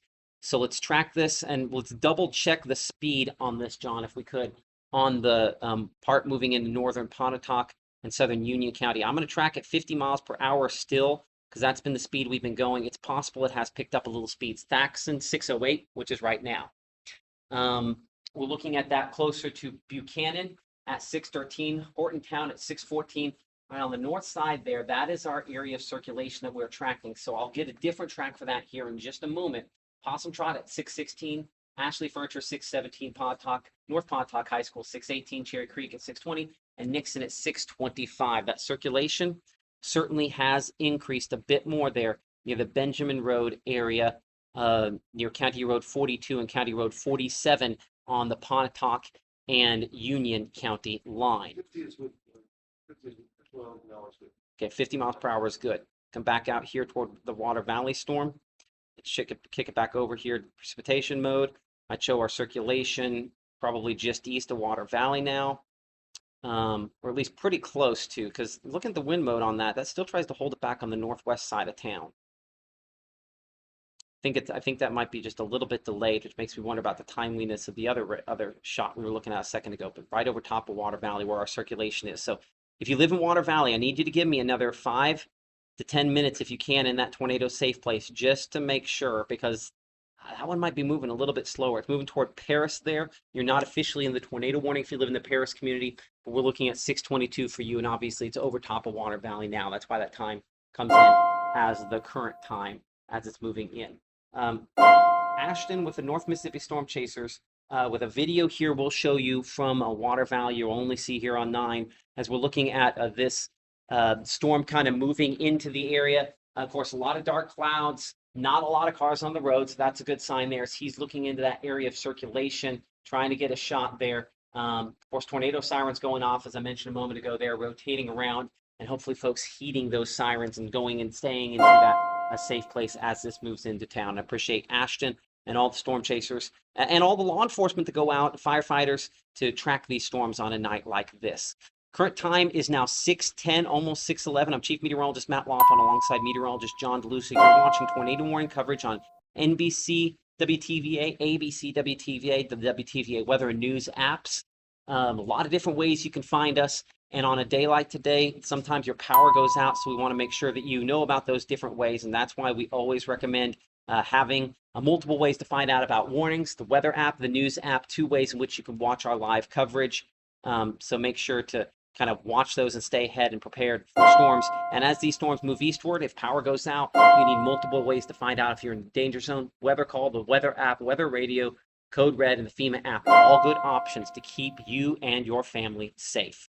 Let's adjust, and as we zoom in here and look at our circulation that's now moving still along the Union and Pontotoc County line. Folks that live in Ingomar need to be in that tornado safe place there. Flatwood, we show that as well. Bald Hill, this is moving and going to be tracking here right along the county line. Just because I say it's right along the county line doesn't mean you're like, oh, Ecru, I'm not on the county line. No, I mean, generally this area here between Ingomar and Ecru is most impacted by the strong damaging wind and potential for this to try to produce a tornado. I would say I think the wind potential, the strong straight line wind potential is probably the greater of the threats. But it's not impossible on the north side there that something could try to spin up. I think we see this bright green here. We should expect 70 mile per hour winds, which 70 mile per hour winds can cause tornado-like damage if you end up hitting the trailer or a high-profile vehicle at the wrong time, at the wrong angle. Bad things can happen. And 2 overlaps of thoughts here now. Of course, we're looking at about 618 for the Ashley plant there. I know a lot of trucks drive up and down 15 related to that.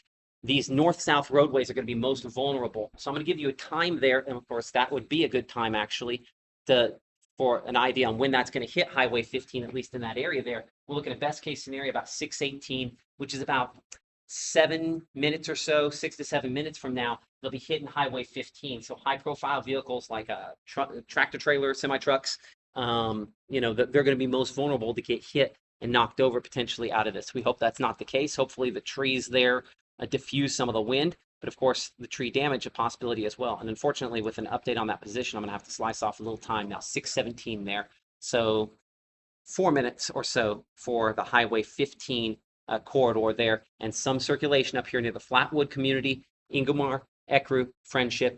We all need to be in that tornado safe place from this storm. It is Doppler radar indicated rotation, but it's also very obvious straight line winds that could be causing some of that tree damage that we have watched from time to time today. As we bring it back toward the south and west, we're looking back toward Water Valley, an area of circulation that we have been tracking since this tornado warning was issued during the 5:30 hour. And I still show that circulation pretty close to overhead there in Water Valley, which is way slow on the movement. And the sign that this thunderstorm is kind of evolving. I don't know that the Weather Service is going to extend this tornado warning. The circulation is definitely there. And it wouldn't be a problem if they did. It's going to track near Highway 315, Mississippi Highway 315, as it moves out of Water Valley and back toward the Paris community and locations there in southern Lafayette County, eventually when it meets up with 9 West. So tracking that ahead, and then we're going to look at some weather pictures and video here in a moment, assuming still 50 miles per hour. That might be a little fast on this. That shows Paris at 624. As we add a few other locations to this storm track here. And again, I'm tracking it from kind of the leading edge of this, and it might be slightly slower than this. You can see some other locations there, such as Sandhill Church at 620, Paris Baptist Church at 626, Providence Church at 631, and Shady Grove Church by about 636, a few other locations there as well. So I'm kind of sorting through some of the information coming in. Corey with the North Mississippi Storm Chasers near Ingomar School with a shot of this looking back into that thunderstorm. This is the one that's up in eastern Lafayette County. And again, this is what we're talking about. This is a wall of wind there. And on the northeast side, it'd be kind of over in this portion here. That's the portion where if it's going to spin something up, it's most likely. This is that big wind that's kind of moving from on this picture, I guess, from the right hand to the left hand side. So I might as well point this way. So, pushing that way there. So it's on the north side where perhaps something tries to spin up on that. So appreciate Corey for sending that picture in and for all the pictures that you share as well. We will hopefully get through some of those here in a minute as we kind of look at that. Actually, I'm gonna bring in John here for a second. John, are there any pictures in there that I haven't seen in our chat yet? Did you get one from the Daxton? No. Hold on. Let me see if I can pull that up there. Give me a moment. Okay. Kristen and Thaxton. Okay, hold on. Let's pull that up. So this is that video. Okay, can you give me any more information on it? I mean, you can see a pretty darn good circulation. Mhm. Whatever that is, it's. Yeah, that's a straight line wind there, and then the rotations on the front edge over there like that. So that's, I mean, you can even kind of see the curved shape that matches the curved shape to this, right? So that picture was sent in from Thaxton, right? Okay, so that would have been,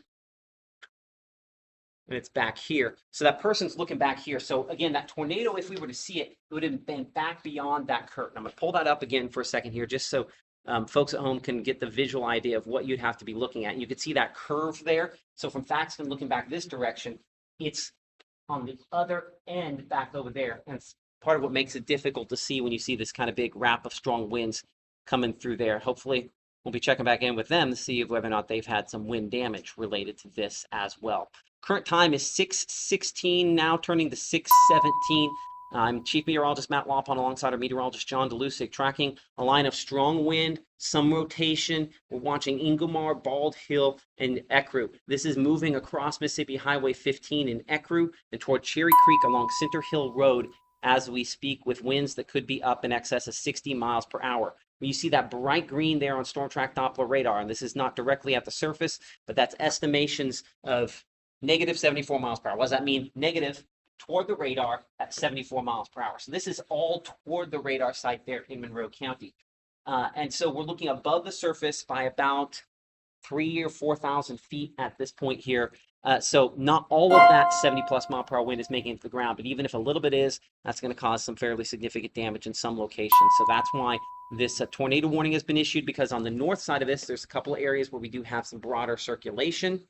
And just from the very wind perspective, that is low wind tornado damage that storm is capable of producing, as it again is going to continue to work its way toward locations such as Chesterville, Saltillo, and the northern part of Tupelo. I'd say the center portion of this is where we're most concerned, and that'll pretty much come right over top of our television station at about 6:43 for folks in the background just paying close attention. So there remains a scenario just for someone behind the scenes to check on me to figure out whether or not we need to go to a safe place at some point in the future. So we will have that discussion when that gets a little bit closer. Coming back here toward Water Valley, National Weather Service as of 6:15 allowing the tornado warning for Yalobusha and southern Lafayette County to lapse as the rotation has weakened. The reports of tornadoes have not come in on this. That's part of the reason why they have allowed this warning to expire. There's still broad rotation there. It's not as impressive as when it was back west of Water Valley. And clearly, if we'd had a tornado, and it would have gone right over Water Valley, and we have not had those reports. And so I think that's a fortunate sign, hopefully a sign that continues. Let's widen this just a little bit. We have a severe thunderstorm warning that's been issued. I say new, it's not new. We've been in close on the stuff up north. But we have a severe thunderstorm warning that's been issued in the last a little bit here for locations in Grenada County. So let's get a storm track on that for Grenada, for locations in the southern part of the county. Still assuming about 50 miles per hour on the speed of this. And again, tracking that eastward. We show that getting towards Sandy Ridge at about 6:21. We're looking at Parsons at 6:35 there, LaFour at 6:33, Grenada at 6:53, Duck Hill 7 o'clock, Kincaid 7:04, Fort Springs at 7:07. Doppler radar indicated rotation showing up, but I'd say straight line winds and hail the main impact on that thunderstorm. It's just so far away from the radar site, and it's not large enough that the tornado threat is less obvious, certainly on that at this moment. In Union and Pontotoc County, though, this is easily damaging straight line winds still showing up over top of Ecru, tracking along Cherry Creek Road there in Center Hill, over top of Cherry Creek. I would put our strongest winds now making a crossing there at Mississippi Highway 345 east of Ecru. Ecru, you're probably seeing the peak of your winds about 2 or 3 minutes ago, and still obviously some strong winds from this at this point. Going back to the single direction wind as we look toward the strongest of those wind gusts, where you see some of the brightest greens showing up there, 60 to 70 mile per hour winds. I mean, I show a peak at 73 miles per hour. I've got a couple things layered there, but about 73 mile per hour winds out of this moving through the northern portion of Pontotoc and southern Union County. I have less rotation showing up than when it was back out here in the far northwest portion of Pontotoc, southwest Union County. A little more rotation. This is more straight line wind at this moment as it continues to move eastward than I would say rotation. That's not to say it couldn't spin something back up at some point, but I would definitely say that the strong straight line winds remain the main factor on that storm. Pictures continue to come out of Water Valley. This one here from Amy within the last 10 minutes or so, of course, of the low-hanging stuff related to this. Obviously not a tornado picture, and one of the things I think is good is it's not a damage picture as well. Of course, if you have damage pictures to send in, you can send those in weatherwtva.com. That WTVA News and Weather app all both have ways in which you can submit your weather pictures to us at this time. Our meteorologist John DeLusick, as well as all the folks behind the scenes, continue to add those to our chat. I'm going to pull some of those up here in a second. But John, Prettier, but the Palo Boulevard west, see just beginning and stuff. That storm, that's already. you can indeed. Yeah, let's go ahead and talk about it for a second. Yeah, you can see right there, that's a roll cloud or something right there. That's that circulation that we're looking at. That's been causing the tornado warning. Right now, I don't see nothing that stands out and would say sometimes a brief spin up around for front end that I don't see anything. No, I don't see anything at this moment. Really localized clouds. It's just some pretty elevated cloud. Yeah, I mean, again, I think let's double check. I'm gonna keep that up, but I'm gonna shrink it for a second and check the angle here. Okay, so you'd be looking right along. Yeah, so if we were to see it, it would be kind of on that portion there that we'd be looking at. That's similar to that angle we had a second ago as we look a lot on I-22. What is that? Let's see Blue Springs and Sherman, and we'll move up the road there a little bit closer to that. Checking for wind. The thing about the wind here, though, is like I have a couple spots where this wraps all the way back around where there's potential maybe for some deeper circulation, but that's deeper into the precipitation there. And I don't know that that's going to line up perfectly with what we have. It does look like National Weather Service is going to go ahead and drop the tornado warning portion of it and keep the severe thunderstorm rotation detected. Yes, go ahead. Looking at the Sherman area, looking southbound, see the leading edge right now. See, there is a little bit of a lowering, whatever that is. I mean, that could be just again the little dust front itself. Well, but right over there, right over that Toyota sign, there's a sharper edge to that as well. Yeah, something trying, but I don't think it's nothing that looks like it's attached. That's good. That's a good sign there. Yeah. Here's what let's do. Let's take a brief break. Let's take a brief break here if we could. Let me know when you're ready to do that on the stations. Take a brief break and come back here with some more coverage here in just a second. We'll get a couple things organized. Okay. Thank you. Okay. So time. Okay. So let me think about this for a second here. Perfect. I would love to have that. Looking at the Memphis, look at the Memphis radio. Okay, well, that will be the first thing we hit when we come back. I don't necessarily need to hear from him. I just need to see the shot. Yes. Okay, I'll put something up in spaces from ECRU, full shot. Okay, thank you. Wayne, you see the shot. He's in downtown Grenada if you need it. Okay, I'm going to use that as soon as we come back because they have a And severe then thunderstorm warning. Gabe is ready for a steeple down on a church in Booneville. Perfect. Okay, let's try to hit all those things. I will. I'll let her know. Let's do something. Yeah. Okay, so we'll do Grenada. We'll come to me. I'll show a picture. I'll go. I'll hit the two storms. We'll go up to Booneville. We'll come back, hit the two storms, and that'll be where we're at. Yes, John, go. Just to say, I mean, they're just doing two circulations. One that's around the ECRU there, northeast of ECRU, and then more or less between Wellesley and Pontotoc. Right now, I mean, that's more of a bow look. Mm-hmm. But the one down there in the Water Valley area, Yeah, it still looks like a hook. I was thinking the same thing.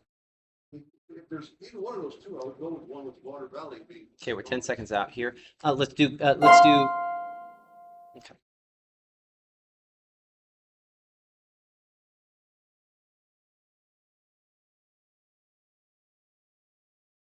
Okay, welcome back to the TVA 9 News here. We're looking into Grenada here with a storm that's moving toward you that's prompted a severe thunderstorm warning.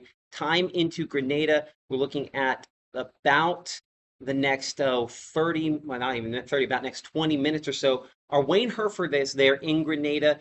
He has a live shot that we're looking at here of some of the dark clouds moving into town. Does not look like there's a whole lot of people down there at the square at this point. Thankfully, everybody kind of at home where they need to be.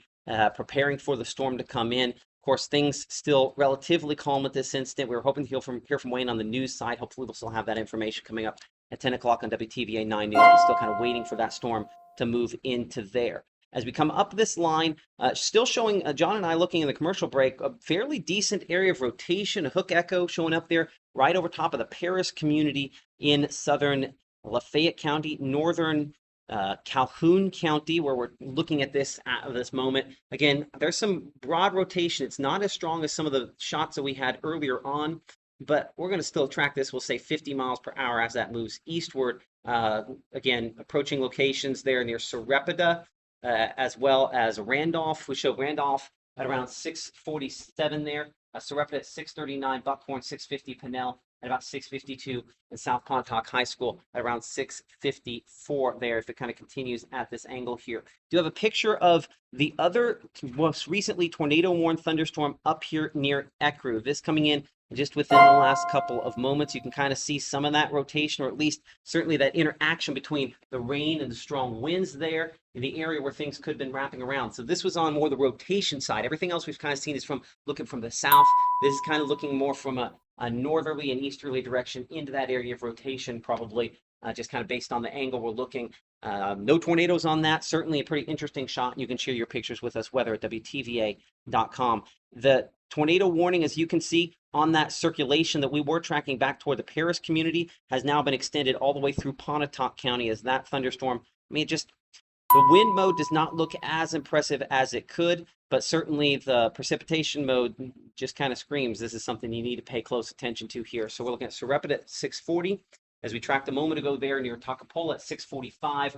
Eventually Pontotoc, this is moving generally toward you. Pontotoc, we're looking at about 702, Nix at 705, Chihuahua there at 707, Endville 712. Tupelo High School in the southwest part of Tupelo, we're looking at 719, Verona at 723, and Midtown Tupelo at 724. Doppler radar indicated rotation. Certainly the circulation looks more impressive on the precipitation mode than it has for about the last 15 minutes or so. And as we kind of look ahead on this, on the other portions of this has had some rotation on it. Looking up here closer to Sherman and Blue Springs, we have had, again, some broad rotation here. I don't show anything overly strong at this moment, thankfully. And even the strong straight line winds don't look as impressive. In saying that, though, we're also far enough removed from the angle. The angle on this is kind of wrong if we're going to try to see it produce damaging winds. We just don't always have the right angle. Looking back into that thunderstorm there, I mean, just gray stuff looking along I-22. Let's look south and see if we have maybe a slightly better shot. We might be actually too close to it in Sherman, believe it or not, to have a good angle. Yeah, there's the lower part of that thunderstorm, the strong straight line winds trying to move in to the Sherman area. Let's back it up to the Tupelo area and kind of look back along McCullough at I-22 and see if we can look northwest. This is one of those cameras John had up earlier. And there's maybe a slightly better shot of what's going on. Just a lot of low-hanging clouds, obviously. That is the heavy precipitation. This kind of big ring here is what we would call a shelf cloud, indicating the rain pool there kind of coming toward you, and the leading edge of those stronger straight line wind gusts as they're moving toward the camera at this location there. Perhaps we might have an angle if we look northward out of McCullough and 145 and Coley there. Have a shot south, no shot north on that camera. Okay, let's come back here to storm track Doppler radar as we're kind of looking at that thunderstorm. We've had a number of other damage reports. I do want to very, very briefly see if we can get something out of Gabe here in just a moment. He has not powered up? Okay, well, we will talk to him here in just a little bit if and when that happens. You just go ahead and let me know. We're looking near the, again, this is Lafayette County. This is Calhoun County, pretty much right on the county line there, straddling that is our area of circulation just east of Highway 9 west, just west of Mississippi Highway 331. and south of County Road 428, north of County Road, or right along County Road 238 is where our area of circulation is. Kind of wrap back up in there on this particular projection. We're probably out of range for the airport radar there. Yep. And we'll see that here. I think that we can probably have Wayne power down and probably get to someplace a little safer or head back this way, one of the two, and save what power he has left on his pack. I know that it's pretty close to out of power there. So we'll save that just in case that storm ratchets up a bit more. So let's track this towards Sarepta and Randolph and Pinnell. Again, a lot of folks we're going to pull up here as we kind of put on that track that has everything with it. We're looking at Spring Hill Church at 642, Hopewell Church at 645, and Randolph. I know we do have fairly vulnerable population around the Randolph area at about 650. Our meteorologist, John DeLucic, kind of monitoring social media and everything else. We'll take John's camera on this here.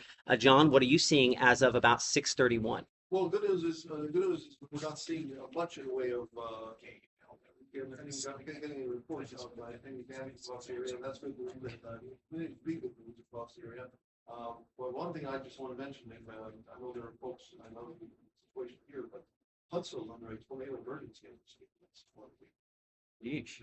That's like there's a big tornado on ground in Huntsville.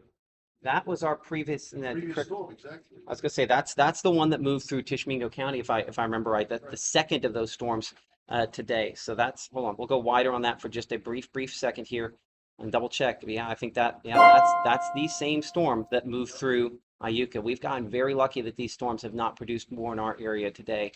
Yeah, thoughts and prayers for those folks. That's rough. Storm Victory Center also in the last half hour to an hour does say that as these progress eastward, they will get a better atmosphere to produce more tornadic activity. So, we've been very lucky. We've been very lucky to this point. Damage. Very absolutely. So as we're tracking this here, the storm near Paris and Mississippi Highway 331, this is circulation looks like it is increasing a bit more. See again, a little brighter red, a little brighter green, fairly tighter area where those are interacting with one another. And again, I would put it no more than about 1.5 miles west of Mississippi Highway 331 on the Calhoun and Lafayette County line. Highway 9, of course, there, 331, just off your screen. Of course, you have Banner right there, and then Bruce. And so this is just a little bit north of Bruce. If you live in Bruce, it couldn't hurt to be in a safer place, but the circulation is probably going to stay a little bit north of you. Tracking there more toward Randolph and Algoma and maybe even Pontotoc. It will depend on if this can continue to have any kind of northerly component on whether or not it makes it to Pontotoc. We're looking at 7:03 for you. That is right at a half hour. So as we look ahead, we talk about that, we discuss what we're looking at here. This is Doppler radar indicated rotation that could potentially lead to the development of a tornado very soon. This is one of the stronger circulations that we have had in our area. So definitely got to pay very close attention to this one here as it tracks eastward.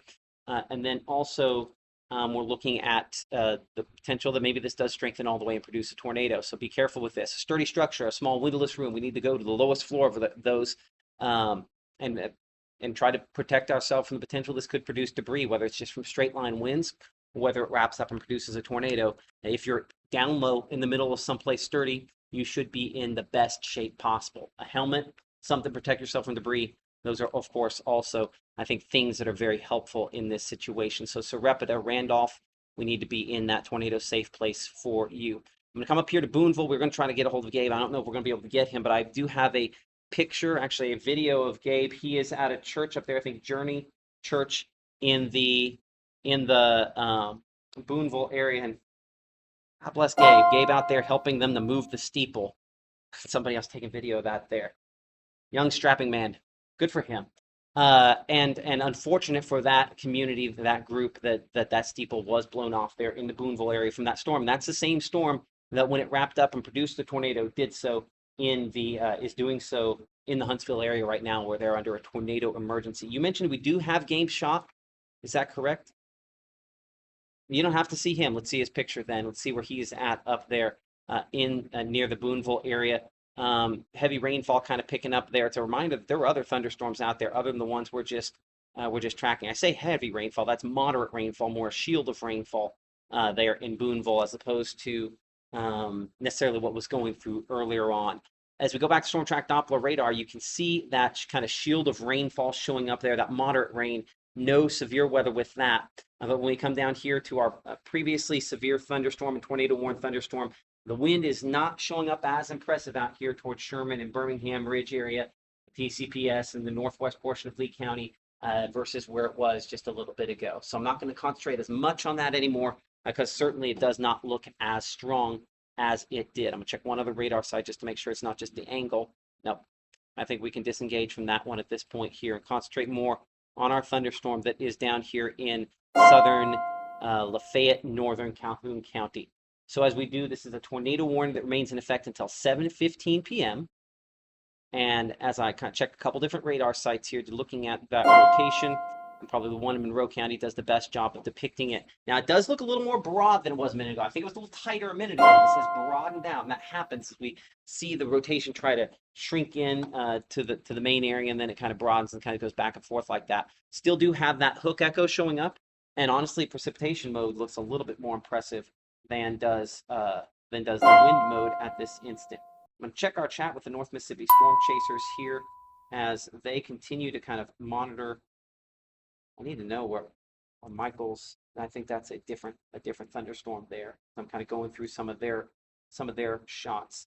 Adrian should be. Let's double check these shots here. We have a drone shot coming in from Adrian, and we will double check his position here in a moment.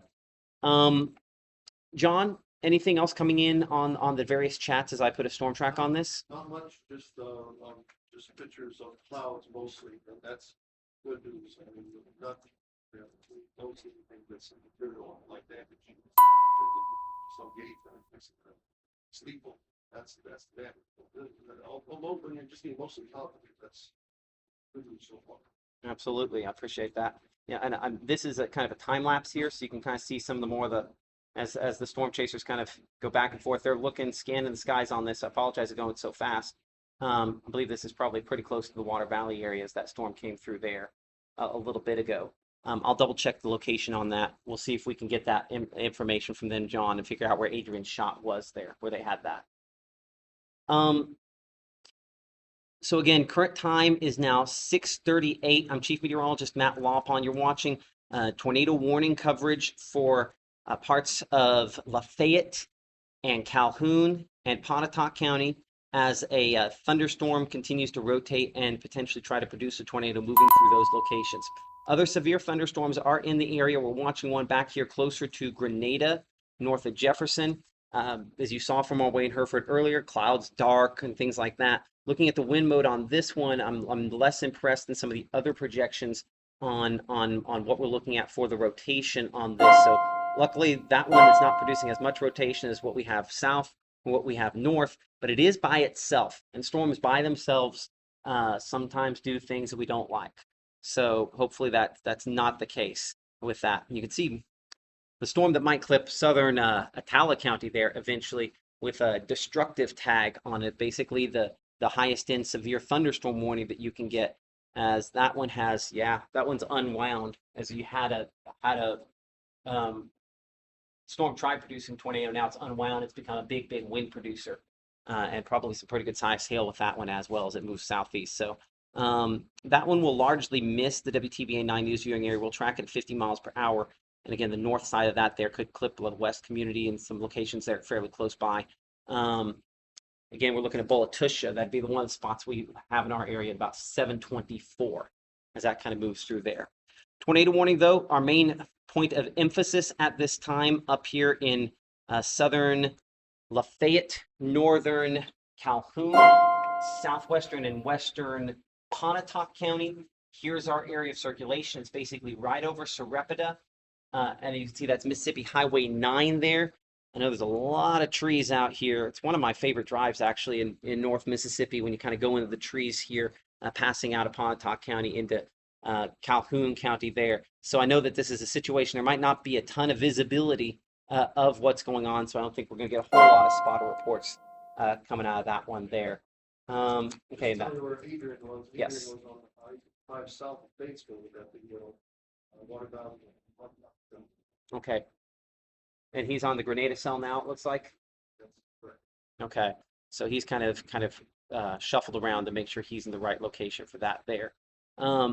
So Sarepta, this is our strongest circulation, and it's going to cross over Mississippi Highway 9 as it works its way toward Randolph. And again, I mentioned this earlier, we know we have fairly, with the Amish and some other folks out there, a fairly vulnerable community if you do have access to ability to get them information. I'm not saying, drive from Pontotoc, but if you happen to be one of those neighbors that has more access than they do, just give them a heads up to get the shelter, though they're pretty self-sufficient themselves. But just always concerned about those vulnerable populations in this situation. This is heading toward the Randolph area near South Pontotoc High School, Pinnell, kind of out in that zone where we're watching there near Topsy Road, where this is eventually heading Robbins Road there in western Pontotoc County. Current time is 6:41 now and a half. As the storm continues to track eastward, we'll look at the wind mode. My main area of circulation, I still clearly show it. I'm not showing something I think it guarantees is producing a tornado. I got some bright greens and reds there, but that's out ahead of any of the precipitation, so that's bad data. It would be right here that we'd be looking. And we haven't spent a lot of time looking at tornado debris today simply because we haven't really had, in this kind of thunderstorm, the right setup. And thankfully, I've not had the tornadoes touching down to this point. But this, I'd say, was crossing Highway 9 right now in the far northeast corner. This is Calhoun, this is Lafayette, and this is Pontotoc County. So the far northeast corner of Calhoun County in the path of this. As far as that's concerned, if you're out here west of Highway 9 west, you can come out of that tornado safe place. Paris Community, Delay Community, Banner, we all can come out of that tornado safe place at this point here. We're just watching the far northeast corner of Calhoun, southeast corner of Lafayette, and then through a good chunk there of Pontotoc County. I'm going to bring in our meteorologist, John DeLucic. Go, John. 9:22, I got it out in the bridge.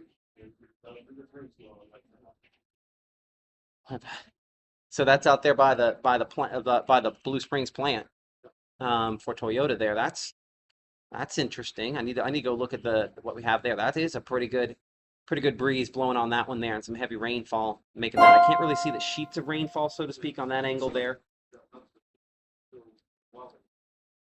That is rocking and rolling pretty well. It's come up toward that there, which is interesting because, yeah, there we are. We're kind of in the backside of kind of that wind area there. Well, the overall wind on this does not look as impressive as it did earlier, but there's still clearly some gusty winds kind of centered back in that. Certainly the circulation back here close to Sarepta, northeast of that, is the main concern. Let's go ahead and circle it. I think for the first time in a while, it could be approaching trying to produce something other than straight line winds. Because I do think that this hook here is kicking out some strong straight line winds as it tries to wrap around. But looking at the wind velocity, the wind change here, there's a pretty good change right over top, that circulation right over top of Mississippi Highway 9, near the intersection of Robbins Road, pretty much right on the Pontotoc and Pontotoc-Calhoun County line, where that is at this moment. Speaking of that, of Adrian with North Mississippi Storm Chasers, this is that storm back toward Grenada that we were talking about a minute ago there. That storm that has prompted a severe thunderstorm warning that does now include Grenada, the city, and northern Montgomery County. Kind of looking back there, does have a couple clear slots, some spots, but there's nothing on that. Again, not a current view, but a picture he took a moment ago there from his drone that he has up. I do see some clear slots there, some spots that need to be watched. Certainly he'll be looking at that, but no tornadoes or anything that could be confirmed based on that picture there. I appreciate Adrian and all those folks with the North Mississippi Storm Chasers out and about watching these storms today. Let's come closer to that Grenada storm for a moment. I say Grenada storm, it's more the southern portion of the county, Glen Wild, Duck Hill, eventually kind of in the path of this. The rotation, there's some broad rotation on the backside of this near Parsons. Of course, he's looking from very near I-55 back into this thunderstorm there. So he should have hopefully a pretty good shot of that as well. As we bring up our Tupelo tower cam here for a moment, here's kind of that wall of darkness that's moving in as those storms attempt to move a little bit closer to the Tupelo area. A lot of lightning with this as well. This is what a lot of times we would call scary looking clouds, because they're scary looking clouds, right? The wind is behind this, and despite the fact you'll see maybe something low and even kind of twisting, moving clouds, wind does not move truly in a straight line. If you've ever watched leaves and fall, you know how they kind of sometimes have a little spin to them. So there'll still be little spins in the clouds up here. We're not looking for little spins. We're looking for what we call an updraft thunderstorm, where things are going up, and that is spinning vigorously. That's where we have tornadoes and things of concern. So definitely an ominous look out of the tower cam as we look back toward kind of, I believe that's looking back toward kind of the southwest along the leading edge of that as it comes in. Lightning and thunder I can hear picking up here around the TV station associated with that as well. On the wider shot here, again, that's one of the thunderstorms we're monitoring. I need to come and check out southern Itawamba County because any of these thunderstorms that are in advance, kind of popping up on their own, have the potential to do weird things. That one still is more than probably 20, 30 minutes before it did something weird if it kind of kept going. So good sign there. We'll keep monitoring that as it gets closer. Our tornado warning looks like they have allowed it to lapse. Let me double check here. They are going to go ahead and cancel the tornado warning here for western Pontotoc County. I think the circulation diminishing a little bit. But in saying that, I have as pronounced circulation right there southwest of Randolph on this storm as we've had pretty much the entire time. And that is kind of the maddening thing if you're the National Weather Service or a meteorologist in this case, is it's just these kind of thunderstorms just kind of teeter on the edge of are they going to produce for sometimes hours on end before they do it quickly. So my circulation isn't quite in the perfect spot, and it's not as strong as it could be. I think that's part of the reason why they've gone ahead and allowed that tornado warning to expire, cancel. But we're going to stay on this for one more radar scan, and the reason we're going to do that is because it has, in my mind, gotten a little bit more organized than just the last scan here. You can see how this is kind of wrapping around a little bit more the last couple scans, and I have a tighter channel of wind to get in there. It's when that circulation tightens up that the chance increases that it could try to produce a tornado. And so I think, honestly, in my mind, the chances of producing a tornado are actually maybe just a little bit greater now than they were 10 minutes ago. So we're going to stick with this for just a moment here.